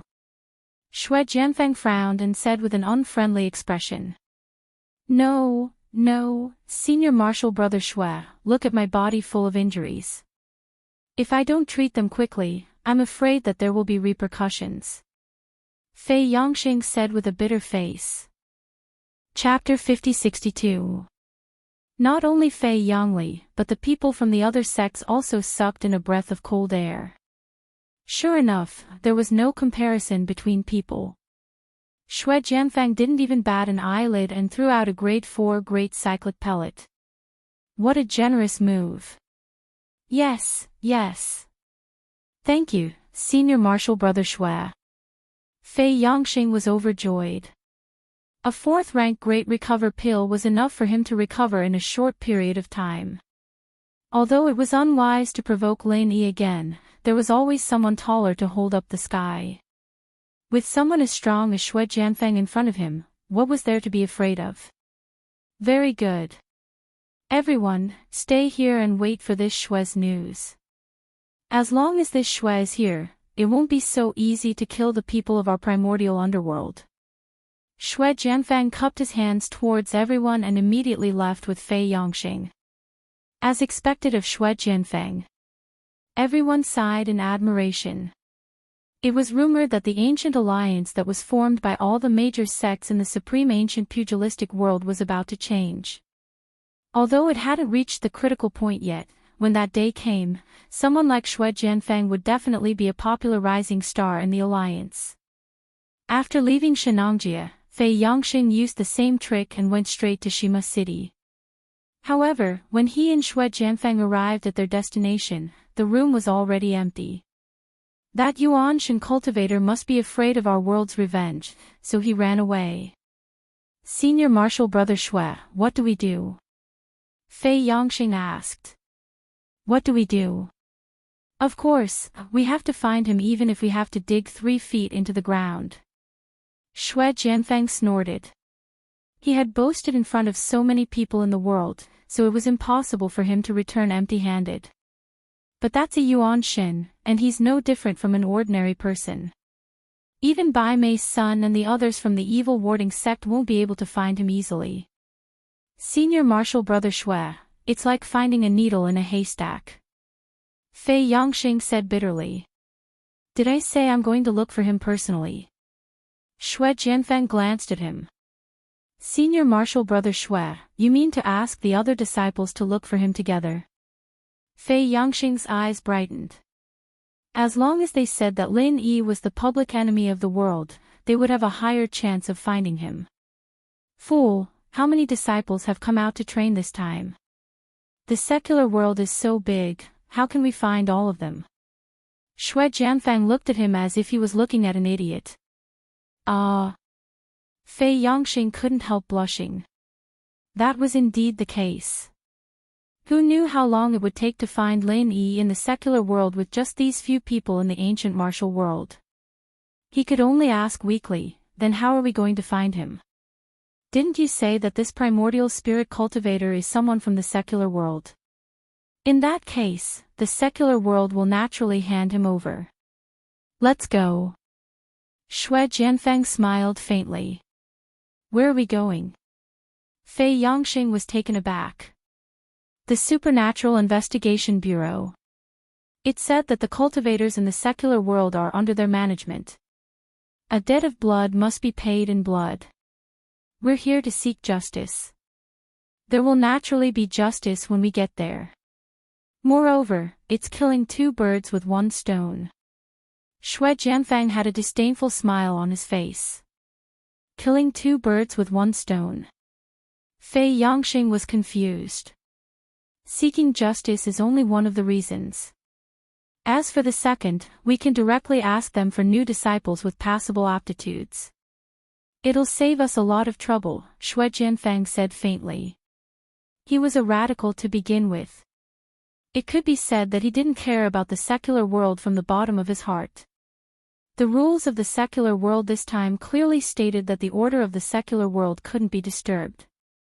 He actually didn't care about this, especially when it came to finding new disciples.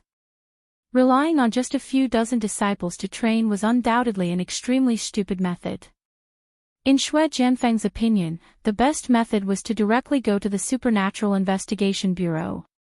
After obtaining the information of all the cultivators in the secular world, they only needed to filter them one by one and pick out those who met the requirements of the primordial sect. Why did they have to go through so much trouble to act low-key? Although he was dissatisfied, this was, after all, the primordial alliance's rules. It wasn't good for Xue Jianfeng to openly violate them. However, it was different now. The deaths of Yin Jiping and Sun Baimei had given him enough reason to make a fuss. It was only natural for him to seek justice. At the same time, he could use this opportunity to ask for the new disciples, killing two birds with one stone. Yes, yes. Senior brother Xue is wise. Instead of wasting our time and effort, why don't we directly ask them for the new disciples? Fei Yongxing immediately nodded his head. This senior brother of his was truly an amazing big shot. He was really bold when doing things. The two of them immediately headed to the Supernatural Investigation Bureau's headquarters. This kind of thing was difficult for ordinary people to come into contact with, but for cultivators at their level, there was no such thing as a secret in the secular world. The Supernatural Investigation Bureau's situation had long been clearly observed by the other disciples. It was just that due to the Primordial Alliance's rules, they only watched from afar and didn't recklessly barge in. When they arrived at the Supernatural Investigation Bureau's headquarters, Xue Jianfeng and Fei Yongxing got off the car and walked in. The guard at the side was shocked and hurriedly stopped them. "I'm sorry, this place is off limits." The Supernatural Investigation Bureau wasn't like other organizations. There were no signs at the entrance. Plus, the place was relatively remote. Other than the internal staff, there wouldn't be any outsiders here. However, there would occasionally be some accidents, and the purpose of these guards was to stop outsiders. Fuck off. Xue Jianfeng didn't stop and only cursed faintly. For some reason, the guard actually knelt down on the spot. Fei Yongxing, who was following behind, sneered at this scene. This guard was clearly not an ordinary person. From the looks of it, he had the strength of a golden class. Unfortunately, in front of a perfected foundation establishment expert like Xue Jianfeng, a golden class expert was no different from an ordinary person. "Old Wu, are you all right?" A few team members who were passing by hurriedly surrounded him. They helped him up and joked, "Old Wu, you're too polite. Didn't you just suffer some injuries during the operation? There's no need to kneel in front of everyone. Moreover, this isn't Chief Feng or Chief Song. Even if you kneel, he won't be transferred back to the team, right?" Bullshit, I'll immediately return to the team when I'm healed. Old Wu's face darkened. Even he didn't know what had just happened. Perhaps his leg was purely numb. But when he looked at Shui Jianfeng and Fei Yangxing again, there was some fear in his eyes. He said in a neither servile nor overbearing manner, "You too, please show me your identification." Identification? Shui Jianfeng said with a condescending attitude, "I never need identification to go anywhere I want. I don't know what identification is." Chapter 5063. Facing this kind of rich second generation with such a powerful background, ordinary units would not dare to disrespect him. However, this was the Supernatural Investigation Bureau. Ordinary power in the secular world was useless here. Then please go back. I just said that this place is off limits to unauthorized personnel. Old Wu immediately said seriously. He was not an ordinary guard. He came from a proper action team and was someone who lived on the edge of a knife all year round. Once he got serious, he was also a ruthless character with a murderous aura. Off limits to unauthorized personnel. Do I look that free? Shui Jianfeng sneered. He ignored the few people and walked inside. Stop, or don't blame me for being rude. Old Wu frowned and shouted. Seeing that Shui Jianfeng and Fei Xingyang were still arrogant, he immediately raised his hand to grab Shui Jianfeng's shoulder. However, before he could touch the other party's clothes or see the other party move, he suddenly found that there was a huge bloody wound on his arm. Then, an incomparably intense pain rushed to his scalp. Even someone like him who had been specially trained could not endure such intense pain, and he immediately fell to the ground with a muffled groan. The few people at the side finally realized that the situation was not good. Other than one person staying behind to take care of Old Wu, the others immediately surrounded Shui Jianfeng and Fei Xingyang. At the same time, the Supernatural Investigation Bureau's alarm sounded. Almost all the remaining members rushed out. Shui Jianfeng and Fei Xingyang became the target of everyone. Who are you? How dare you barge into the Supernatural Investigation Bureau? Don't you know the consequences? Everyone shouted. Consequences? Shui Jianfeng laughed and said disdainfully, "It's just an unranked force in the secular world. I can do whatever I want. What consequences can there be? Nonsense. Take him down." Everyone was instantly riled up. They released their aura and prepared to capture him on the spot. A bunch of ants actually dare to attack me. Aren't you afraid of death? Shui Jianfeng smiled coldly. Then, he suddenly released the powerful aura of the Foundation building Great Perfection. Everyone from the Supernatural Investigation Bureau shrunk back. They were all extremely shocked. They looked at Shui Jianfeng as if they were looking at a monster. What kind of strength was this? This aura was at least a few hundred times stronger than the strongest heaven stage Great Perfection. A bunch of weaklings. Shui Jianfeng swept a disdainful glance at everyone. If it wasn't for the rules of the Archaic Alliance, he would have massacred this place on a whim. Killing people to establish his might had always been his style, unlike now where he could only use his aura to intimidate everyone. After all, this was the official faction of the secular world's cultivators. If he really destroyed the Supernatural Investigation Bureau, even if he did it in the name of seeking justice for Sun Baimei, the Archaic Alliance wouldn't be able to justify it. Thus, he could only suppress his killing intent. The people from the Supernatural Investigation Bureau did not dare to act rashly. Although they were not strong, they still had their foresight and experience. Although they had more people on their side, if they really fought, they would only be slaughtered. After all, the other party was too strong. Who is the person in charge here? Step out and say something. Shui Jianfeng squinted at everyone. Everyone looked at each other, speechless. Tianlong and Ling Shan weren't here, and the highest ranked person here was only a small captain. They clearly didn't have the right to talk to a super being like this. At this moment, a car stopped outside, and Ling Shan walked out. She froze when she saw the scene in the headquarters. In the past month, because there was information about the activities of unfamiliar high-level cultivators everywhere, she, as the deputy director of the Supernatural Investigation Bureau, was simply overwhelmed with work. Basically, no matter where there were sightings, she had to personally investigate it. Although there was no detailed and accurate information so far, the number and strength of these unfamiliar high-level cultivators was really disturbing. She didn't expect to see something like this right after coming back. Logically speaking, as a sky-class full mastery, she wasn't weak, but compared to Xue Jianfeng's aura, she wasn't even worth mentioning. They weren't on the same level at all. As shocked as she was, Ling Shan was still a vice director. She'd had a lot of experience in the past few years, and her temperament and courage weren't something a normal person could compare to. She calmed herself down and walked in. "What happened?" Ling Shan asked in a low voice. "Director Song, I don't know where this person came from, he just barged in for no reason." The injured old Wu reported.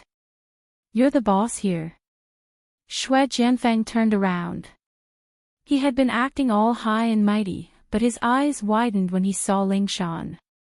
There was actually such an alluring female practitioner in the world. She was so much stronger than those classical girls in the ancient pugilistic world. In fact, this was purely aesthetic fatigue. Just like how modern people would be shocked when they suddenly saw a classical beauty, it was the same for him, who came from an ancient environment, when he suddenly saw a modern beauty. This was a common characteristic of men.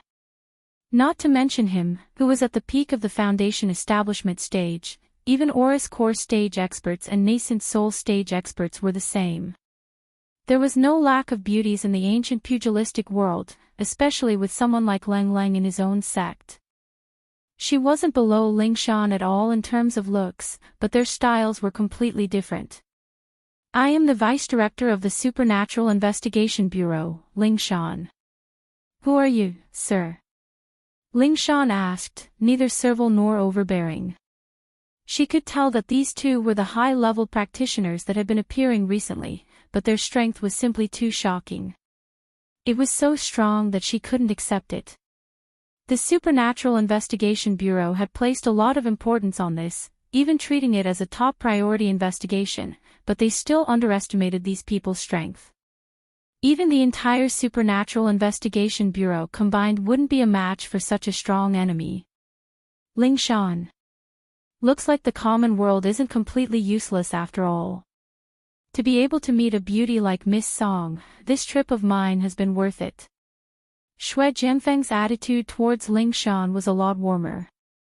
He said faintly, "I am Xue Jianfeng, from the Archaic Alliance." As he spoke, Xue Jianfeng purposely put on a nonchalant attitude. There was only Ling Shan in his eyes right now. As far as he was concerned, as long as he revealed his identity, a beautiful girl like Ling Shan would definitely bow down to him on the spot. The strong ruled, no matter where or when, this was a rule that would never change. Chapter 5064. Rumors had it that there was an even more ancient plane above the ancient plane, the primordial plane. This had always been a topic of discussion among the common practitioners, and while no one had ever been able to prove it, it was still a topic of discussion. In fact, almost everyone thought that the primordial plane was actually Sky-class Island. After all, they were both higher planes in the legends, and the names didn't seem to conflict at all. So, they thought that Sky-class Island and the primordial plane were the same place, just that no one had been there before. But now, after receiving the letter from Lin Yi, people like Ling Shan knew that Sky-class Island and the primordial plane were two completely different things. There weren't any primordial sects on Sky-class Island at all, and the structure of the 5 islands was completely different from what they'd imagined. There were no 5-element sect or everyday sect, and the similar named 5 elements commerce was created by Zhang Liju later on, completely different from the 5-element sect. As for where the legendary primordial plane was, or whether the primordial plane even existed, this was an unknown that could not be verified. But today, this super strong master that popped out of nowhere was saying that he was from the Primordial Alliance. Lingshan's subconscious reaction was that the Primordial Alliance was just a small part of Sky Class Island, and that was why Lin Yi didn't notice it before. After all, she couldn't think of any other place that had a master like this. "You're from Sky Class Island, sir?" Lingshan asked. "Sky Class Island?" Xue Jianfeng was startled when he heard that. Then, he immediately smiled. He couldn't help but have a mocking expression on his face. "You people of the secular world are ignorant. The Heaven Tier Island is just a rumor. How can there be a Heaven Tier Island in this world? The Primordial Alliance is the Primordial Alliance, don't mix them up." "Really?" Lingshan's expression turned weird. Lin Yi's letter had confirmed the existence of Sky Class Island. There was no doubt about it, this guy was saying that Sky Class Island was just a rumor. Did he really not know, or was he pretending not to know?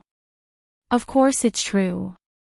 I know that the highest level of the mortal world is the ancient sections. Our archaic alliance is an independent existence above the ancient sections. We stand at the peak of the cultivation world. What Heaven Stage Island?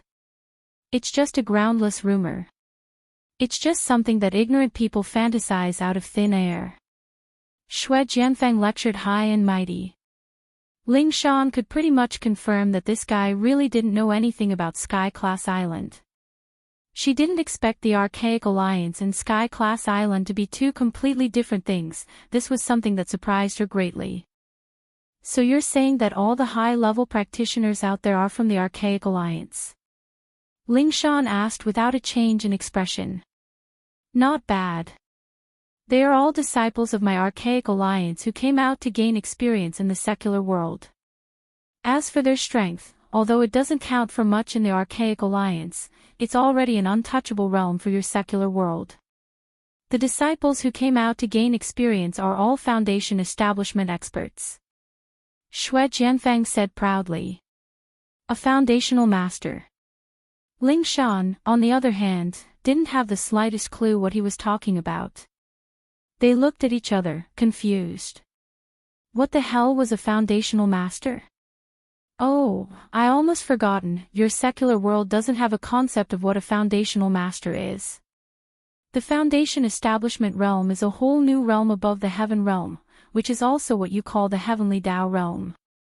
Xue Jianfeng's expression was like a city person looking at a country bumpkin. Heavenly realm.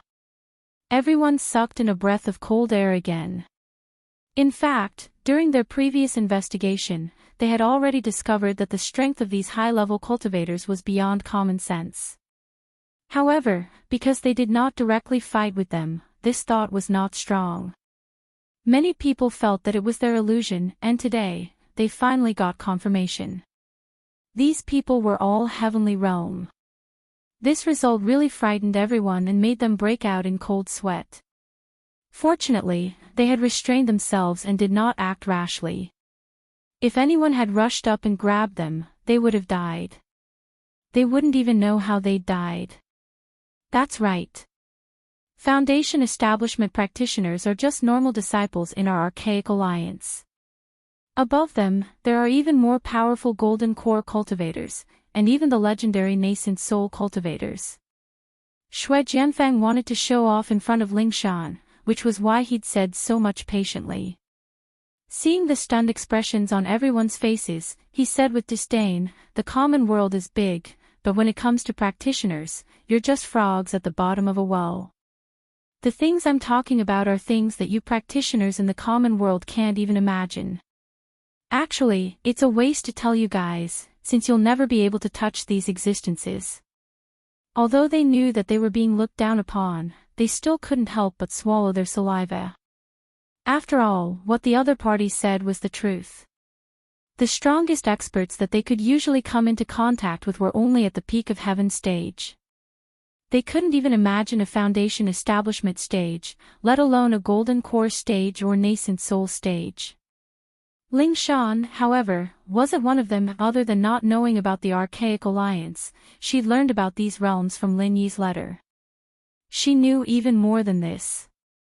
Listening to the other party's words, it seemed that nascent soul experts were the peak existences in the Archaic Alliance, but they were nothing in Heaven's Stage Island. There were many experts above the nascent soul stage. It seemed that the level of the Archaic Alliance was much lower than Heaven's Stage Island. Frog at the bottom of a well. He was probably talking about himself. He didn't even know about Sky-class Island, and yet he was acting like he was the number one in the Archaic Alliance. Wasn't he a frog at the bottom of a well? If that's the case, then the Archaic Alliance and us common practitioners should mind our own business. Then why are you here today, sir? Ling Shan asked. That's true. Our Archaic Alliance has a rule that we can't disturb the order of the common world. Otherwise, with all these Foundation establishment practitioners coming out to train, your common world would have been in chaos long ago. Shui Jianfang nodded high and mighty, finally getting down to business. We used to mind our own business, but things are different. We lost 2 disciples. What? Everyone was shocked. The Archaic Alliance was made up of Foundation establishment practitioners, and they were invincible in the common world. 2 of their disciples had died. Chapter 50-65. Everyone nodded. Their first thought was that the Archaic Alliance was fighting amongst themselves. Who else could kill a Foundation establishment practitioner other than themselves? I know it wasn't you guys, but what about other people? You're not trying to say that the department is in charge of all practitioners in the common world, are you? Shui Jianfang shook his head faintly. From what I know, there's never been anyone in the common world who's stronger than Sky-class full mastery.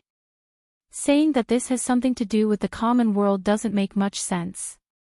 Ling Shan said, neither servile nor overbearing. This wasn't a child's play, it affected the entire common world, and she couldn't just admit it so easily. Don't be too confident. Of the 2 people who died in the Archaic Alliance, one was at the peak of the late Foundation establishment realm, while the other was at the late Foundation establishment realm. It's true that ordinary cultivators from the secular world wouldn't be able to kill them.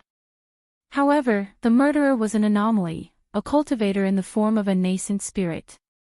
Since the Supernatural Investigation Bureau claims to be in charge of cultivators from the secular world, I believe you should have some files on this matter, said Shui Jianfang confidently.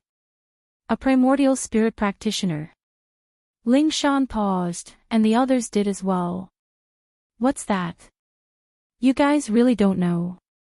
Shui Jianfang looked at their blank faces, surprised.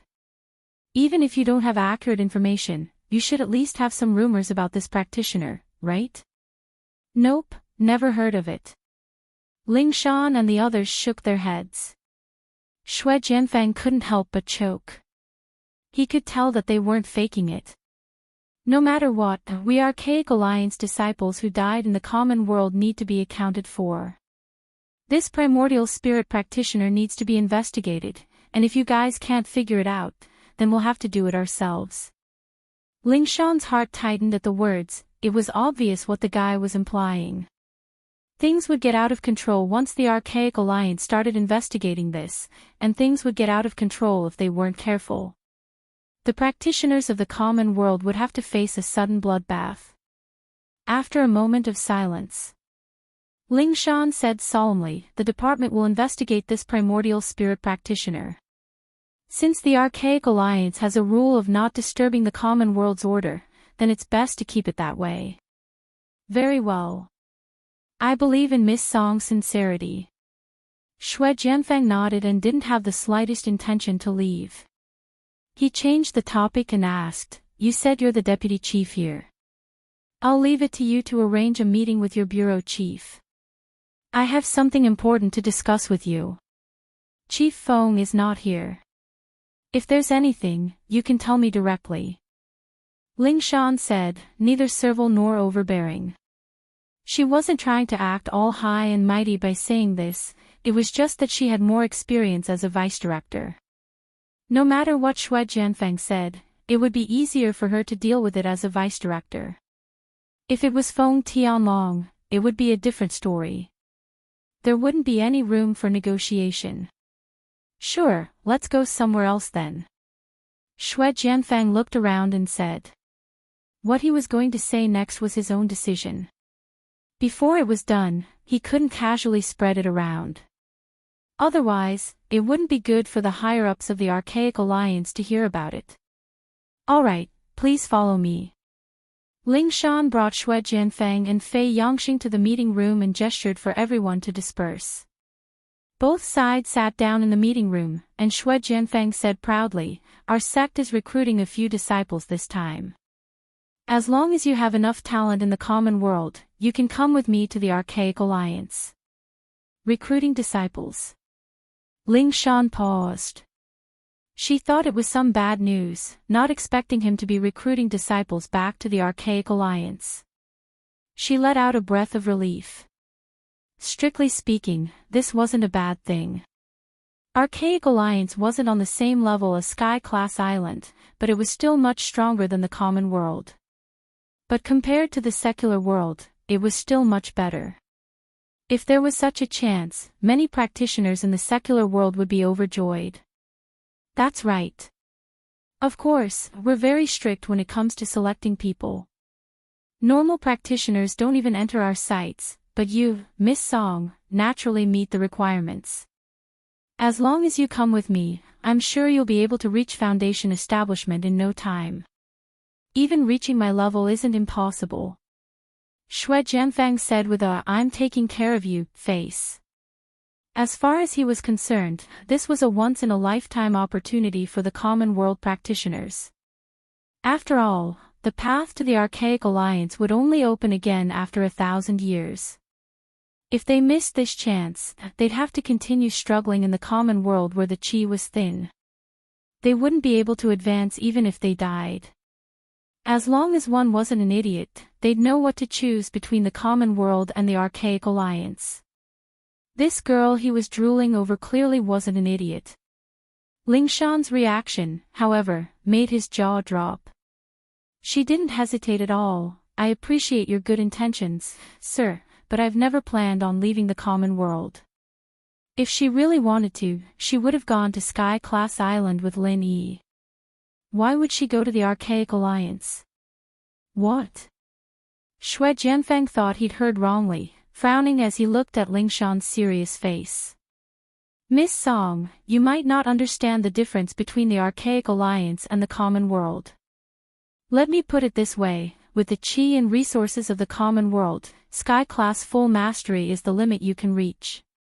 It doesn't matter if you're talented or not, but if you come with me to the Archaic Alliance, with the density of qi and resources there, you'll be able to reach the next level without a hitch. Think about the difference before you speak." As far as he was concerned, all practitioners would do everything they could to increase their strength, and some would even kill their loved ones for it. There was no way Ling Shan wouldn't do something like that, unless she was out of her mind. "It's fine, I've thought about it." "Thank you," Ling Shan rejected decisively. Seeing that Ling Shan was a rare beauty, Xue Jianfang purposely lowered his attitude, but now that he was rejected, his face darkened. "Miss Song, my sect is one of the top sects in the Archaic Alliance. With my help, you'll have a great training environment. This is something no one else can give you. This concerns your future, and it's best if you don't make a decision casually, or you'll regret it for the rest of your life." Chapter 5066.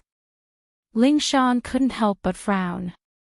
She'd already said that she wasn't going, so why was this guy still bugging her? Was everyone in the Archaic Alliance like this? She had to go if they liked her, and she couldn't even say no. Wasn't that a little too overbearing? You don't have to make a decision in a rush. We won't be returning to the Archaic Alliance for a while anyway. You can tell me your answer the next time I come. I believe that Miss Song is a smart person, and you won't disappoint me. Xue Jianfang put away his anger and smiled faintly. He also knew that he couldn't push her too hard. After all, going too far was as bad as not going far enough. He guessed that the reason why the other party rejected him was because it was too sudden and she wasn't mentally prepared. She might even have doubts about what he said before. When the other party figured out all these things, she would naturally know what to do. Ling Shan didn't say anything, but since the guy had already put it that way, she couldn't go back on her attitude. She could drag this out for as long as she could, and she'd just reject him when the time came. The most important thing right now was to find someone to discuss a countermeasure with, just in case she got caught off guard by the Archaic Alliance. I'll be taking my leave then. I hope Miss Song can think about this. Oh, right, don't forget about the spirit practitioner. Xue Jianfang said with Fei Yongxing as he left. It seemed like he was surprisingly easy to talk to, but Jianfang was actually taking a step back in order to advance. To be honest, he didn't believe that the department would be able to find that spirit practitioner. This way, he'd come back in a few days and he'd be able to use this as a pretext. At that time, he'd just have to make things difficult for Ling Shan, and she'd have to listen to him obediently. At the same time, he'd find some decent practitioners from the common world and bring them along.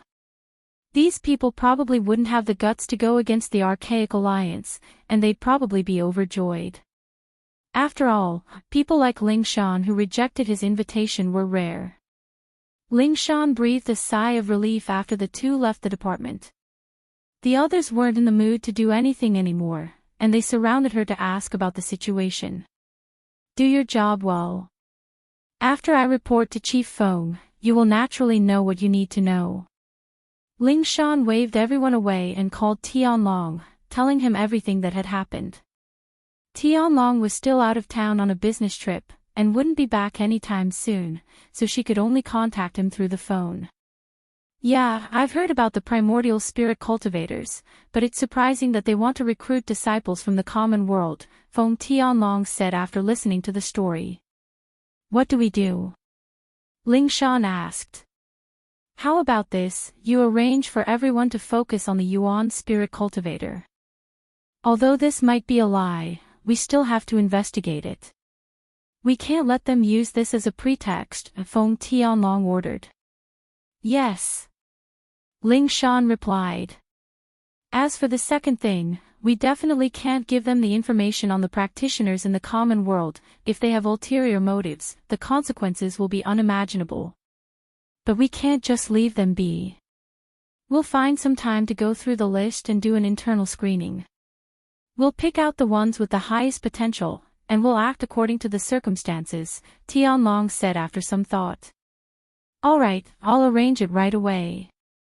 Ling Shan hung up and gathered all the members of the investigation department, starting a targeted search for the practitioner. Everyone knew that the chances were slim, but they had no choice but to try as much as they could in a situation like this. After making the arrangements, Ling Shan didn't stay in the department and went to the villa in the Shuashang district. She had to report this to Chen Tian and the others. Chen Tian and the others jumped in fright when they received the news, dropping everything they were doing without hesitation. By the time Ling Shan pushed open the door, everyone was already there. What Ling Shan didn't know was that after she walked in, two figures appeared in the bushes not far behind her. It was Xue Jianfang and Fei Yongxing. With their strength, it was a piece of cake for them to follow someone in the common world. Even a sky class like Ling Shan wouldn't be able to detect them. Interesting, there's actually so many sky class masters in this place. Looks like this Ling Shan's background isn't simple at all. No wonder she rejected my invitation.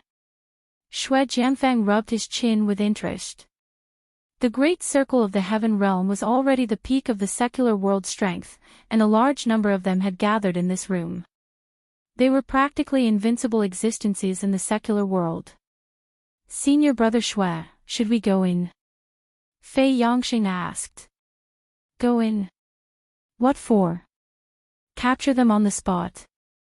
We're here to recruit disciples, not kidnap. Use your brain. Xue Jianfeng glanced at him faintly. Some of them look quite talented. Let's write them down first, we'll just ask for them next time. Yes, Senior Brother Xue, you're the wise, with senior brother Shui here personally, these disciples will definitely be much better than the other sections. The head will definitely remember this, senior brother Shui, Fei Yangxing said respectfully. Shui Jianfang's face immediately became a bit more complacent. He didn't do this for the sake of making a contribution.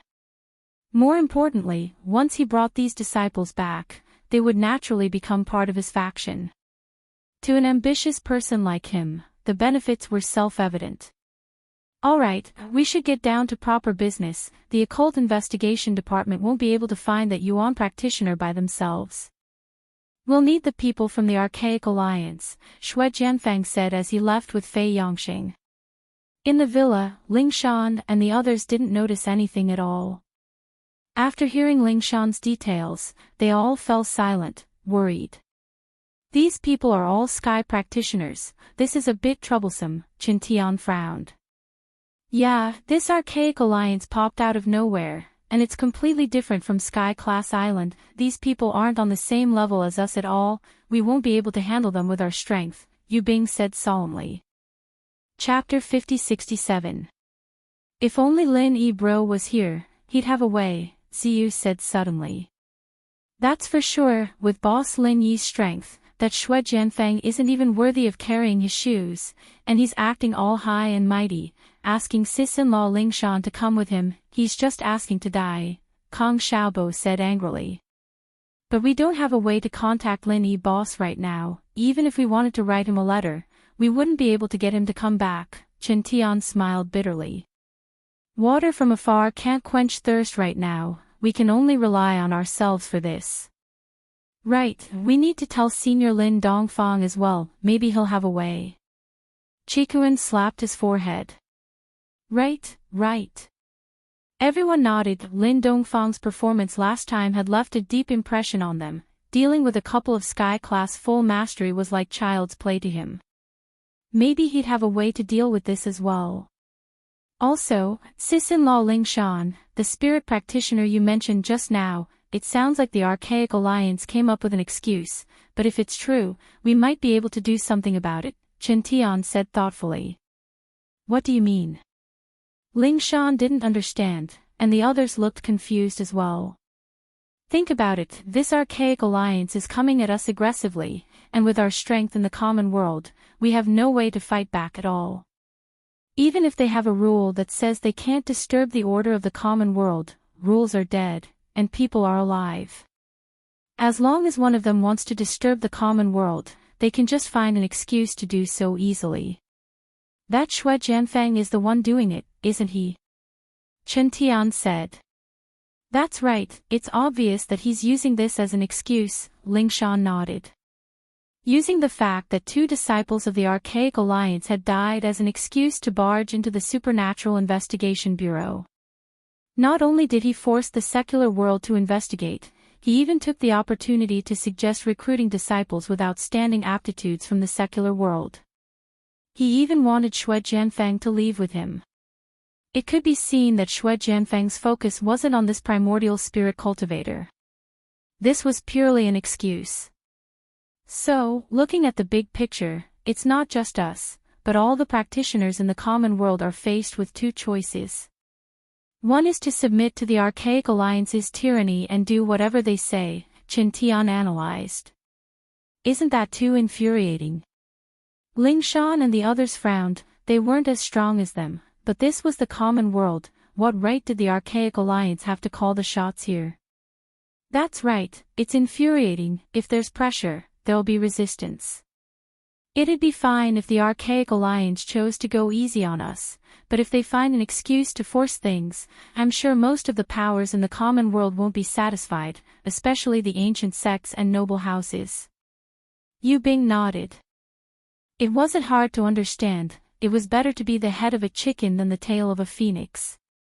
These people used to be the masters of the common world, but suddenly they had to bend their knees and listen to someone else's orders. This wasn't something they could get used to in a short amount of time. Unless the Archaic Alliance went all out and massacred all the powers in the common world, that was the only way they'd be able to intimidate everyone. Fortunately, there weren't any signs of that happening yet. Then we only have the second option. Of course, we don't have the strength to do that, so we can only try our best to work with them on an equal footing instead of obeying them without any principles. Chen Tian sighed. Equal footing. Is that even possible? Everyone couldn't help but look at each other in dismay. The premise of an equal cooperation was that both sides had to be on the same level.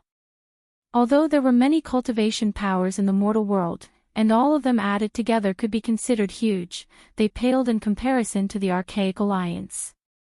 There was practically no comparison. It doesn't sound very reliable, but it's not impossible if you think about it. Think about it, if the Supernatural Investigation Bureau were to unite all the powers in the common world, everyone would be on the same side. Even the archaic alliance wouldn't be able to let their guard down, right? Chen Tian said. That's right. That's a good suggestion. Usually, it's not very practical to unite all the powers, but this is a special situation. The Occult Investigation Department might be able to take the lead. Yu Bing agreed. All right, I'll discuss this with Chief Feng. We'll do it as soon as possible. Ling Shan nodded, but was still a little worried. But even so, our individual strength is still too far away from the archaic alliance. It'll be hard for us to fight for the right to speak, right? After all, strength determined the right to speak. Being strong in the common world, they could at most guarantee a chance to talk, but when it came to specific matters, their individual strength wouldn't have the right to speak, and they'd still be at a disadvantage. To put it bluntly, a group of kids wouldn't be able to change their weak position in front of the adults. Even if they fought on the spot, they'd only get beaten up. Even if they fought for a chance to talk, they'd still be led by the nose by the adults. What if that primordial spirit practitioner is one of us? Chen Tian asked. Everyone froze at the words, only reacting after a long while. Yu Bing clapped his hands. Old Wu, you're good. Not bad, not bad. If that primordial spirit practitioner really exists, then he's definitely not from the archaic alliance. He's very likely a part of the common world, it's just that we've never paid attention to him before. Plus, he has a grudge with the archaic alliance, so it shouldn't be too hard to get him on our side. Since this primordial spirit practitioner can kill two of them, he must be very strong. I'm sure he'll be a threat even to them. That'll make things easier. Chikuan nodded. This was like a group of children suddenly appearing out of nowhere and being able to beat up the adults. Even if the adults still had the advantage, at least they wouldn't dare to be as unscrupulous as before. After all, if they really forced the other party into a corner, they would flip the table and get beaten up. You're right, even if we can't find this primordial spirit practitioner, we still have Senior Lin Dongfang. At least we'll be able to hold the fort. Kong Xiaobo added. Chapter 5068. Lin Yi wouldn't know whether he should laugh or cry if he'd heard this discussion, but he'd really have to give them a big thumbs up for their foresight. It had been 3 years, and Ling Shan and the others had matured quite a bit. They were able to keep their cool in a situation like this, and their strategies were organized and organized. They were starting to look like generals now. After the discussion, unless there was something urgent, everyone else stayed in the villa. This was a critical time, and it wasn't enough to just leave 1 or 2 people behind. They had to gather everyone's strength to defend the villa. After all, the Archaic Alliance's people were all Sky Dao practitioners, and any one of them would be powerful. Just the few of them alone wouldn't be enough. Ling Shan, on the other hand, went back to the investigation department to look for the primordial spirit practitioners while discussing with Tianlong. They were preparing to form an alliance of the common world sects, and the first thing she needed to do was to contact the ancient sects and warn them not to get into conflict with the Archaic Alliance. At the same time, she wanted to test out what the alliance would be like. The reactions of the ancient sects were almost the same. Other than expressing their gratitude to the Supernatural Investigation Bureau for the reminder, they were somewhat ambiguous about the matter of unifying the front line. They also knew that at this point, uniting was the best choice, but after all, it was a matter of great importance, and the sects had to discuss it for a while. The most important thing was, who would be the leader after unifying the front line. In any alliance in the history of practitioners, fighting for power and profit was the mainstream. The investigation department was the best choice, and there wouldn't be much opposition from the common world or the hidden world, but these ancient sects were different. It was impossible to make them lower their heads unless someone as strong as Lin Yi came out. Ling Shan couldn't help but feel a little impatient. At this rate, she didn't know how long it'd take for them to form a united front, especially if the Archaic Alliance found out about this and split them up.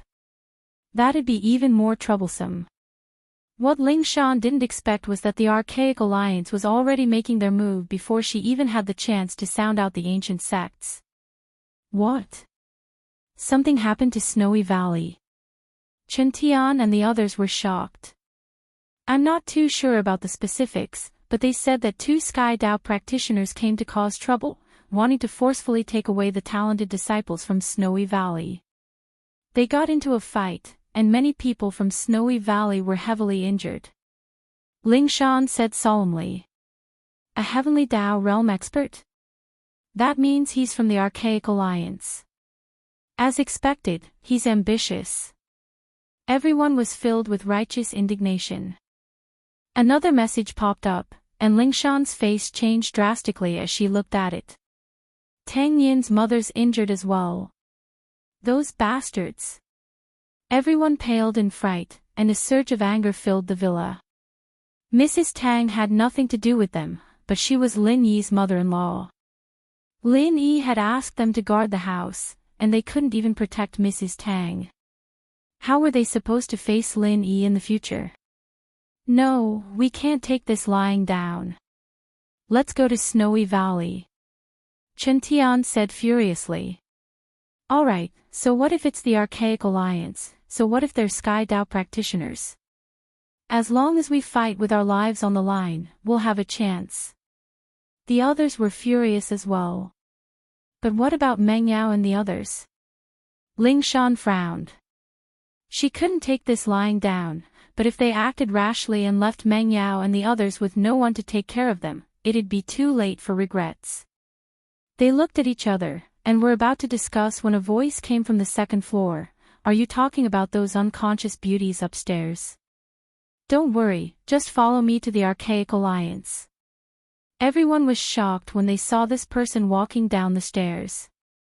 They surrounded him as if they were facing a great enemy. Chen Tian shouted coldly, Who are you? How did you get in here? Who am I? Didn't she introduce you?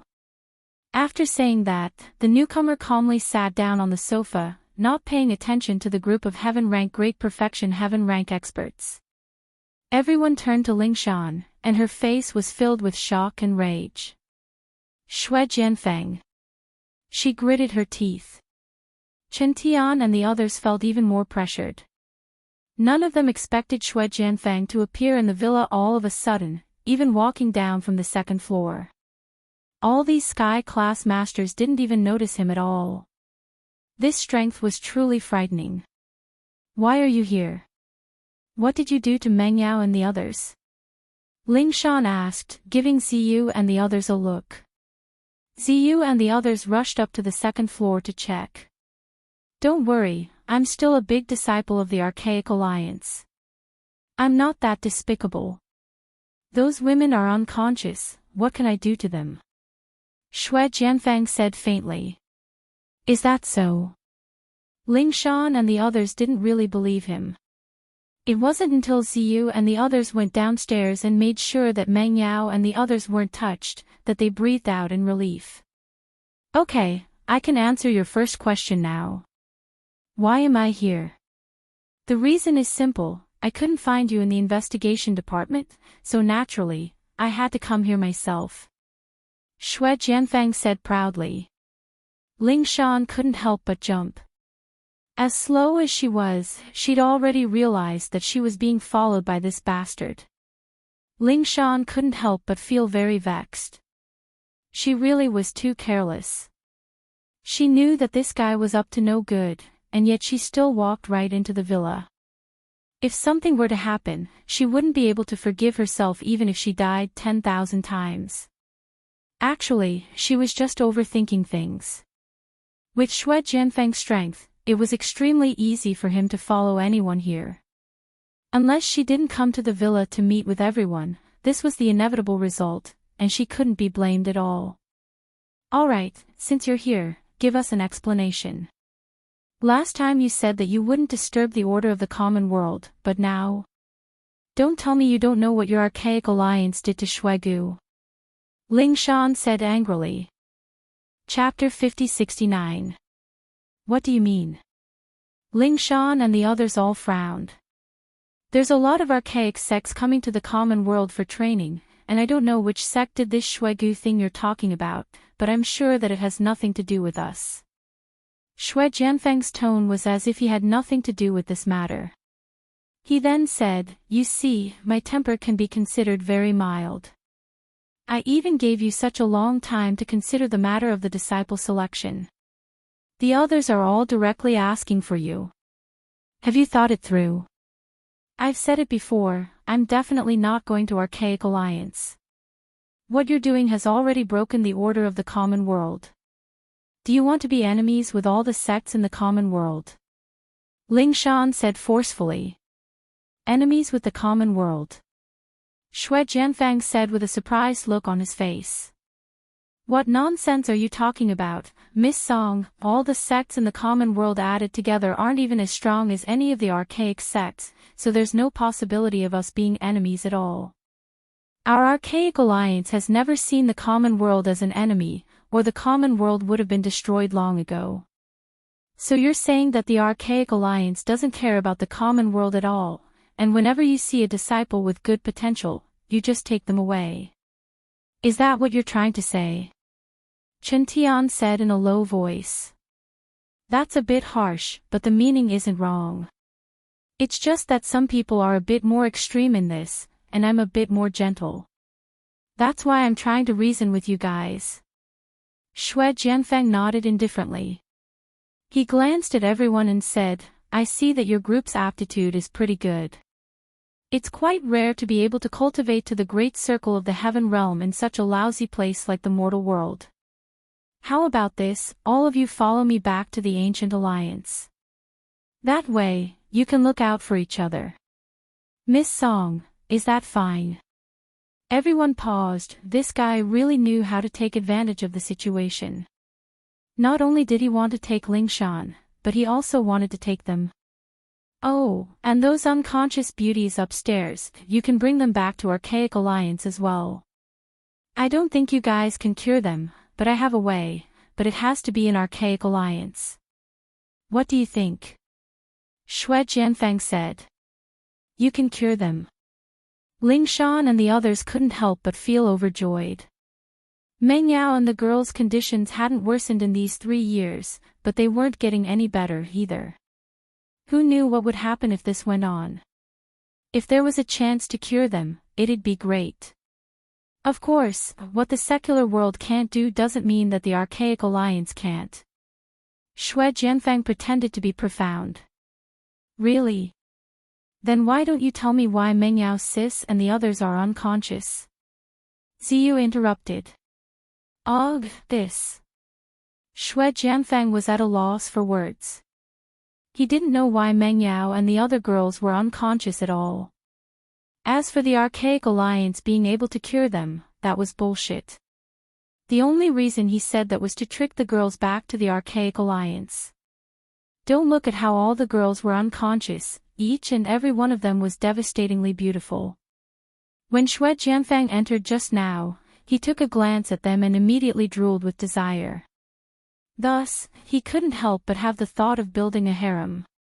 If he brought all these beauties back, that scene would simply make him unable to stop even thinking about it. See, I knew you were a liar. Ziyu crossed her arms and smiled coldly. Ling Shan and the others reacted as well, glaring at Shui Jianfeng. They were too worried, and seeing his expression, they knew that he was up to no good.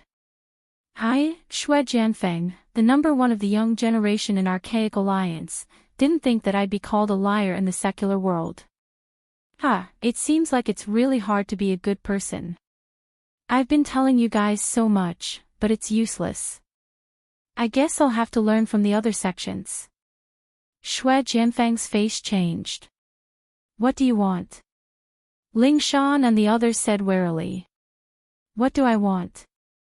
Needless to say, I'll take you away forcefully today. I'd like to see who dares to say no. Xue Jianfeng's embarrassment turned into rage, and his attitude changed as he reached out to grab Ling Shan. Ling Shan panicked at the sight, quickly retreating to dodge. Chen Tian and the others all charged forward, but their speed couldn't compare to Xue Jianfeng's full mastery. With just a bit of strength, Xue Jianfeng was already at Ling Shan's side, grabbing her arm. I'll take you back to Archaic Alliance right now. Let's see who can stop me. Xue Jianfeng laughed loudly. But before he could finish laughing, the person he grabbed looked at him like he was a pervert.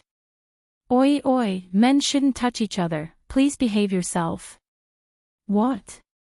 Xue Jianfeng froze. The voice belonged to a man, and it turned out that he wasn't grabbing Ling Shan at all. It was a man's arm, and this person wasn't even in the villa at all. Who are you?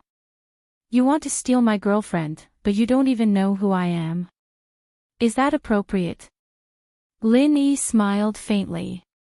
Lin Yi. Ling Shan and the others froze, rubbing their eyes and even pinching themselves to make sure they weren't dreaming before rushing up to Lin Yi. Never in their wildest dreams would they have thought that Lin Yi would come back at a time like this. Guys, I'm back. Leave the rest to me. Lin Yi turned around with a smile. He had a lot of things he wanted to say, but it was better to get rid of this fly first. He's a sky practitioner from Archaic Alliance. You have to be careful, boss.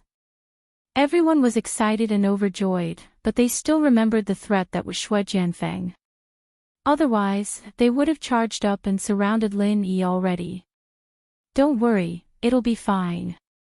Lin Yi smiled, not minding it. In fact, it was thanks to Fei Yangxing that he was able to rush back in time this time. Originally, he would not have come back so quickly.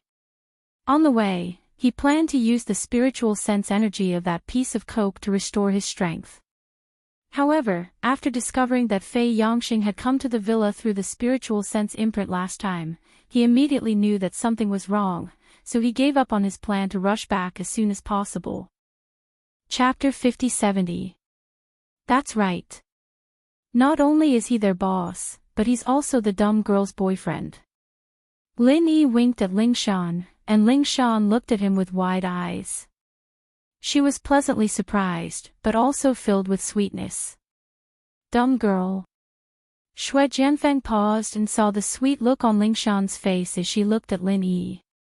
He couldn't hold back his anger and smiled coldly. I don't care what kind of bullshit boyfriend you are, I'm taking Miss Song with me today. Anyone who tries to stop me will die. With that, Xue Jianfeng's body flashed once more as he pounced towards Ling Shan, only to bump into Lin Yi, who had suddenly appeared in front of him. His face changed drastically as he staggered, barely managing to stop himself. Your Archaic Alliance isn't a gangster alliance, is it? Why are all of you like this, trying to steal the good stuff, fuck the pretty girls? We're all civilized people, can't we have some morals? Lin Yi said, speechless. You're calling me a gangster? Xue Jianfeng's face was green. That's right, and I don't have a good temper. My hands always itch when I see gangsters, so there's no helping it. I'll have to trouble you. Lin Yi said as he took a step forward and slapped Jianfeng's face. Slap. The slap was crisp and clear, and Jianfeng couldn't help but be stunned. He touched the red palm print on his face in disbelief, his expression turning savage. You dare hit me? Didn't anyone teach you to hit people to death? You're so weak, you don't even know how to hit people. The common world is full of trash. Oh. You think I'm weak? This is the first time I've heard such a ridiculous request in my life. You're from the Archaic Alliance, after all, and I wanted to save you some face. Since that's the case, I won't hold back. Lin Yi shrugged and slapped him again. Bang! Jianfeng fell down on the spot, his entire body sinking into the floor, unable to get up for a long time. It seems the Archaic Alliance isn't that great. They can't even take a beating. How can they be so thin-skinned? Lin Yi smiled faintly. He hadn't been idling on the train for the past 2 days. With the help of the starring charcoal's majestic divine sense energy, his strength had already risen to the great circle of Foundation establishment. Dealing with Xue Jianfeng, who was also at the great circle of Foundation establishment, couldn't be any easier. Even though his current primordial spirit could not fight enemies of a higher level than his main body, it was still an invincible existence in front of experts of the same level as him. However, what made Lin Yi a little regretful was that he didn't know why his strength had stopped at the Foundation establishment great perfection. It was almost impossible for him to recover to the gold core stage. He didn't know what was missing. Fortunately, for now, the strength of the Foundation establishment great perfection was enough. Ling Shan and the others cheered at the scene. They had absolute confidence in Lin Yi's strength, but Xue Jianfeng was no ordinary person. Even they didn't expect this Sky Dao practitioner to be so weak in front of Lin Yi. It took him a long time to get up, and he quickly took a few steps back when he saw Lin Yi in front of him. Just who are you? He's that primordial spirit practitioner. Sun Baimei and the others died in his hands.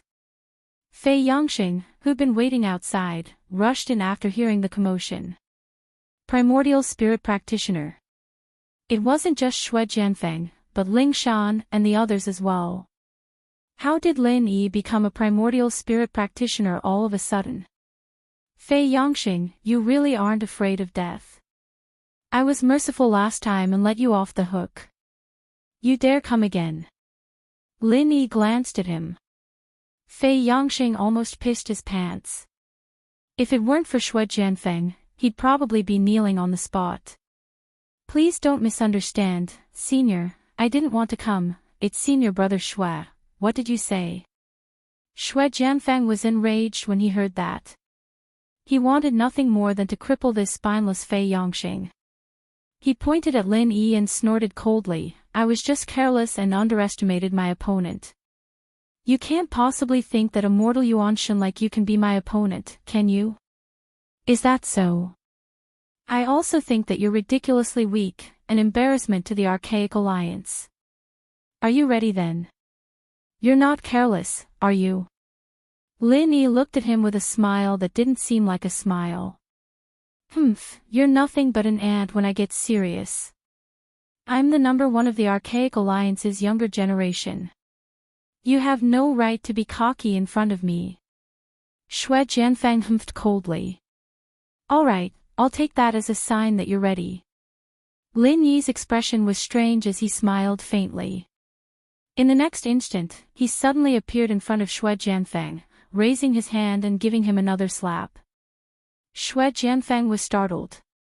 With his strength, he didn't even see how Lin Yi got there, and by the time he reacted, Lin Yi's slap was already on his face.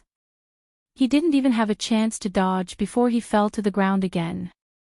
You said you didn't use enough strength the first time, and you said you weren't ready the second time. What excuse do you have for the third time? Lin Yi looked at him, calm and unruffled. Ling Shan and the others couldn't help but burst out laughing at the scene. They'd all been pressured by Xue Jianfeng to the point where they couldn't even breathe, and now Lin Yi was back and things turned out like this. How satisfying! It took Xue Jianfeng a long time to crawl up from the ground with great difficulty. The 3 consecutive slaps were all on the right side of his face. At this moment, the right side of his face was already very swollen. Even his mother wouldn't be able to recognize his pig face. You. Just who are you? Xue Jianfeng would be an idiot if he still didn't realize that he'd run into someone strong. The first 2 times he'd been able to use carelessness as a cover, but the third time was a different story. He had clearly dodged with all his strength, but an indescribably powerful and mysterious true chi suddenly pressed him to the ground, and even the true chi in his body was forcibly suppressed to the point of disorder. The key point was, he could vaguely hear a low and deep dragon roar. This result left him horrified. His opponent seemed to have the aura of a peak foundation establishment cultivator, while he was clearly the strongest peak foundation establishment cultivator in the Archaic Alliance. But in front of this person, he didn't have the slightest ability to fight back. Just where did this person come from? He couldn't possibly be from the mortal world, could he? Chapter 50-71. Don't go too far. Shui Jianfang held his right cheek, raging. His left cheek, which was the only part that wasn't damaged, was now green and red. He saw that Lin Yi was about to slap him again, and he quickly retreated 10 meters away. Luckily, the living room was big enough, or he wouldn't be able to escape. Go too far. You're the one who's going to steal my girlfriend, and you still have the face to say that. Lin Yi was amused at the look on his face. He crooked his finger. Come here, I promise I won't kill you. We don't know who's going to kill who yet. Snow sword, unsheath. Shui Jianfang roared, and a soft sword that was wrapped around his waist was unsheathed, piercing towards Lin Yi at a speed that was hard to see with the naked eye. The surrounding temperature dropped drastically, and everyone had goosebumps all over their bodies. Shui Jianfang wasn't just for show, after all. His title as the strongest foundation perfection practitioner in the Archaic Alliance wasn't just for show. Other than the difference in strength, he was also trying to numb Lin Yi's senses. Now that his qi was flowing smoothly again, he revealed his true strength. Ling Shan and the others were all shocked at the scene. This guy could actually control a sword from afar. This was a legendary skill. They all broke out in cold sweat for Lin Yi. Lin Yi, on the other hand, didn't feel anything at all. As long as the qi release was strong enough, controlling a sword from afar wasn't difficult at all. The sword technique was the deciding factor. Shui Jianfang was just a foundation perfection practitioner, and to Ling Shan and the others, he was nothing in Lin Yi's eyes. He'd seen Lu Ziyu's sword skills with his own eyes, and compared to him, this Shui Jianfang wasn't even worth looking at. He wasn't even worthy of his attention. However, for some reason, Shui Jianfang's sword technique gave him a feeling of déjà vu, as if he had seen it somewhere before. However, he couldn't think of a reason, and could only shake his head. The flexible sword pierced straight towards Lin Yi's face. If it was Lin Yi's original body, even if he let it stab freely, Shui Jianfang's sword probably wouldn't be able to break through his Xinqi defense. However, Lin Yi was only a primordial spirit of Foundation Establishment Great Circle. Even if he had the upper hand in terms of strength, he didn't dare to be so careless. Lin Yi's figure flashed and reappeared. In an instant, he had easily thrown the flexible sword behind him. Then, he did not stop and directly pounced towards Shui Jianfang, who was in the opposite corner of the wall. He raised his hand as if he was going to give him another slap. Wait, aren't you afraid that I'll kill them? Shui Jianfang smiled viciously. He was still in the air, and while it was difficult to kill Lin Yi, if he were to change his target to Ling Shan and the others, he'd definitely be able to kill them all. Ling Shan and the others' faces changed when they heard that. With their strength, there was indeed no way they could dodge. All of them started cursing the guy for being shameless. You guys forced me to do this, refusing a toast only to drink a forfeit. Shui Jianfang laughed coldly as he pointed at Lin Yi. If you really think there's something, you'd better kneel down and apologize. Who knows, I might let them go. Otherwise, He didn't expect that Lin Yi wouldn't care at all, slapping him in the face without hesitation, not forgetting to mock him. It's not wrong to have a low IQ, but if you have to come out and embarrass yourself, then that's your fault. This guy was a madman. Shui Jianfang jumped in fright at the scene. He thought that Lin Yi wouldn't just let these women and lackeys be slaughtered. Even if it was just an act to win their hearts, he'd at least be able to find a chance. Who would have thought that Lin Yi didn't care about these people's lives at all? Fine, since you're forcing me to die, then I'll let all of them die with me. Shui Jianfang gritted his teeth and swore.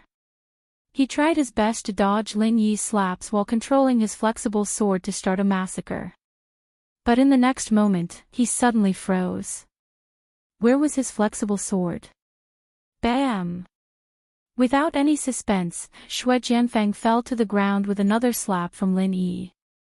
This guy was still searching for his soft sword with all his might, and finally found a pile of scattered metal shards on the ground. His mind went blank as he mumbled in disbelief. How did this happen? He'd been manipulating the sword from a distance, and the speed of the sword was so fast that it made one's hair stand on end. Lin Yi had only dodged the first slash, and then came straight at him. How did the sword break like this? Hard to understand. Such a normal sword technique, and you're playing with it from afar. I can just use a wave of killing intent to take care of it. This isn't your trump card, is it? Lin Yi curled his lips as he looked at Shui Jianfang's soulless face. Shui Jianfang spat out a mouthful of blood, furious and shocked. He'd suffered too much today. Why do I suddenly feel like this guy's a bit pitiful? Ziyu's lips curled up. He's kicked a metal board, acting all high and mighty in front of boss Lin Yi. Doesn't he know how to look at himself in a puddle of piss? Does he really think he can act all high and mighty in Archaic Alliance? That's like he hasn't seen the world.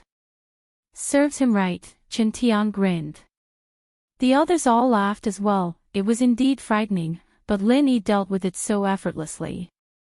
Such a miraculous move made them all excited. Lin Yi smiled as well. It had been 3 years, and they hadn't changed at all. He couldn't help but feel emotional as he thought of the girls on the second floor. 3 years had passed, and he still hadn't found a way to cure them. His strength had increased a lot, but he still hadn't seen Zhang Liju. How much longer could they wait for him? While everyone was talking and laughing, Shui Jianfang, who was on the ground, suddenly moved. However, this time, he did not think of a desperate counterattack. That was simply wishful thinking. At this moment, he only had one thought, and that was to escape from this villa. He was giving it his all to run for his life. He shot out like a cannonball towards the nearest window. Ling Shan and the others gasped. If Shui Jianfang were to make it back and add fuel to the fire in front of the Archaic Alliance, it had become a world war between the Archaic Alliance and the Common World sects. Chapter 5072. Since you're so dishonest, I'll have to be a bit more ruthless to keep you in line. Lin Yi smiled coldly as he stomped down on Shui Jianfang, who screamed in pain. His entire body was in shock. Lin Yi's stomp didn't just cause him pain, it crushed his dantian. Even the strongest practitioner would be a cripple if their dantian was destroyed. Shui Jianfang's life would be over if he didn't have some sort of miracle in the future. The cries of pain didn't stop, and even the security guards were alerted. Lin Yi picked up a piece of cloth and stuffed it into Shui Jianfang's mouth, and only then did Shui Jianfang calm down. He lay on the ground in despair, not moving an inch. There was no longer any of the confidence and arrogance he had before. Even his eyes were filled with despair. Dumb girl, get someone to bring him back to the secret investigation department and lock him up. Use whatever methods you need, and get as much information as you can about the Archaic Alliance. See what they're up to, there's no need to go easy on scum like him. Lin Yi turned to Ling Shan. Oh. Ling Shan was just staring blankly at Lin Yi, only coming back to herself when everyone's weird gazes landed on her. She quickly used the excuse of making a phone call to hide. You're a vice director now, but you're still so dumb after 3 years. Lin Yi smiled, speechless. His eyes landed on Fei Yongxing. Fei Yongxing was scared out of his wits. Yin Jiping and Sun Baimei had been killed by Lin Yi, and now it was Xue Jianfeng, who was even stronger than him. Lin Yi's strength was already deeply ingrained in his mind, and he couldn't bring himself to resist at all with his foundation intermediate stage strength. Mercy, Senior. I really had nothing to do with this. I was only forced to be his driver. I didn't do anything. Senior, please don't cripple me. I surrender, I surrender. Fei Yongxing's kneeling posture was still perfect. His heart, on the other hand, was terrified. After all, Lin Yi had let him go last time, and now he was in Lin Yi's hands again. Even if he didn't do anything to Ling Shan and the others, who knew what Lin Yi was thinking? In fact, Lin Yi didn't intend to start a massacre. Seeing that the man was so sensible, he nodded and said, "All right, you can stay with me. We'll have to deal with people from the Archaic Alliance in the future. I just happen to be lacking an internal guide." Yes, yes. Thank you for your mercy, thank you for your mercy. Fei Yongxing was overjoyed. As long as he could keep his life and his dantian, everything else was negotiable. Being Lin Yi's follower and guide was a little like defecting to the enemy, but the Archaic Alliance didn't have much higher standards for morality compared to the common world, especially when it came to something like his life and dantian. There was no need to make a choice. Xue Jianfeng was crippled, and Fei Yongxing surrendering. This sudden storm had finally come to an end. Ling Shan and the others finally had the chance to surround Lin Yi. Looking at these familiar faces, Lin Yi couldn't help but feel a surge of warmth in his heart. Starting from Ling Shan, everyone gave him a bear hug, regardless of gender. To him, everyone here was his family. These 3 years, it's been hard on everyone. Lin Yi said emotionally. "Boss, what are you talking about? This is what we should be doing. There's nothing hard about it." Chen Tian said. "Yeah, boss, you're still treating us like outsiders. You're breaking our hearts." Yu Bing, Qikuan, and the others joined in. Fine, fine, fine. I said the wrong thing, alright. Who asked you guys to be on the same boat as me? You deserve to die from exhaustion, alright. Lin Yi raised his hands in surrender. That's more like it. Chen Tian and the others smiled. Lin Yi didn't know whether to laugh or cry when Ziyu suddenly came over and sniffed Lin Yi from head to toe. She frowned. "Lin Yi bro, what's that smell on you? You're not looking for women again, are you?" "Ha." Lin Yi paused. Seeing Ling Shan and the others trying to stifle their laughter, he realized that he was a Yuan Xin. How could he smell like that? He was almost tricked by this girl. The reunion didn't last long, however, because Ling Shan suddenly remembered the news she just received. She quickly told Lin Yi about what happened in Snowy Valley and how Mrs. Tang was injured. "How dare you!" Lin Yi was in a good mood, but he was furious after hearing this. "Time is of the essence, I'm going to Snowy Valley right now. You guys wait here for me." "All right." Everyone nodded. After seeing the fight between Lin Yi and Xue Jianfeng, they knew that they weren't strong enough to help. Lin Yi, on the other hand, would be able to do what he could if he went himself. Lin Yi was about to leave when he thought about it and went to the second floor to check on the unconscious girls. He felt their pulses one by one and breathed a sigh of relief when he realized that there were no changes. In a situation like this, the fact that there were no changes was good news. His main body was already a mystic ascension early phase, and once he became a magnate, Lin Yi believed that his chances of finding Zhang Liju would be much higher. Zhang Liju might be mysterious, but if they were at the same level, then their activity areas would overlap. Naturally, they would run into each other. He believed that as long as he could find Zhang Liju, the girls would be saved. Coming out of the villa, Lin Yi had Fei Yongxing with him. He was still the driver, but he was driving for Xue Jianfeng, and now the boss was Lin Yi. What surprised Lin Yi was the fact that Fei Yangxing's driving skills weren't bad at all. He didn't care about the traffic rules at all, but his speed was really fast. It was supposed to be a private car, but Fei Yangxing was able to turn it into a super sports car like he was on steroids. Lin Yi was speechless at the thought. But his driving style was to Lin Yi's liking. Lin Yi wanted to get to Snowy Valley as soon as possible. If this guy drove like a snail, he'd have to do it himself. This saved him a lot of energy. "What's your relationship with that Xue Jianfeng?" Lin Yi asked from the front passenger seat.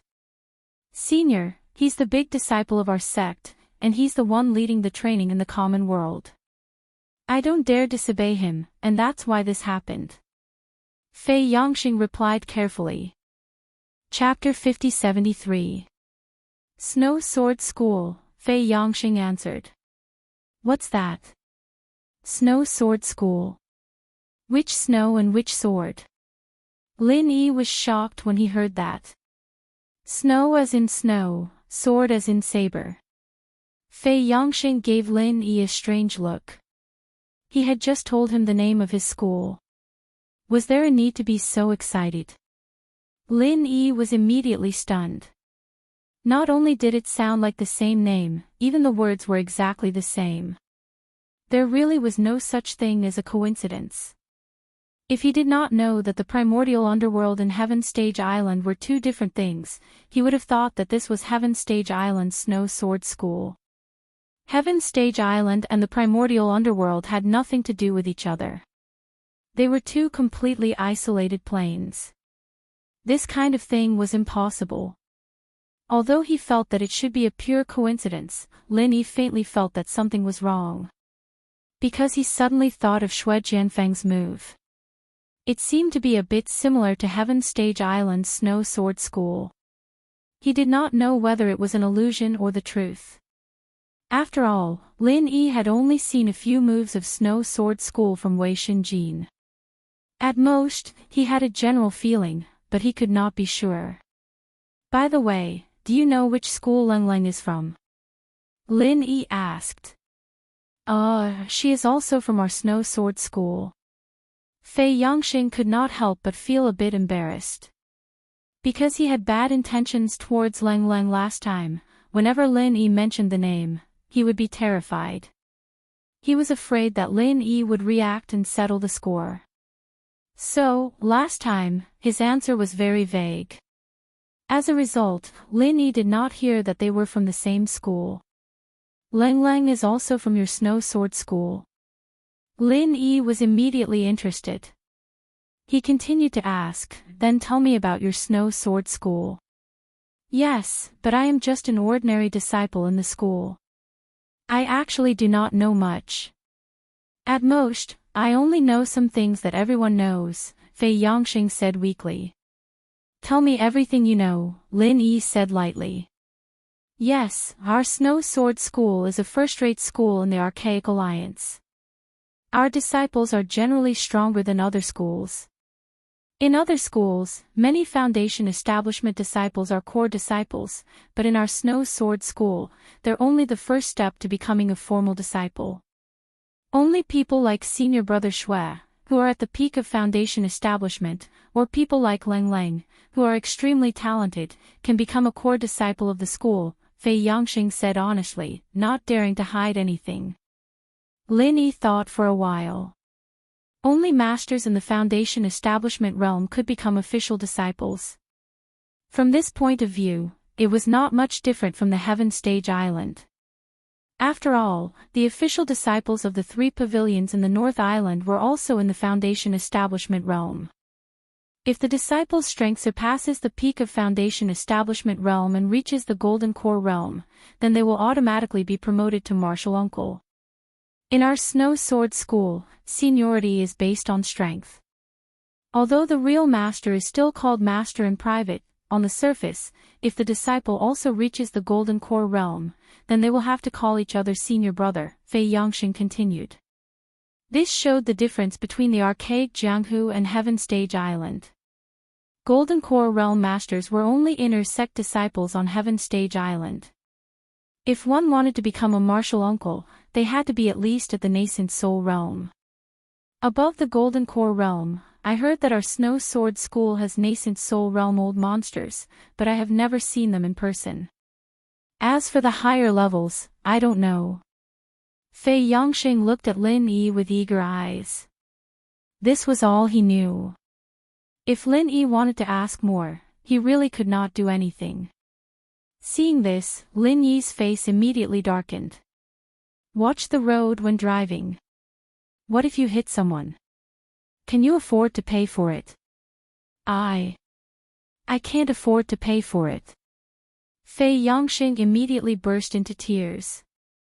Last time, when they passed by a village entrance, an old lady fell down dozens of meters away. She insisted that he hit her and would not let her go unless he paid for it. She even called a group of people from the village. He was a middle-stage Foundation Establishment Realm Master, but he was scared by a group of ordinary people. Thinking about it made him sad. They traveled as fast as lightning. When Lin Yi and Fei Yongxing arrived at the Snow Valley, everyone in the Snow Valley was in a panic. The slightly stronger Heaven Realm disciples were almost all injured. On the contrary, the weaker disciples mostly escaped because they were not taken seriously. At this time, almost all the Snow Valley disciples were gathered in the small square. They all looked at the four people in front of them as if they were facing a great enemy. A feeling of despair and fear spread among them. It was no wonder that they were so helpless. Any one of these four people could beat all their strongest disciples. There was no way they could fight them. Have you all made up your mind? I've said it before, delaying any longer won't do you any good. As long as the disciples I've pointed out obediently follow me, nothing else will happen. It's obviously a win-win situation for everyone, so why bother asking for trouble? The leader of the group said arrogantly. Everyone in the Snow Valley was silent. The new Snow Valley head coughed out a mouthful of black blood. These archaic alliance bastards were not here to recruit disciples. They were clearly here to dig up the foundation of the sect. The disciples he called out were all talented and the sect's hope. If they were all taken away by him, the Snow Valley would be destroyed. They would never be able to rise again. Wishful thinking. These disciples have been painstakingly raised by the Snow Valley. This is their home. They are people of the Snow Valley when they live, and ghosts of the Snow Valley when they die. A Snow Valley elder struggled to stand up and scolded. Noisy. The leader of the group cursed coldly. He casually waved his hand and the elder was sent flying, leaving behind a dazzling trail of blood. This scene once again caused the people of the Snow Valley to tremble with fear. From top to bottom, even the most powerful Grand Elder had been severely injured. How could they fight against the other party? Eldest senior brother, in my opinion, let's not talk nonsense with them. Just drag these disciples away. Once they enter the ancient Jianghu, they will naturally know what is good and what is bad. Why waste time with them here? A bearded man next to him suggested. Fine. Originally, I wanted to end this peacefully and not give people anything to talk about. But since they are so untactful, there is no other way. The leader nodded. As soon as he said this, the other two followers immediately shouted and attacked. The people of the Snow Valley turned pale with fright. At this time, they had no power to resist. They couldn't even escape. There was only despair. Chapter 50-74. Who is it? The leader and the bearded man beside him jumped in fright. Someone who could send 2 mid-stage Foundation Establishment cultivators flying without making a sound. How could there be someone like that in Snowy Valley? You people from the Archaic Alliance really don't care about what you do. I thought Shui Jianfeng was shameless enough, but you guys are even more shameless than him, coming out in broad daylight to kidnap people. Don't you know that's against the law? You'll be executed by firing squad for 5 minutes. Lin Yi looked at the two unkindly. What firing squad for 5 minutes? The leader paused and looked closely at Lin Yi and Lin Yi. He obviously didn't recognize Lin Yi, but he did recognize Fei Yongxing, who was behind Lin Yi. Aren't you from the Snow Sword School? Is this guy from the Snow Sword School too? Why haven't I seen him before? To be able to casually kill 2 middle-stage Foundation establishment experts with a single move, his strength was at least in the late stage of Foundation establishment. Even in the Snow Sword faction, he would be able to obtain a position as a core disciple. The immemorial martial world was only so big, and the core disciples of the various sects would almost always see each other. Under normal circumstances, he should have at least met them a few times. Lin Yi didn't even look at him as he headed straight for Mrs. Tang, who was in the crowd. Mrs. Tang's injuries weren't that serious, just that she'd been hit by the shockwave. She'd been moaning and groaning when she saw Lin Yi. She jumped up with a whoosh, overjoyed. Why are you back? When did you get back? Auntie, I just came back. I'm sorry I didn't take good care of you. Lin Yi said guiltily. Mrs. Tang was a snobbish person, but she'd always treated him well. She'd try her best to get anything for him. Now that Tang Yin was unconscious, Lin Yi had to take good care of them. Snowy Valley was supposed to be a peaceful paradise, but now something like this had happened. The Archaic Alliance's image in Lin Yi's eyes had dropped to the freezing point. It's fine, it's fine. It's good that you're back. How's Yin? Mrs. Tang asked. It's still the same for now, but I'm sure I can find a way to cure her. Lin Yi's expression darkened, and he said, Auntie, please sit down first, I'll heal you. Aw. It's fine, it's fine. I'll be fine after a few days. Lil Yi, you should think of a way to get rid of these people. Mrs. Tang's face was still twitching from the pain, but now that they were facing a formidable enemy, she could still distinguish the severity of the situation. She knew that Lin Yi was the only savior of the Snow Valley, and she did not want to distract him. Auntie, you don't have to worry. It won't be long. Besides, I don't care about cats and dogs that don't know the rules. As Lin Yi spoke, he began to heal Mrs. Tang. The people of Snowy Valley heard this, and although they felt some hope in their hearts, most of them still thought that he was deliberately mystifying things.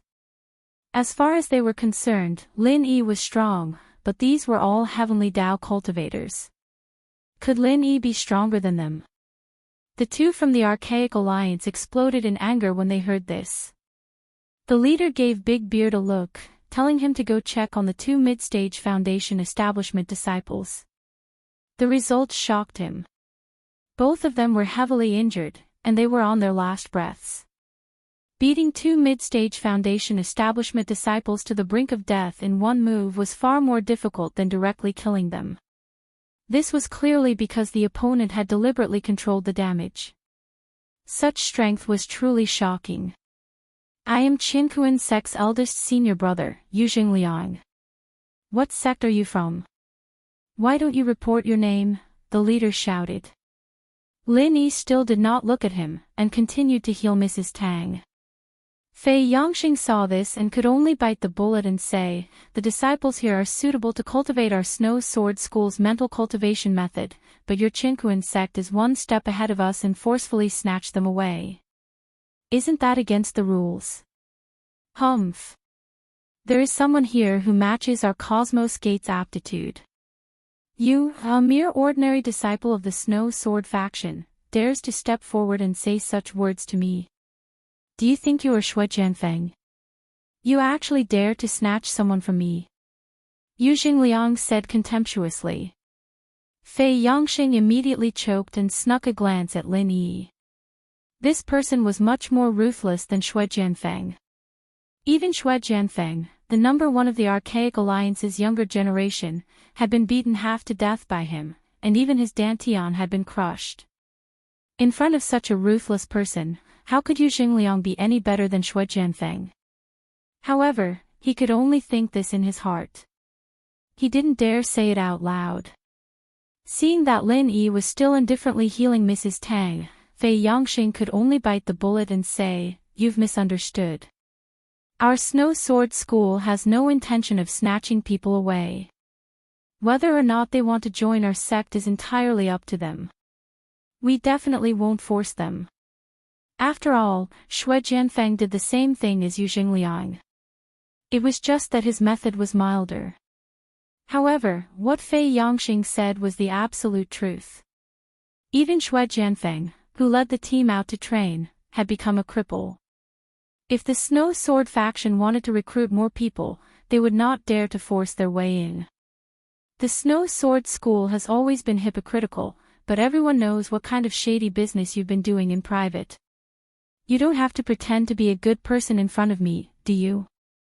Even if Xue Jianfeng was here, I, Yu Xingliang, will definitely take in all of these disciples from Xue Valley. Yu Xingliang said and suddenly released a powerful aura. It was another Foundation Establishment Great Circle expert. The faces of the people of the Snow Valley all changed. Before, it was only the two mid-stage Foundation Establishment experts who attacked. Now, Yu Xingliang's strength seemed to be many times stronger. How could they live? Could Lin Yi withstand it? Fei Yongxing saw this and quietly took 2 steps back.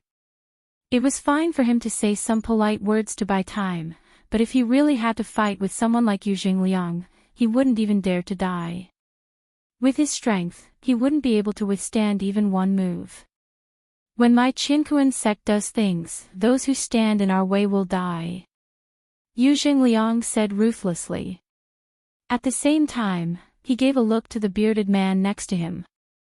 The bearded man immediately rushed toward the people of the Snow Valley. His aura was only slightly weaker than Yu Xingliang's. He was actually a peak late-stage Foundation Establishment expert. The people of the Snow Valley were shocked, but soon they realized that they were thinking too much. The bearded man wasn't coming for them. From the beginning to the end, the bearded man only had one target, and that was Lin Yi. Chapter 50-75. Hee, go to hell. Big Beardy's mouth curved into a sinister smile as he swung his hand towards the back of Lin Yi's head. Once it hit, Lin Yi's head would immediately be split open. However, before he could finish his attack, Lin Yi continued to heal Mrs. Tang's injuries and send out a wave of murderous aura without even turning his head. Big Beardy was sent flying with a howl, just like the other 2 mid-stage foundational cultivators. He landed heavily on the ground tens of meters away and couldn't get up again. The crowd was dead silent as they looked at Lin Yi without a shred of doubt in their eyes. This guy wasn't just bragging, he really did have the ability to look down on these Sky Dao cultivators. Yu Xingliang's eyes almost popped out of their sockets. He thought that Lin Yi had the advantage of sneak attacks, which was why he could easily deal with the 2 mid-stage foundational cultivators. He didn't think that even Big Beardy wouldn't be able to take a single hit from him. One had to know that Big Beardy was only slightly weaker than him. Only Fei Yongxing was prepared for this. After all, even Xue Jianfeng ended up like that, not to mention these guys from Qinkuan sect. He was a little sad when he saw Xue Jianfeng getting beaten up, but now that it was someone from Qinkuan sect, Fei Yongxing felt a strange sense of satisfaction. These arrogant guys deserve to be beaten up. Alright, Auntie, move around a bit. Lin Yi carefully examined Mrs. Tang's injuries, and only stood up when they didn't affect her anymore. He signaled Mrs. Tang to walk 2 steps. Mrs. Tang performed a square dance in front of everyone, and it was only after the song was over that she exclaimed in surprise, "It's really all healed. There's no injury at all, and it doesn't hurt at all.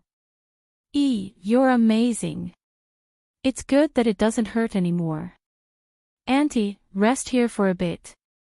I'll help you vent your anger." Lin Yi smiled and walked towards Yu Xingliang. "What do you want?" Yu Xingliang couldn't help but reveal a bit of nervousness. Seeing what happened to Big Beard, even a fool would know that Lin Yi was definitely not someone to be trifled with. Although he was the proud and arrogant Qinkuan sect's eldest senior brother, a dignified Foundation establishment realm master, he really didn't have much confidence in facing Lin Yi. It was a pity that he was now riding a tiger and it was hard for him to get off. He had aggressively brought people to the Snow Valley to snatch the disciple, but not only did he fail to snatch the disciple, his subordinates were all killed. Looking at the situation, even he himself was in a difficult position. At this time, he could neither advance nor retreat. As the senior disciple of the Qinkuan sect, he could not possibly abandon his junior disciple and run away, right? Nothing much, it's just blood for blood, a tooth for a tooth.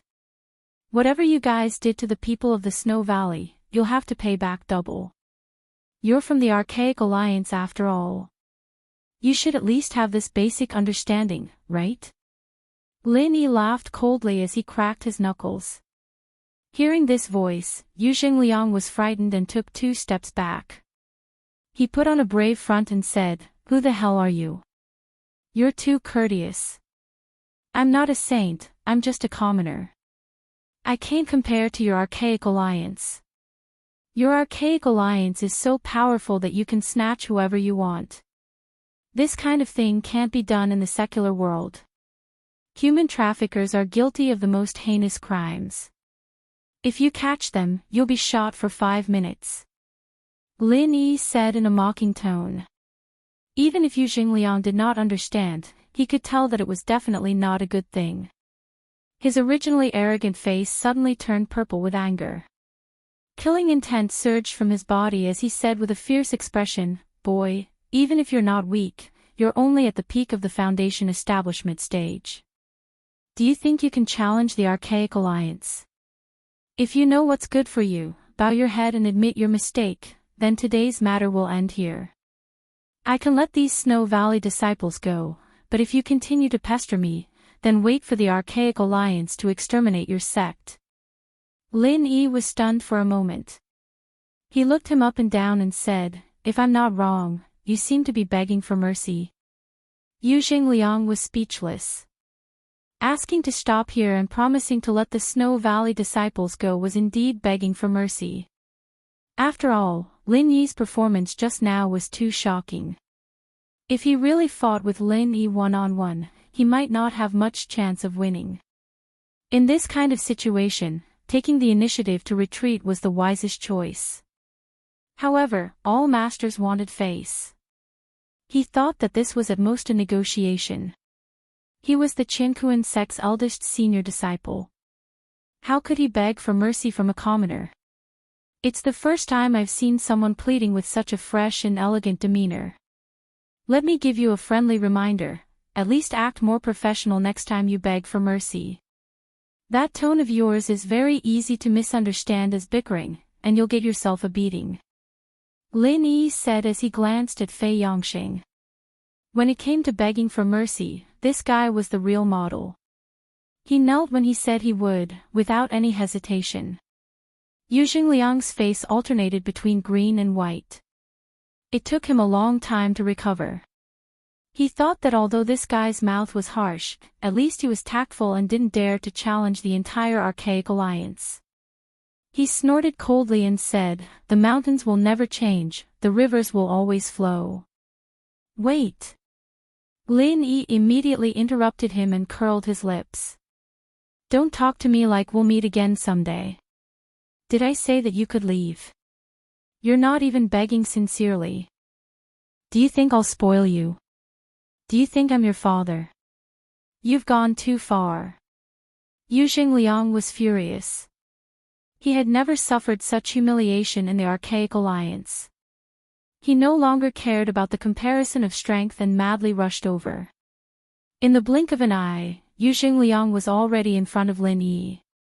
Each of his palms was surrounded by a powerful true qi. The two true qi were completely different in nature. One was sharp like a blade, while the other was heavy like a mountain. The former focused on attack, while the latter focused on defense. It was the Qinkuan sect's signature heaven and earth palm. Your palm technique is not bad, but it's a pity that you're a bit lacking. Lin Yi smiled faintly as he tilted his body and dodged Yu Jingliang's first palm. If it were anyone else, they would have been exposed a long time ago. Yu Jingliang, however, was able to use his other palm to block the attack. He was, after all, the big brother of Qin Kuan's sect, and he had the strength to back it up. With this heaven and earth palm, Yu Jingliang's strength was definitely at the top of the great circle of foundation establishment experts. Even Xue Jianfeng, who was known as the strongest great circle of foundation establishment in the Archaic Alliance, would only have a 50-50 chance of winning against him. At most, his chances of winning were slightly higher. Chapter 5076. After dodging his opponent's first palm strike, Lin Yi casually pointed a finger at Yu Jingliang's face. Yu Jingliang hurriedly raised his palm to defend. Lin Yi's fingers seemed ordinary and without any momentum, but the more it was so, the more he was shocked. If Lin Yi's momentum was shocking, then it would have been fine. But now, he could not understand it at all. In the end, Lin Yi's finger was really just a casual finger, without any power to speak of. Yu Jingliang barely had to use any true energy to defend himself. Was this guy just bluffing? Yu Jingliang suddenly felt humiliated, as if he had been played like a monkey. He could not help but counterattack with all his strength. But in the end, he relaxed a little, and in the exchange of attack and defense, he only revealed a slight flaw. Lin Yi's fingertip immediately drew a blue arc. The arc instantly pierced through the true energy protecting Yu Jingliang's body. He felt numb all over, and by the time he reacted, Lin Yi had already swept his face with 1,000 fiery legs. He was kicked 100 meters away and fell to the ground vomiting blood. The blue arc and the 1,000 fiery legs. The power of Lin Yi's moves was actually not much stronger than the heaven and earth palm. The reason why the battle was so one-sided was purely because of the difference in intelligence. Yu Jingliang, the eldest senior disciple of the Qin Kuan sect, seemed experienced, but against an existence whose body was comparable to a giant of the mountain opening stage, he was really too inexperienced. Everyone from the Snow Valley was shocked to see this scene. The Qin Kuan sect had 4 heavenly Dao stage experts, but none of them could survive a full exchange with Lin Yi. Just how strong was this Lin Yi? What archaic alliance, you ignorant little bastards. You have the guts to provoke the Snow Valley. Now you know the consequences. Mrs. Tang saw this and immediately became lively. She pointed at the heavily injured Yu Jingliang and the others and took the opportunity to scold them. Her scolding skills left Lin Yi in the dust. In the end, she did not forget to say proudly, I have already told you that my son-in-law is very powerful. He can kill you little ruffians with one kick. Look, you are finished. Everyone looked at each other. When did this woman say that? She didn't even know that Lin Yi could come back to save the day. If he really said that, wouldn't he be asking for a beating? However, no one really cared about such things at this time. Everyone knew that Mrs. Tang was this kind of person, and she was the closest person to Lin Yi. The reason why Lin Yi rushed over to help was mostly because of her. Otherwise, the storm today would have ended tragically. Valley Master Xue. What do you plan to do with these 4? Lin Yi asked the new Valley Lord. The people of the Snow Valley were instantly energized. The tables had truly turned. Just a moment ago, Yu Jingliang and the others had been riding roughshod over them. Who would have thought that the situation would be reversed so quickly? Seeing the 4 of them in such a pathetic state, it was truly a relief. We will follow President Lin's decision, the new Valley Lord said hurriedly. This time, more than half of the Snow Valley disciples were injured.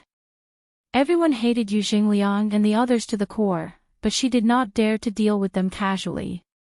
After all, they were from the Archaic Alliance. The Snow Valley would still not have peace. All right, then tell them to scram. I will take care of the Archaic Alliance. Lin Yi gave Fei Yangxing a look. This guy was born to be a lackey. He immediately went up and kicked the 4 half-dead people off the ground. Although Yu Xingliang and the others were too injured to move, they gritted their teeth and crawled out of the snow valley. They were afraid that Lin Yi would go back on his word and kill them to silence them. But these people were clearly thinking too much. Lin Yi had no plans to completely fall out with the Archaic Alliance. After all, his Yuanshan could not stay in the mortal world forever. And right now, he only had the strength of a Foundation establishment cultivator. It was not enough to crush the entire Archaic Alliance. So unless he had no other choice, he would not easily start a massacre. Lin Yi's decision was a little unexpected, but looking at Yu Xingliang and the other three's pitiful faces, the people of the Snow Valley were relieved. Other than regretting that they couldn't take revenge with their own hands, they didn't really have anything to complain about. Many thanks to President Lin for helping us out this time. On behalf of all the disciples of the Snow Valley, I cannot thank you enough. President Lin's great kindness will always be remembered, the new Valley Lord said solemnly. You are too kind. The Snow Valley and I have a deep relationship. This is all part of my duty. There is no need to thank me. Lin Yi waved his hand with a smile. Suddenly, he remembered Sydney's instructions and asked, "Oh right, how has the Snow Valley been these past few years?" Everything has been fine for the past few years, except for today's storm. The new Valley Lord smiled bitterly, then looked up and down at Lin Yi. With some surprise, he asked, "President Lin, you've returned. Has everyone else returned as well?" "That's not it. My situation is a little special. This time, I'm the only one who returned." Lin Yi shook his head.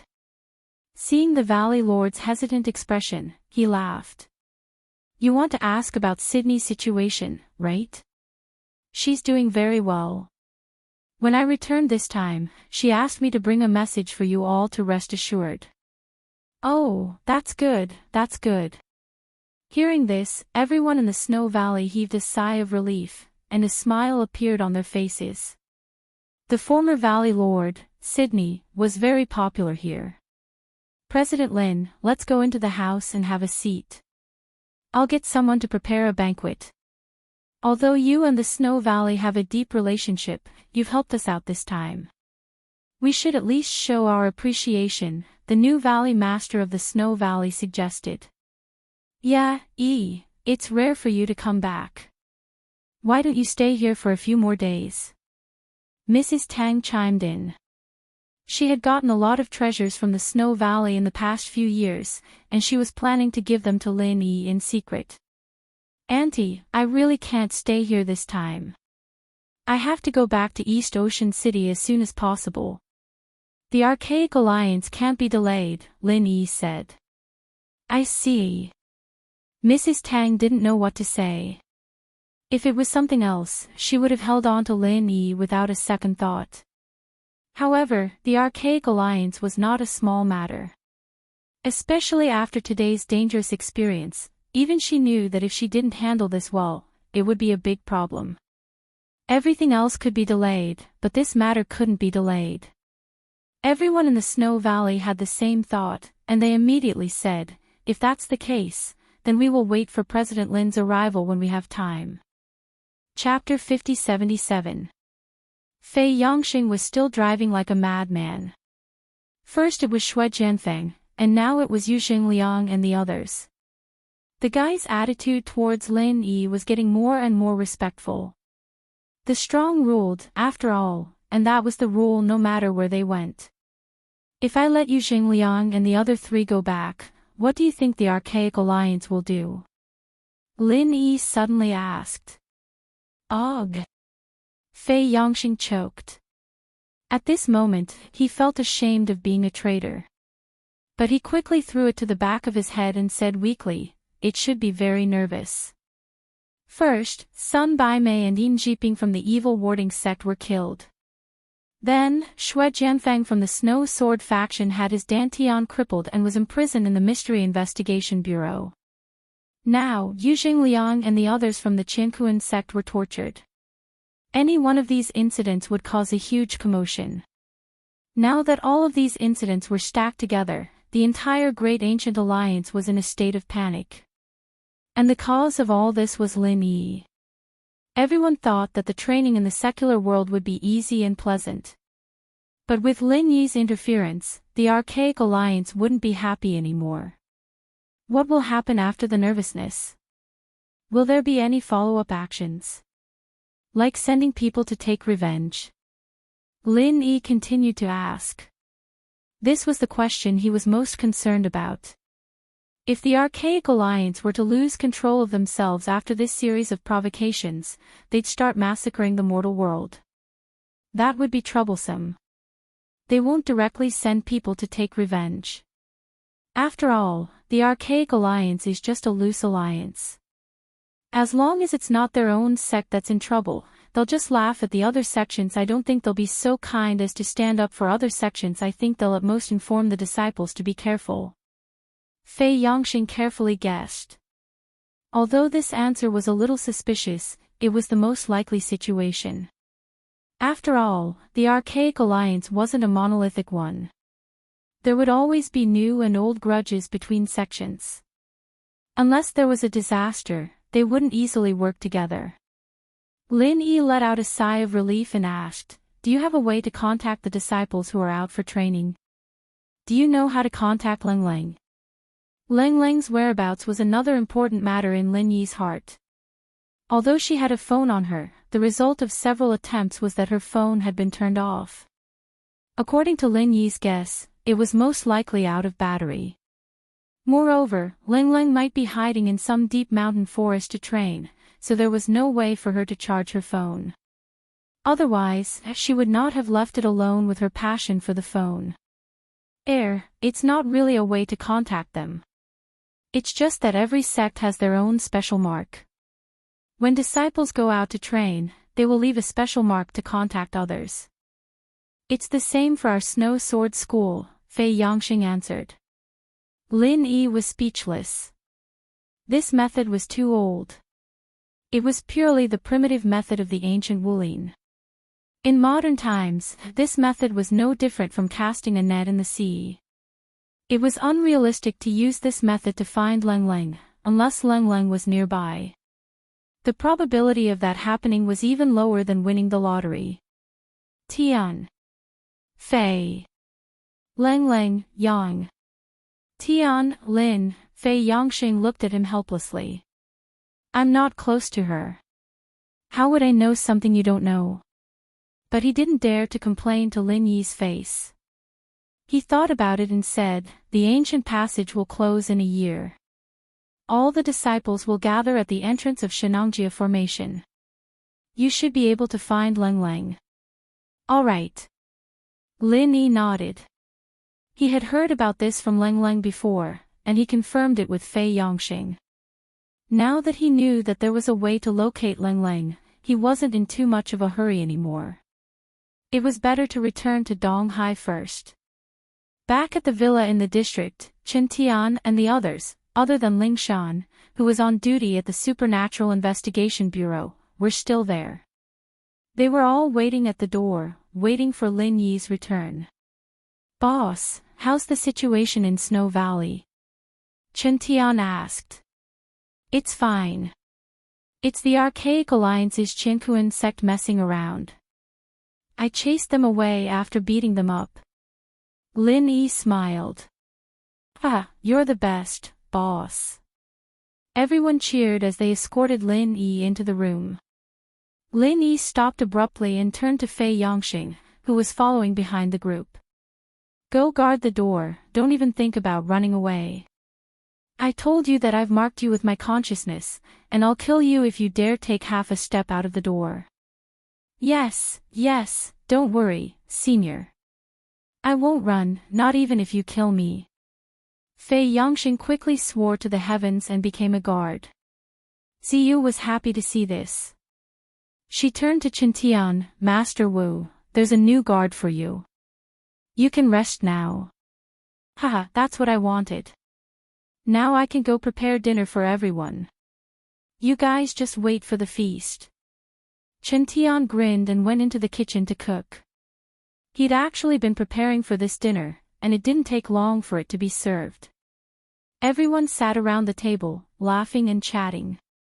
Other than Meng Yao and the others who were still unconscious, it was a perfect scene. Before dinner, Lin Yi called Lin Dongfang to report to him. The old man was ready to come out again after receiving the news from Chen Tian and the others, but when he learned that Lin Yi was back personally, he didn't care anymore. He even said that if Lin Yi couldn't even solve a small problem like this, then he'd be eating shit for 3 years on Sky Class Island. Lin Yi almost choked to death. Although he knew that old Lin believed in his abilities, he was more willing to believe that there was another reason. The old man must have been having too much fun with Aunt Qing. He must have been busy doing those inappropriate things all day long. Even if he didn't die from ejaculation, his legs must have been too weak to walk. Say hi to Aunt Qing for me, and tell her to take it easy, don't squeeze your old bones dry. Lin Yi yelled into the phone. Scram! Old Lin was still full of energy. Lin Yi hung up the phone with a laugh. Everyone was waiting for him to sit down, and they couldn't wait to ask, "Boss, how did you come back this time? Why are you alone?" Chapter 5078. Is this the Yuan Shen they were talking about? The group was puzzled. This question had been on their minds ever since they saw Lin Yi, and they'd been holding it in for an entire day. That's right. I look like a normal person right now, but this isn't a real physical body. It's just a Yuan Shen condensed from my consciousness. Not only is my strength far below my main body, but I can't stay in the common world forever. I'll have to go back when my consciousness is used up, Lin Yi nodded. That mysterious. Boss, you're too amazing. The group had a look of confusion on their faces. At their level, it was hard for them to truly understand the concept of a Yuan Shen projection. The only thing they felt was that this thing was just too amazing. It was like an illusion. Then how long can you stay this time? Ling Shan and the girls were focused on a different thing.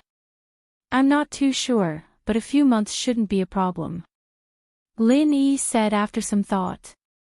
As long as his Yuan Shen didn't collapse like last time, a few months shouldn't be a problem.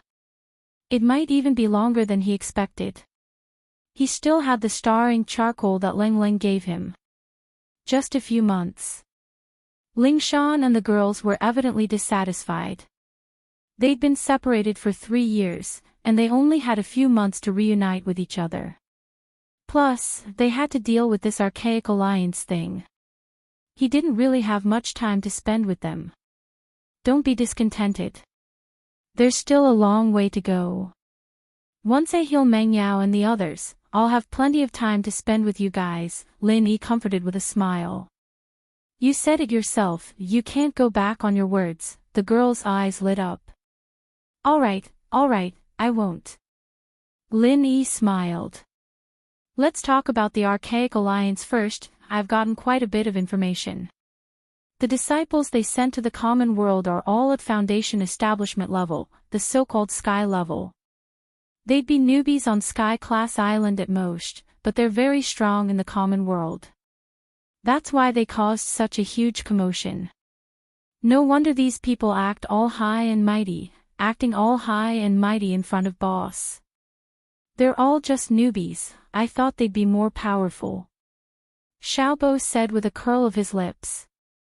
I've tested them out before. These people from the Archaic Alliance all think that Sky Class Island is just a legend, and they think that Archaic Alliance is the ultimate holy land for practitioners. They even said that we mortals are frogs in a well. That tone was too funny, I almost couldn't hold it in, Ling Shan laughed. No matter how strong you are, there's always someone stronger. Even I know that, but these people from the Archaic Alliance don't understand that. Seems like they're nothing much, Ziyu said with disdain. Ha, even you've improved. Lin Yi smiled. That's true, but at least in the common world, the Archaic Alliance does have what it takes to be superior. Plus, they didn't come to the common world to be enemies with us, they just wanted to recruit some talented disciples. It's not a bad idea, but these sects think they're high up, and once they do something, it'll be like Snow Sword and Chinquan sect. It'll be easy for things to go wrong. This was the truth. If the Archaic Alliance really wanted to do something to the common world, even he wouldn't be able to stop it. He'd been recovering his strength for a month already, and the common world would have been massacred 8 to 10 times over. This won't do. At this rate, there'll be a second and third Shuegu, and the grudges will only get deeper and deeper. We'll have to be enemies then, Yu Bing frowned. That's right, if too many people die, it'll be an eye for an eye, and it'll be impossible for us to make peace. Chen Tian and the others nodded. They didn't like the Archaic Alliance, but they'd never thought of starting an all-out war with them. Even if they had a super master like Lin Yi on their side, the Archaic Alliance's overall strength was much stronger than the common world's. If they really fought, the common world's lives would be lost, and that was an outcome no one wanted to see. Strictly speaking, the Archaic Alliance has suffered 3 losses in my hands already. Releasing those 4 from Chinquan sect will definitely attract attention. It's time to have a good talk with the people in charge, we can't let them do as they please, Lin Yi said solemnly. The common world didn't have the power to negotiate with the Archaic Alliance, but now that there was an anomaly like him, there was a chance for them to sit down and talk. After all, the Archaic Alliance weren't idiots, and going all out wouldn't do them any good. Instead, more people would die in Lin Yi's hands, and that wouldn't be worth it. Yes, that's what we were thinking, Chen Tian and the others nodded. Chen Tian and the others nodded. They were thinking of using a primordial spirit practitioner to intimidate the enemy, but they didn't expect their boss to be that mysterious primordial spirit practitioner himself. This made things even more convenient. But where do we go to find these people? Kong Xiaobo asked. That's easy, Shui Jianfang's locked up there. We just need to interrogate him, Ling Shan said. No need for all that trouble, they're actually in Shenongjia. That's the portal to the archaic small Jianghu. We'll find them there for sure, but as far as I know, the Archaic Alliance is a very loose organization, and the people who came out to the common world to train probably don't have any high-level people. I don't know if there's anyone who can really make decisions, Lin Yi frowned. The group was speechless. The worst thing that could happen was that they'd talk to the Archaic Alliance, but that person's words didn't work, and the other ancient sects were still doing whatever they wanted with Chinquan sect. They'd really be coughing up blood if that happened. What's the point of guessing here? Isn't there a guard outside? It's better to ask him than to guess, right? Ziyu curled her lips. Yeah. Everyone's eyes lit up. Lin Yi called Fei Yangxing in, who's the person in charge of the Archaic Alliance. Chapter 5079. No leader. Lin Yi's frown deepened. Then when something big happens this time, you people from the Archaic Alliance would gather together to discuss countermeasures, right? You're just saying your own thing, and there's really no one who can lead the way. Fei Yangxing thought for a moment and said, that's not necessarily the case. Although it's up to each sect to decide, there's an uncle master leading the expedition in the secular world this time. However, everyone feels that the expedition in the secular world isn't difficult at all, so that uncle master isn't in charge of anything. He's only in charge of opening and closing the primordial passageway. Who is it? What's his strength? Lin Yi asked. It's a leader of the Blue Cloud sect in the North Island. His name is Xianijia. I heard that he is a master at the early stage of Gold Core realm. He is the strongest among all the people in the secular world this time. He may show up this time, but I don't know whether he will come out to take charge or not, Fei Yangxing said carefully. After all, the Blue Cloud sect in the North Island had not suffered any losses so far. Instead, competitors such as the Snow Sword sect and the Chinkuan sect suffered losses. Xanejia was likely to continue to ignore them. If the other sects were all badly hurt in the secular world this time, the Blue Cloud sect in the North Island would be the dominant sect in the future. The Blue Cloud sect in the North Island. Lin Yi was stunned. What the hell? Why do the names of these archaic sects coincide with the Heaven Stage Island? He could ignore the Snow Sword sect, which could be regarded as a pure coincidence. But now there was another one, and it was called the Blue Cloud sect in the North Island. You won't tell me that there are Soaring sect and Xuanji sect in the Archaic Alliance, will you? Lin Yi couldn't help but ask with a strange expression. Yes, the three sects in the North Island are like brothers, and each of them is a first-class sect in the Archaic Alliance. Many of the elders in the Alliance are from the three sects in the North Island. Senior, how do you know this? Fei Yongxing felt a little strange. In his opinion, although Lin Yi was powerful, he was just a primordial spirit in the secular world. There was no reason for him to know about the small Jianghu in the primitive times. After all, the primitive passage only opened once in 1,000 years. Lin Yi ignored him. At this moment, he was completely speechless. If this was a fucking coincidence, his head could be twisted off and kicked like a ball. Just a moment ago, he said that the people of the Archaic Alliance were narrow-minded and thought that Heaven Step Island was just a rumor. But now, a bunch of sects with the same name as Heaven Step Island had popped up, especially the three great gates of the Northern Island. Lin Yi believed that there must be some kind of connection between the two. It was just that this connection might not be known by ordinary disciples. So, if I were to negotiate with the Archaic Alliance, this Xanejia that you mentioned is the only candidate. Lin Yi put aside his doubts and returned to the topic at hand. Yes, he is the only one who can suppress the other primordial sects in terms of status and strength. If even he can't do it, then no one can. Fei Yongxing nodded. Yes, he is the only one who can suppress the other primordial sections. Okay, then go and tell him that the president of the Cultivators Association, Lin Yi, has invited him to meet at the Supernatural Investigation Bureau, Lin Yi said immediately. This. Fei Yongxing immediately flinched. He was now a traitor to the Archaic Alliance. Although the incident with Xue Jianfang should not have been spread back, he still felt very guilty. Asking him to pass a message to Xanejia at this time would be playing with fire. Why? You don't want to go? Lin Yi's face darkened. No, senior, I will definitely do as you say. Fei Yongxing was shocked and quickly said, but I can only try my best. I can't say that I will definitely meet Uncle Master Xan. I just hope that I can pass the message. Should I go now? Go. Lin Yi nodded and then said, oh, by the way, go there and ask about Ling Ling. Maybe she has already gone back. Yes. Fei Yongxing left immediately, carrying Lin Yi's spirit imprint on him. No matter what Lin Yi told him, he had to do it. He wouldn't dare say no. Ziyu called out as soon as Fei Yongxing left, Lin Yi bro, who's Ling Ling? It wasn't just Ziyu, Ling Shan and the others were all concerned as well. As for Wu Qintian and the others, they were all looking left and right.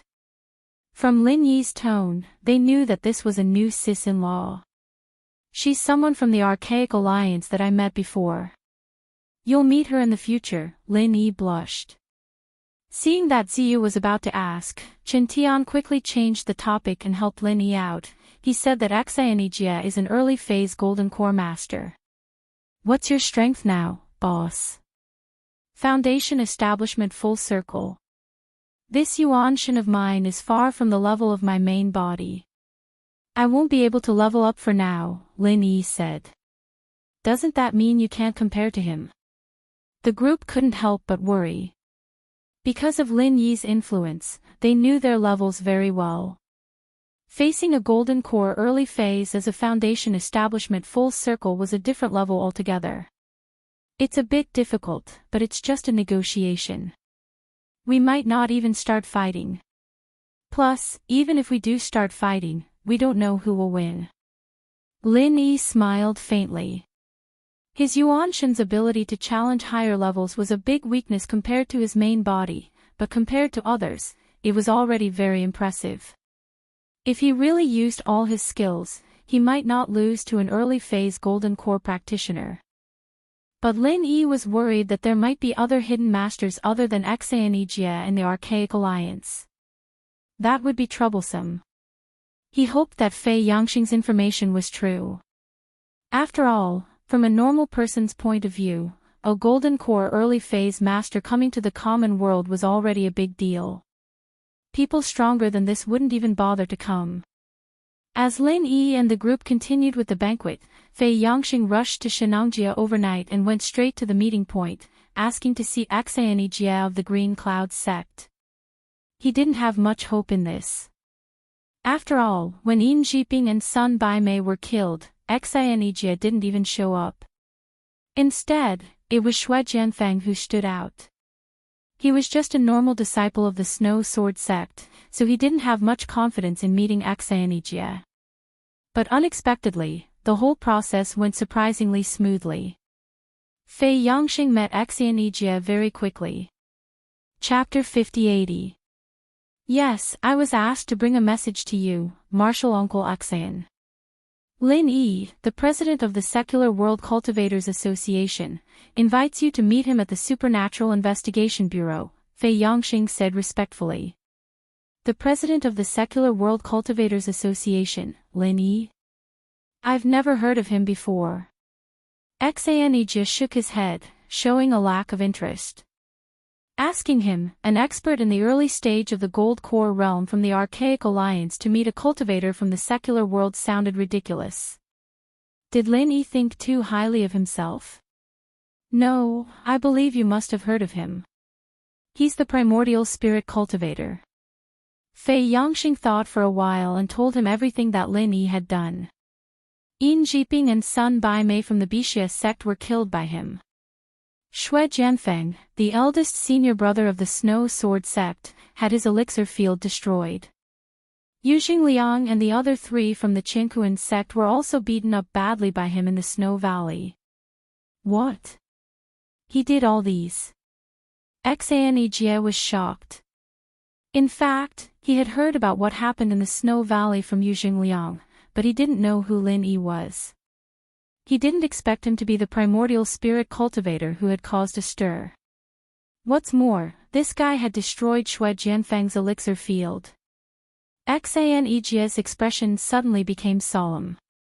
Xue Jianfeng was known as the strongest expert in the Foundation establishment realm in the Archaic Alliance. If even his elixir field was destroyed, then this primordial spirit cultivator's strength must be at the peak of Foundation establishment realm, or at least the Gold Core realm.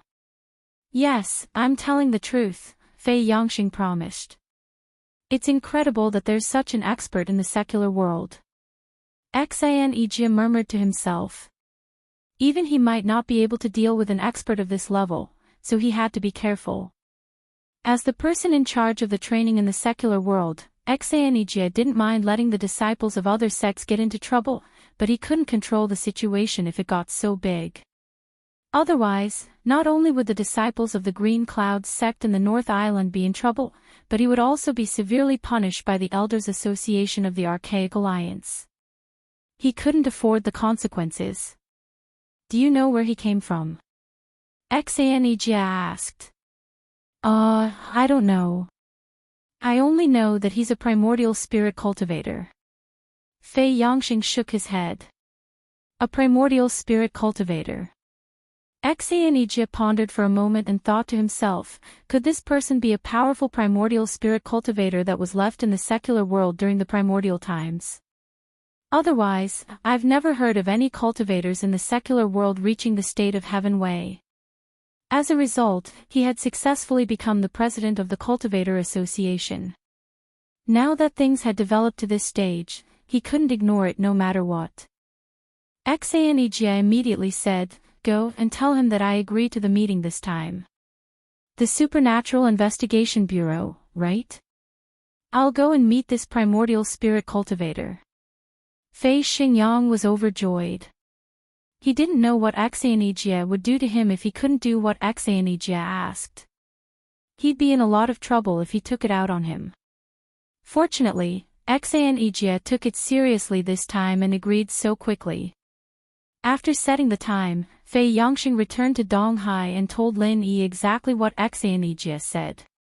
Of course, he did all sorts of things in secret and in the open. He was hoping that Lin Yi would let him go if he was happy. Very well, Ling Shan, let's go to the Supernatural Investigation Bureau now, Lin Yi nodded. Lin Yi bro, I want to go too. Ziyu said excitedly. Yeah, boss, let's go together. At least we'll be able to boost our reputation. Chen Tian and the others followed. Imposing. Lin Yi said as he looked at them, speechless. Do you guys think this is a normal gang negotiation? The boss is sitting together, and the lackeys are standing in a line behind him. Do you guys have to change into black suits and sunglasses? Yeah, right? Lin Yi was speechless. Haha, that's not impossible. I remember Zhong Pingliang now, Kong Xiaobo nodded. Screw you. Just stay here and take care of Meng Yao and the others for me.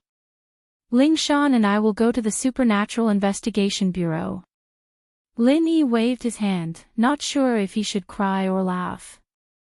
But Pingliang's not bad. He's been working with me on Sky Class Island. The opponent was an early phase Golden Core Master, after all. If things didn't work out and they ended up fighting, Lin Yi would be able to protect himself with his current strength. Taking care of one person was already his limit, and if everyone went with him, he'd be holding back. Ling Shan, on the other hand, was the vice director of the Supernatural Investigation Bureau. Bringing her along was a matter of course, otherwise Lin Yi wouldn't even bring her along. After much persuasion, Lin Yi finally managed to convince the group to go with Ling Shan to the HQ. As for Fei Yangxing, he was left behind to guard the door. The guy was a Foundation establishment stage, after all, and Lin Yi didn't have to worry about him suddenly betraying them. His presence was a deterrent to the other Archaic Alliance disciples. Even if he wasn't as strong as the guy, he could at least stall for time. Lin Yi was still in the passenger seat, but the chauffeur was Ling Shan. He couldn't help but ask curiously as he watched the silly girl's lips curl up uncontrollably. Did something happen to your face? You're the one who's slapped. Ling Shan's face darkened, but her lips curled back up in the blink of an eye. She stuttered, "It feels so good to have just you and me." Lin Yi jumped at the sight of Ling Shan closing her eyes. Don't close your eyes. You're still driving. Don't close your eyes. Ling Shan rolled her eyes at him, muttering, "You're such an insensitive blockhead." Lin Yi smiled bitterly. Naturally, he knew that Ling Shan wanted to spend some alone time with him, but it was a shame that he owed so many girlfriends. Even if he spent all his time with them, it wouldn't be possible for him to spend some alone time with them. It was a normal thing for normal girls, but for Ling Shan and the others, it was a luxury. Lin Yi owed them far too much. Lin Yi was filled with guilt, but Ling Shan didn't think much of it. To her, having some alone time in the car was enough. After all, in her eyes, Lin Yi was someone who was destined to shake the world. If Lin Yi were to be like the others, hanging around women all day, she wouldn't even be interested in him. The two arrived at the HQ, and it wasn't long before a white-bearded old man came to see them. Chapter 5081. This was very normal. He was a master in the early stage of Gold Core from the Archaic Alliance. If he still took these people from the Supernatural Investigation Bureau seriously, then he really had to be on his guard. After all, they might have ulterior motives. But this almost indifferent attitude was not a bad thing for them. At least they could mind their own business. However, after seeing Lin Yi, the white-bearded old man's indifferent expression immediately disappeared and was replaced with a solemn expression. He could be considered to have a lot of experience. Although Lin Yi's aura was restrained and he didn't show it, he still exuded an unfathomable aura. Intuition told the white-bearded old man that this person was definitely not someone to be trifled with. I'm Axianijia, an elder of the Blue Cloud sect of the North Island of the Archaic Alliance.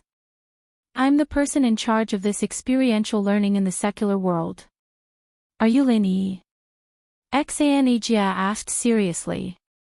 Yes, please sit down. Lin Yi smiled politely. In fact, he felt quite strange at the moment. He was a genuine disciple of the North Island, but the other party actually called himself an elder of the Blue Cloud sect of the North Island. This kind of dislocation made him speechless. Suppressing the strange feeling in his heart, Lin Yi exchanged a few words with the other party seriously. After all, he was a master in the early stage of Gold Core. In terms of strength, the other party actually had the upper hand. Moreover, the other party was backed by the Archaic Alliance. Even if Lin Yi did not shed all pretense of cordiality, he had to be polite to him. Otherwise, there would be nothing to talk about. Axianijia speculated that Lin Yi was a powerful primordial spirit from the Archaic era. At this time, seeing Lin Yi's extraordinary temperament, he naturally would not be too arrogant. Strength determined the right to speak. It was natural for him to ignore the low-strength cultivators in the secular world. But if he also ignored Lin Yi, then it could only mean that there was something wrong with his brain. Being able to become the person in charge of the training in the secular world, it was obvious that there was no problem with his brain. On the contrary, this person was a smooth and slick person.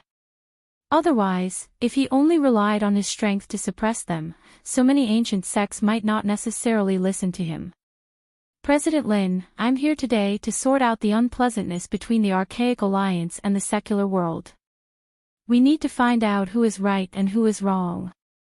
Otherwise, if the hatred between the two sides deepens, it will not be a good thing for both the Archaic Alliance and the secular world. I believe President Lin agrees on this point. Axianijia went straight to the point. Of course, the secular world is our home. No one wants their home to be on fire. This time, I specially invited Elder Axian here to come here to clarify the matter. I hope that the Archaic Alliance can control the behavior of disciples in the future to avoid any friction. Lin Yi nodded. Alright, then let's talk about the Qinkuan sect. The one who injured Yu Jingliang and the other three was President Lin, right? Also, I heard that Xue Jianfang from the Snow Sword faction also had his Dantian destroyed by you. Axianijia confirmed. That's right. These two things are true. I didn't want to do anything to them, but they went too far and crossed the line. Naturally, they should suffer a little. Lin Yi nodded and said faintly, the secular world has its own rules. If the Archaic Alliance wants to pick disciples from the secular world, it's fine. As long as the cultivators themselves agree, we won't stop you. However, if you want to forcefully take them, then there's nothing more to say. I know a little about what happened in Shuegu. It was indeed the sect of Qinkuan that acted impulsively and turned a good thing into a bad thing. They have nothing to say about being beaten up.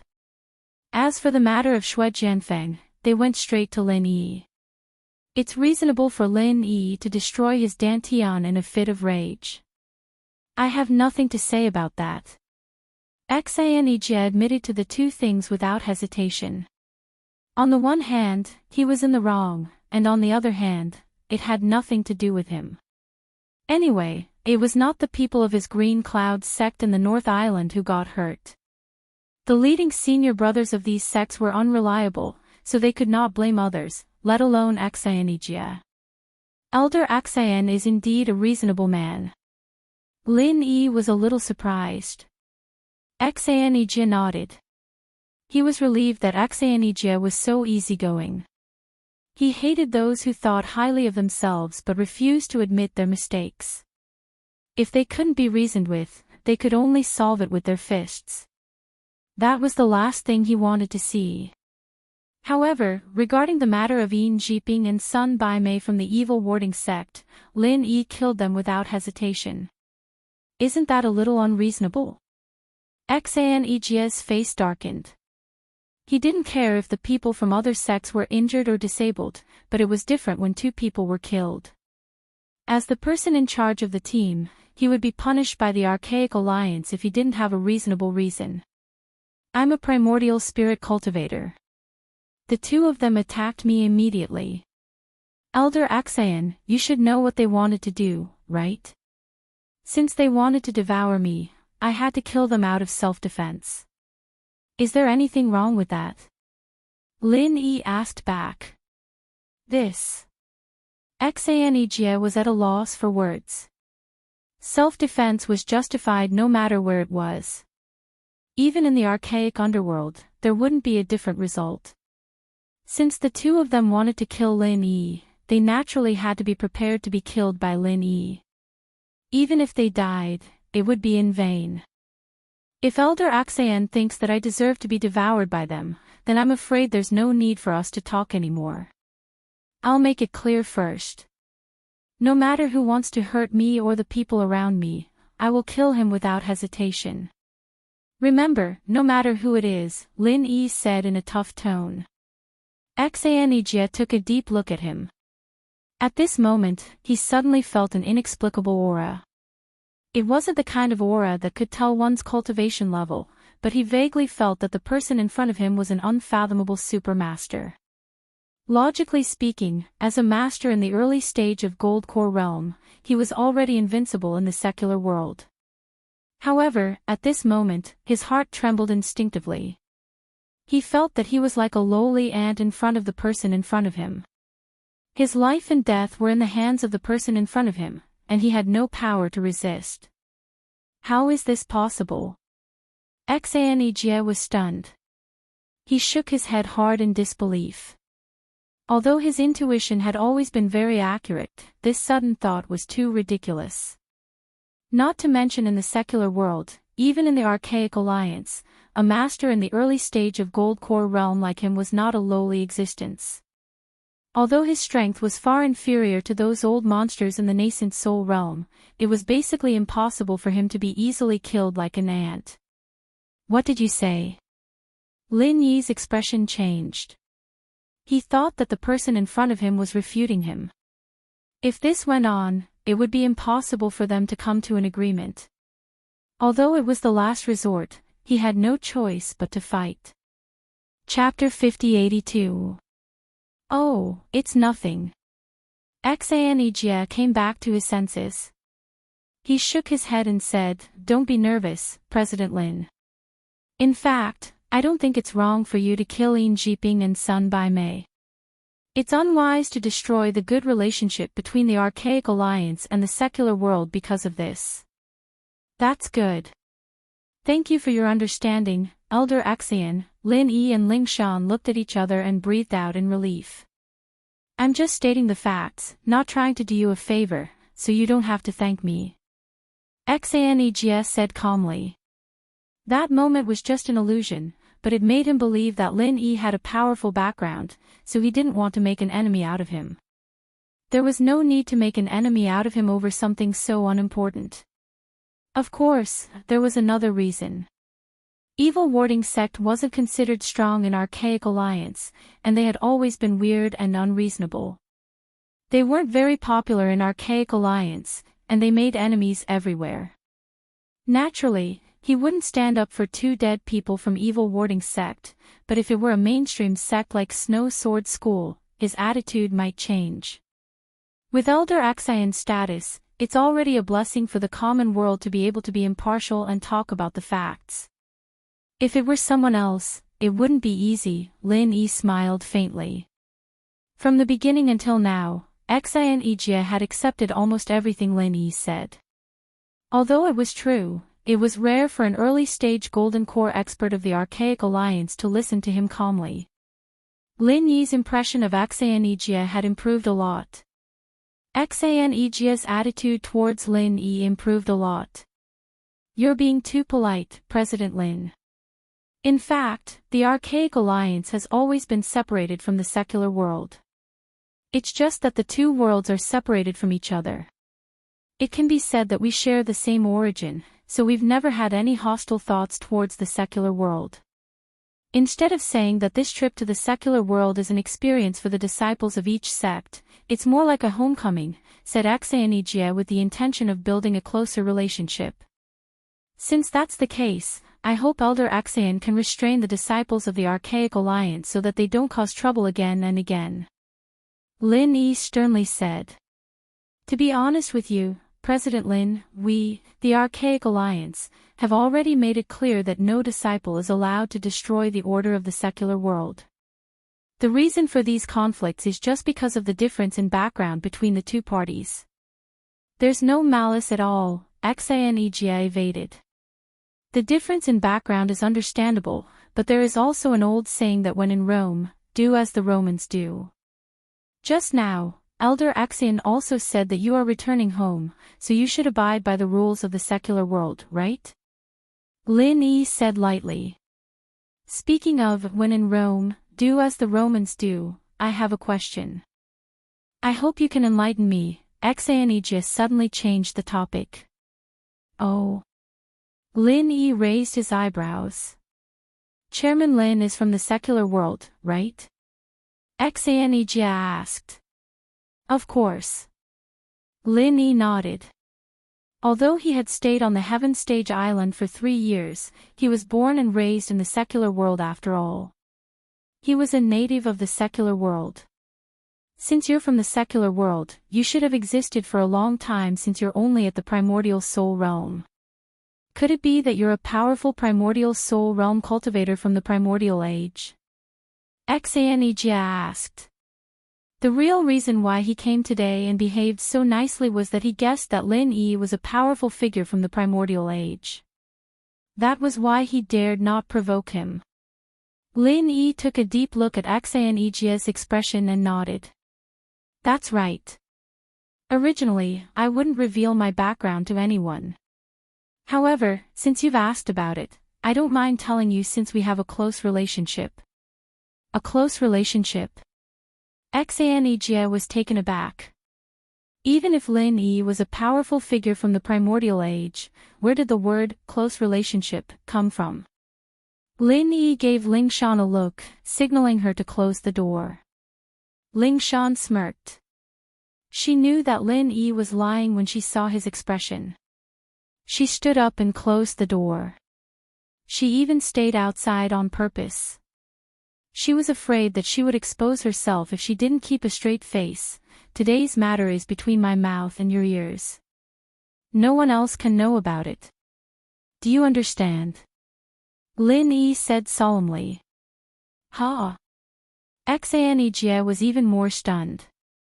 Lin Yi's tone was that of a normal practitioner from the secular world. Now, he was acting like a senior. Thinking back to the inexplicable fear he felt earlier, could it be that this primordial soul had a special relationship with him? Xaneg, you're a junior. Your sect's ancestor is here. Why aren't you greeting him? Lin Yi scolded suddenly. What? Xaneg was stunned. What the hell? Sect's ancestor. I'm from the primordial North Island's Blue Cloud sect. Speaking of which, you're from the same sect as me.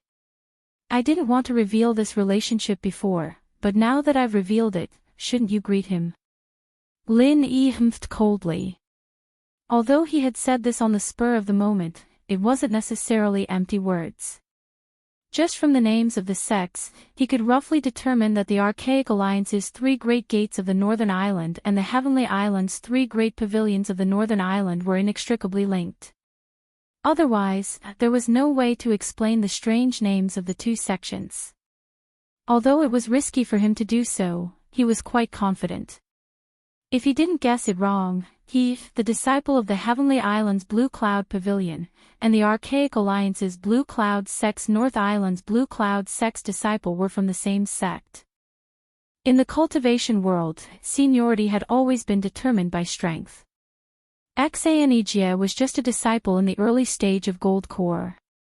In front of him, a master in the early stage of mystic class, he was naturally a junior.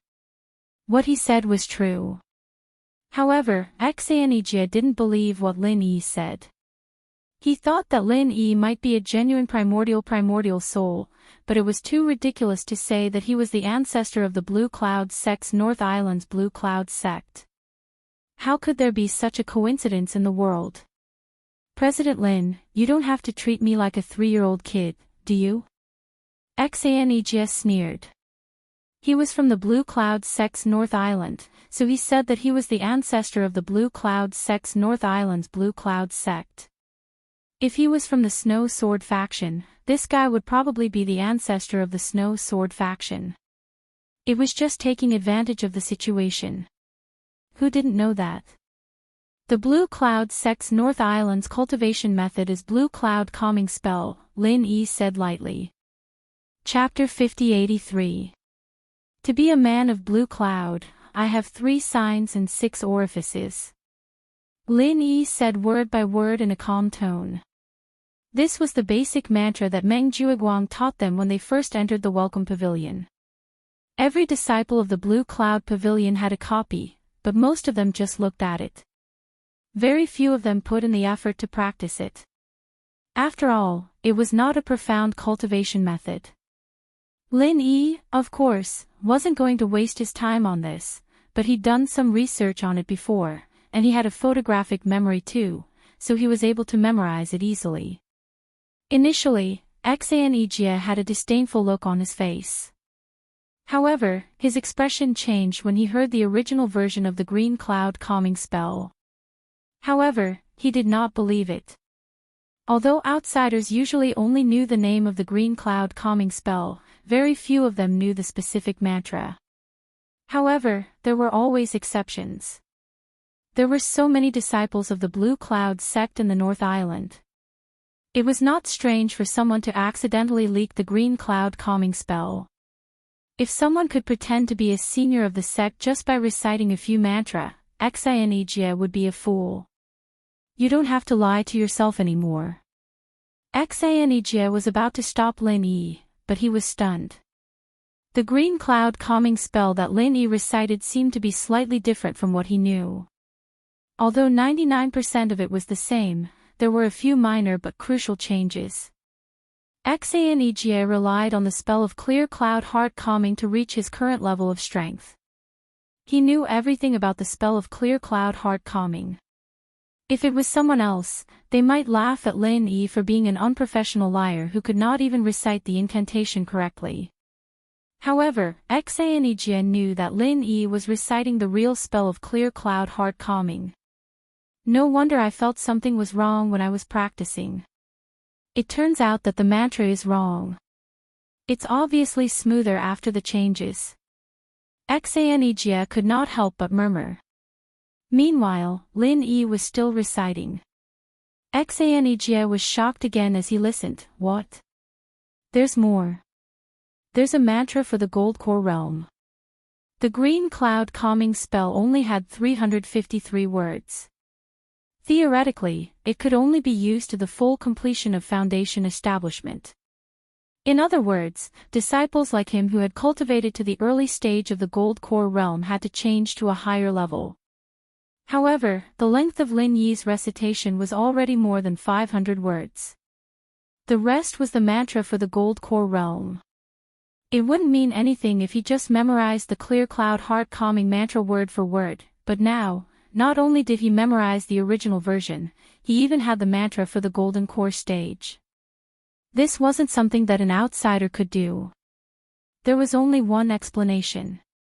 Lin Yi was indeed a disciple of the Green Cloud sect in the North Island. Moreover, he was much older than Xanejia, so he knew the original version of the Green Cloud Calming Spell. As for the ready-made Green Cloud Calming Spell of the Green Cloud sect in the North Island, it was just an incomplete version left behind after the turmoil of the sect. After Lin Yi had recited more than 800 words of the Green Cloud Calming Spell, Xianijia finally did not hesitate anymore. He knelt down on the spot and saluted in fear and trepidation. So you're really the ancestor of the Green Cloud sect in the North Island. I was blind to have offended you. Please punish me, Grand Uncle Master. It's nothing. Ignorance is not a crime. Get up. Lin Yi waved his hand faintly, but let out a sigh of relief inwardly. It was fortunate that he hadn't gambled wrongly. The art of calming heart that hadn't been of much use before was now of great use. Having a good memory really did have a lot of benefits. Yes, thank you, Grand Uncle Master. Xianijia immediately got up respectfully. His expression when looking at Lin Yi was no longer as superior as before. Instead, his attitude was extremely humble. The rules of the three sects in the North Island were strict. The person in front of him was a real ancestor senior who had mastered the original version of the Green Cloud calming spell. He might even know more mental cultivation methods that had been lost. He was a living treasure to the entire Green Cloud sect in the North Island. Xianijia had no choice but to be respectful. Looking at Xianijia's attitude, Lin Yi suddenly felt that his risk this time was too wise. Although failure would definitely cause Xianijia's hostility, high risk also meant high reward. Now that he had become Xianijia's Grand Uncle Master, the problem between the secular world and the Archaic Alliance would naturally be solved. Not only that, Xianijia's reaction also confirmed all of Lin Yi's previous speculations. At least one thing was confirmed, that the Green Cloud sect in the North Island of the Archaic Alliance and the Blue Cloud Pavilion in the North Island of the Heavenly Stage Island were indeed of the same origin. Otherwise, it would be impossible for them to share the Green Cloud calming spell, which was an iconic mental cultivation method. Similarly, the Soaring sect and the Xuanji sect in the North Island were probably in the same situation. Lin Yi privately speculated that there should be two possibilities. Maybe the people who founded the three sects in the North Island of the Archaic Alliance actually came from the three pavilions in the North Island of the Heavenly Stage Island.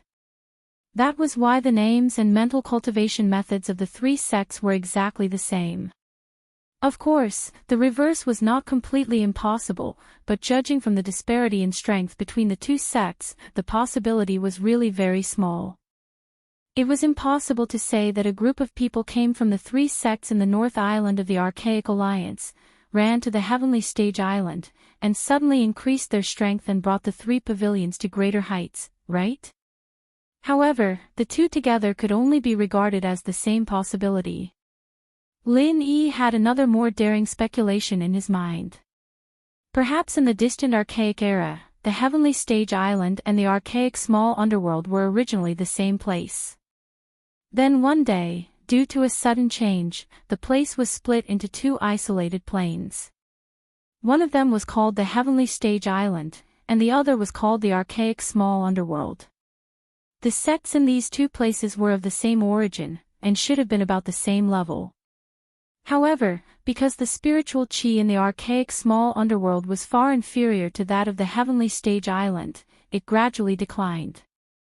Day after day, year after year, it formed the current situation. Both of these possibilities existed, but Lin Yi was more inclined to the latter because if the ancestors of the Archaic Alliance came from the Heavenly Stage Island, they would inevitably leave behind clear records about the Heavenly Stage Island. Now that the Heavenly Stage Island was considered to be nothing more than a rumor in the Archaic Small Underworld, it could be seen that this possibility was not high. However, the second possibility was more likely to explain all of this. After the two sects split, they did not know the specific situation of the other side, and they might even think that the other side had already been destroyed. As time passed, naturally no one would mention it, and there would not be any clear records left, which led to the current situation. Chapter 5084. Jia, although I'm from the Blue Cloud sect of the North Island, I've been in the secular world for so many years. I don't want to meddle in other people's business anymore. Now that I've revealed my identity to you, I have to ask about the current situation of the Archaic Alliance. tell me the general situation. Lin Yi seized the opportunity to ask. Yes. Xan Jie was not surprised. He thought that since Lin Yi was the ancestral master of the Blue Cloud sect of the North Island, he should go back to the Blue Cloud sect to have a look after his identity was revealed. Of course, he had to learn more about the Archaic Alliance. He asked, "What do you want to know?" "Just tell me about the current power structure of the Archaic Alliance." Lin Yi said faintly.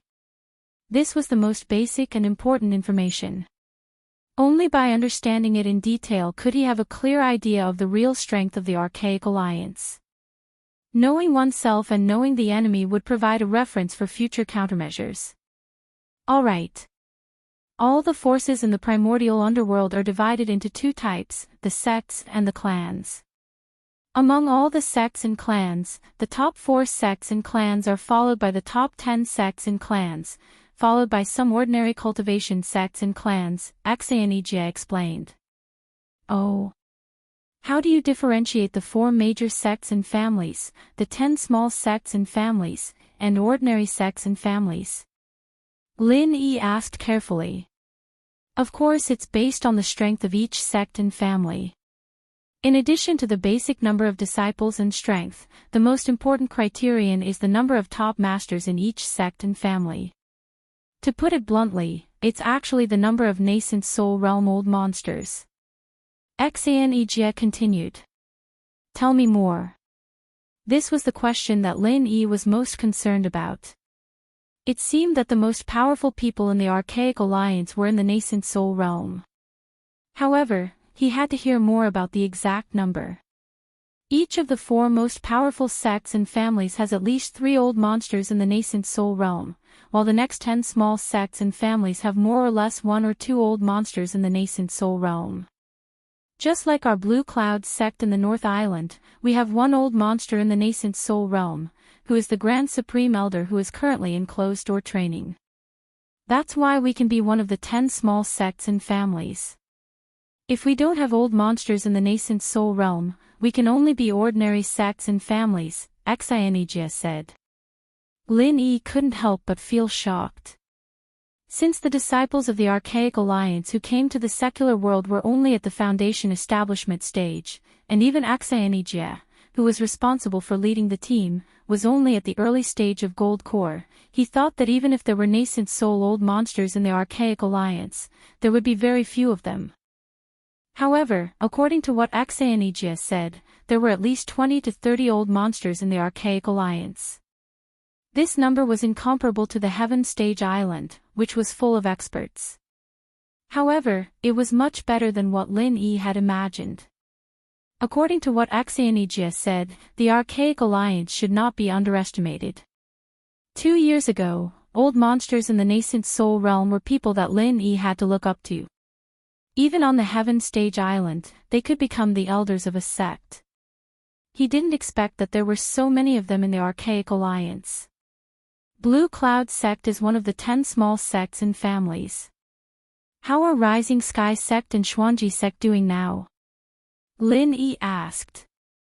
Rising Sky sect has 2 old monsters in the nascent soul realm, which is also one of the 10 small sects and families. As for Xuanji sect, it hasn't been doing well in the past 2 years. The original old monster in the nascent soul realm is missing, so it was removed from the 10 small sects and families. Now, it can only be regarded as an ordinary sect. Xanijia sighed. The 3 sects of the North Island were like brothers. Although there were all kinds of open and secret fights between them, they were always united against outsiders. Although they could only be ranked as one of the 10 small sects and families, if the 3 sects of the North Island were put together, even the most powerful 4 sects and families would not dare to underestimate them. Now that Xuanji sect had declined, it was inevitable that they would feel interdependent. By the way, there's a question I wanted to ask just now. Why did you add the North Island before the 3 sects? Is there another island in the Archaic underworld? Lin Yi asked thoughtfully. Oh, there's a question I wanted to ask just now. Why did you add the North Island before the 3 sects? Is there another island in the archaic underworld? Lin Yi asked thoughtfully. Xanegs suddenly became suspicious. However, since Lin Yi had just recited the entire original version of the green cloud calming technique to him, he did not suspect that Lin Yi was a liar again. He just felt that Lin Yi's question was strange. No, at least during my time, it was only called Blue Cloud Sect, but I wouldn't add the North Island in front of it. Lin Yi made up a story in a serious manner. He was sure that Xanegs did not know much about the archaic era. After all, it was hard to verify this kind of thing, unless he could find the real seniors of the sect who survived from the archaic era and confront them face to face. Even then, Lin Yi could make up a story without thinking. No one would really care about this kind of thing that had nothing to do with core interests. Well, Xanegs was stumped by the question as expected. He shook his head and smiled bitterly.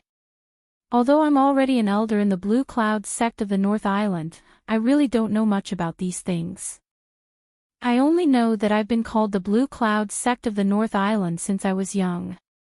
But it's normal. After all, geographically speaking, the three sects are located in the north of the archaic underworld. It's not an exaggeration to say that it's the North Island across the lake. Besides, the three sects of the North Island also belong to the Cultivation North Alliance. The Cultivation North Alliance. Lin Yi was stunned. Yes, the Archaic Alliance is just a unified name. In fact, it's made up of 5 top forces. They are divided into East, West, South, North, and Central. The 3 sects of the North Island and some other sects and families belong to the Cultivation North Island Alliance, also known as the Cultivation North Alliance. Meanwhile, the Snow Sword faction and the Thousand Blades faction belong to the Cultivation Central Alliance. The Chinkuan sect and the Evil Warding sect belong to the Cultivation South Alliance. There's also the Cultivation Ocean Alliance and the Cultivation West Alliance, Xanegs explained. Lin Yi was completely speechless. Wasn't this just a copy of the 5 major islands of Heaven stage? Other than some differences in details, the overall layout was almost the same. Now, he was even more convinced of his bold conjecture that the Heaven stage island and the archaic underworld came from the same mother's womb. Grand Master, the strength of the Grand Five Alliance is determined by the strength of the sects and families under its jurisdiction. Other than that, the Grand Five Alliance also has exclusive forces. But I don't know much about them. Only by joining the elders of the Alliance can I get hold of these core secrets. My current level is far from enough, Xanegs said embarrassedly. Chapter 5085. The only reason he was able to become the person in charge of the training in the mortal world was because the people from the Archaic Alliance had their eyes on the top of their heads. They simply didn't place the mortal world in their eyes. If it really was a lucrative job, it wouldn't have fallen to him even in 10,000 years. Alright, I got it. Lin Yi nodded. Being able to learn so much from Xanegs was already a pleasant surprise. He only wanted to get a rough idea of the Archaic Alliance's strength.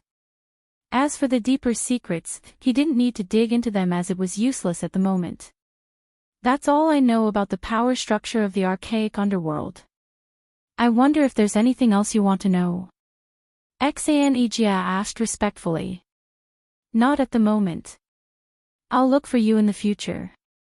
Lin Yi waved his hand and went back to the topic. Let's talk about the secular world today. It's understandable that the Archaic Alliance wants to recruit new disciples with sufficient qualifications, but don't look for people blindly. If we make things clear, I believe many cultivators in the secular world will want to go. There's no need to make the relationship so tense as it will only backfire. Low-level cultivators always yearn for higher levels. This was common sense. Back then, Heavenly Stage Island had only sent Southern Aurora Polaris as a symbolic guide, but everyone still wanted to go in. Now, it was the same logic in the Archaic Alliance. It was just that Shui Jianfeng, Yuzheng Liang, and the others were too overbearing and unyielding. They didn't treat the cultivators of the secular world as humans, so naturally, no one was willing to follow them. You're right, Grand Master. I didn't expect the sects to act so recklessly. I've repeatedly ordered not to disturb the order of the secular world, but it still turned out to be like this. I'll go back and make an appearance. I'll gather all the training disciples and forbid them from messing around in the secular world, Xinegia said sincerely. All right, thank you for your hard work. Lin Yi nodded, thinking that the identity of Grandmaster was indeed different. Although Xinegia was easy to talk to, he would not agree to this kind of thing immediately. He would definitely use all sorts of excuses. It was worth it that a mere jade cloud calming technique could be so useful. I'll take my leave now. I'll pay my respects to Grandmaster another day, Xinegia stood up and said.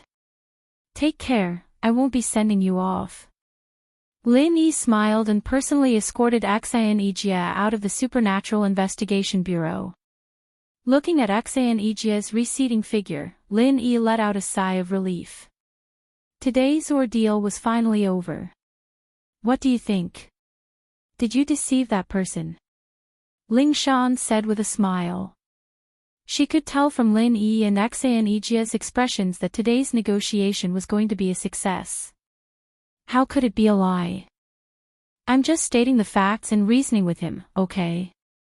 Lin Yi curled his lips. Really? Ling Shan's face was full of disbelief.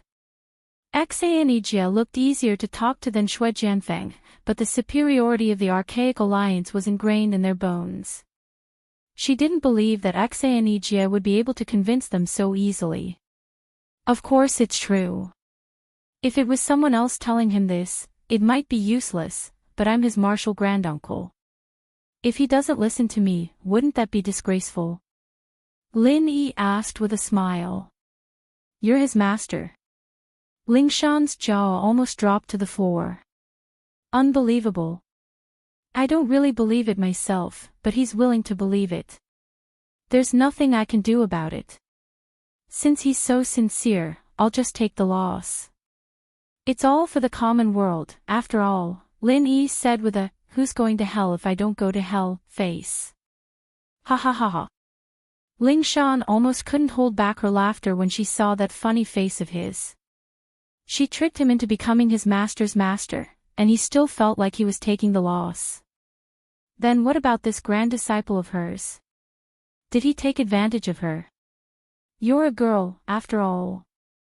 Do you have to be that carefree in public? I can see you eating breakfast, Lin Yi said with a smile as he looked at Ling Shan's laughing face. Ah! Ling Shan jumped in fright and covered her mouth, only reacting when she saw Lin Yi's weird smile. She punched him, blushing as she lowered her head. If you don't like it, then I won't smile like this. Don't, I'm not used to a dumb girl like you smiling without showing your teeth. It's good to be carefree, you're cute when you're heartless, Lin Yi said. Who's heartless?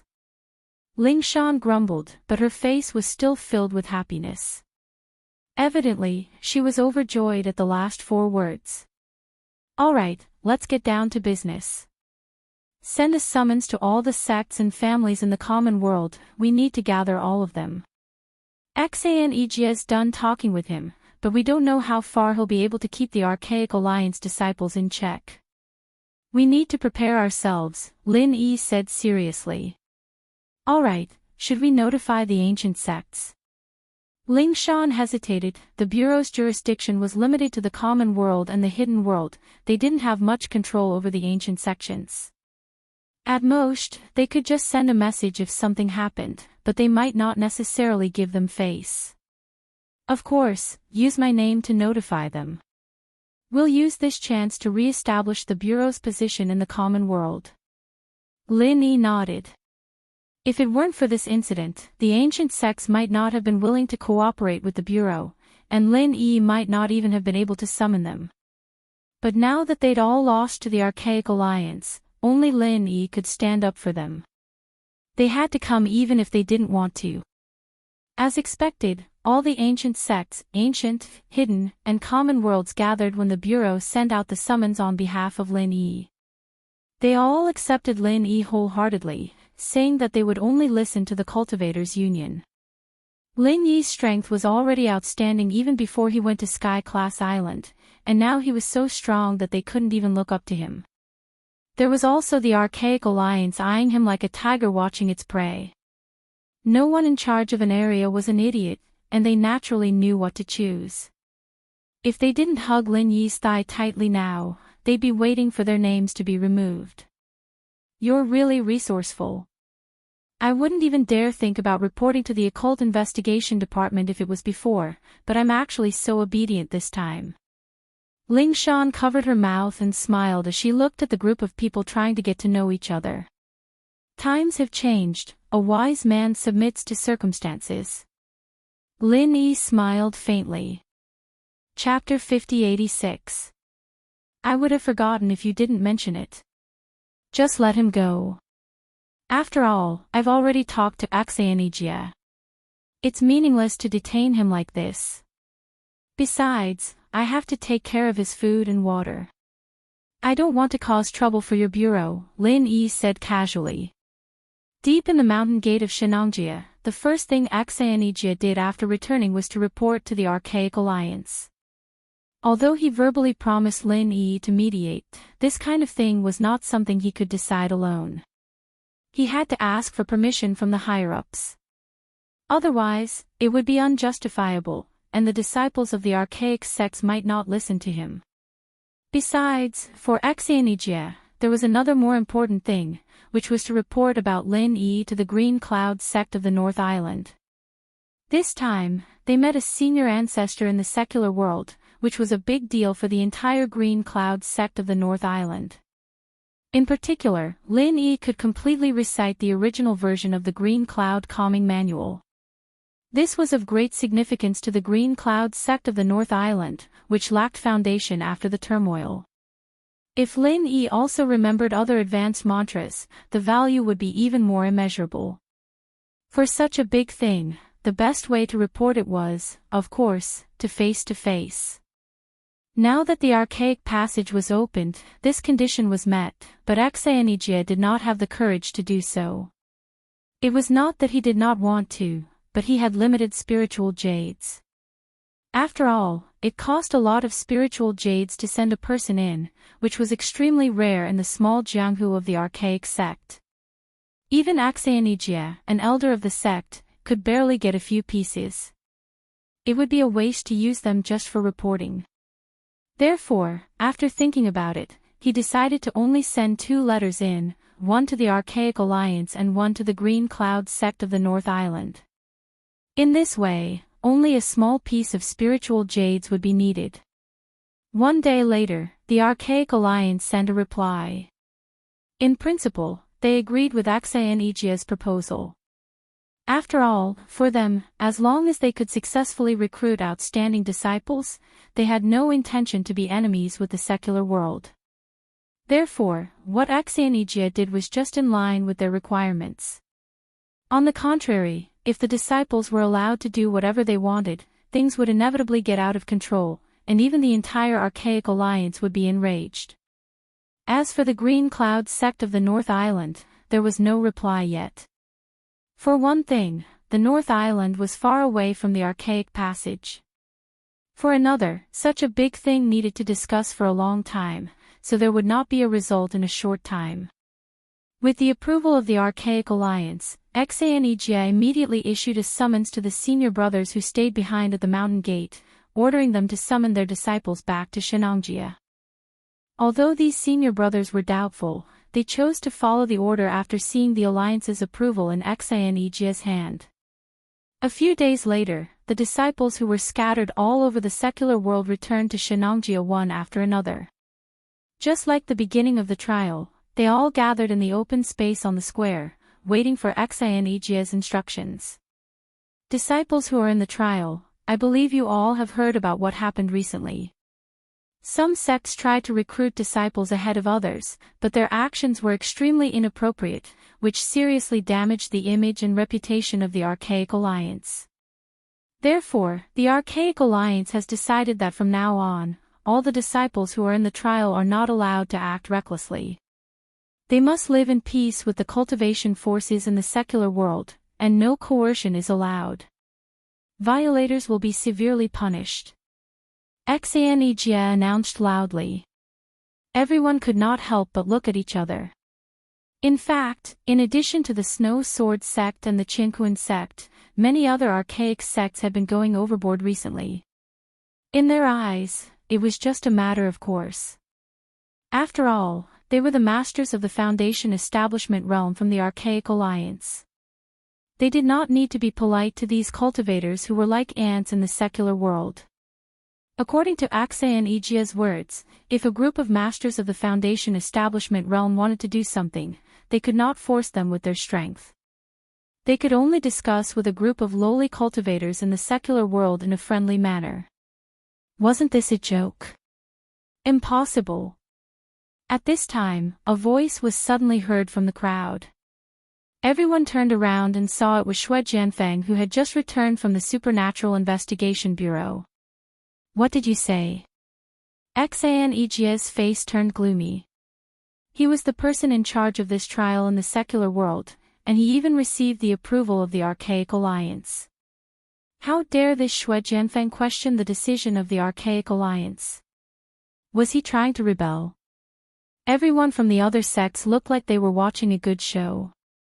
Although they were a little dissatisfied with what Xue Jianfeng said, they would at most complain in private. They would never dare to question Xanejia to his face. After all, he was the martial uncle appointed by the Archaic Alliance to lead the team. They did not expect Xue Jianfeng to be so daring. I said it's impossible. Xue Jianfeng walked in front of everyone with a cold expression. Previously, he gave off a feeling that he was a high and mighty heavenly genius. However, after his dantian was crippled, his entire temperament changed, turning into a venomous snake that caused people to tremble in fear. This is the decision of the Archaic Alliance. How dare you defy it in public? Who gave you the guts? Xanejia said in an unfriendly tone. He also knew that the other sects might not really take him seriously as the martial uncle, but at least his authority was unquestionable. If he allowed Xue Jianfeng to contradict him in public, he would not be able to lead the team anymore. I didn't say I'm going to defy the decision of the Archaic Alliance. It's fine if you want to live in peace with the secular world. However, there's someone I will never let go of. He's the one who caused me to become like this. I'm irreconcilable with him. Xue Jianfeng said while gnashing his teeth. Now that his dantian was destroyed, he was completely a useless person. Normally, he would have to live with his tail between his legs. He would not dare to be as arrogant as he was now. After all, even if he used to be the big brother of Snow Sword faction, he was just a useless person without any strength. He was useless to the sect now. He could only be abandoned by the sect like Wei Xinjin. However, Xue Jianfeng was different. He was the only son of the vice leader of Snow Sword faction. Even if he lost his strength, he still had a powerful background. Moreover, although his dantian and meridians were destroyed, he could still recover as long as he could get a grade 5 recover pill. Therefore, he had the confidence and capital to be arrogant. He did not care about the others, but Lin Yi had to die no matter what. Everyone was confused. They only knew that Xue Jianfeng suffered a great loss and his dantian was destroyed. However, they did not know who dared to do such a thing. There were only two people who knew about it. One was Fei Yangli, and the other was Xanejia.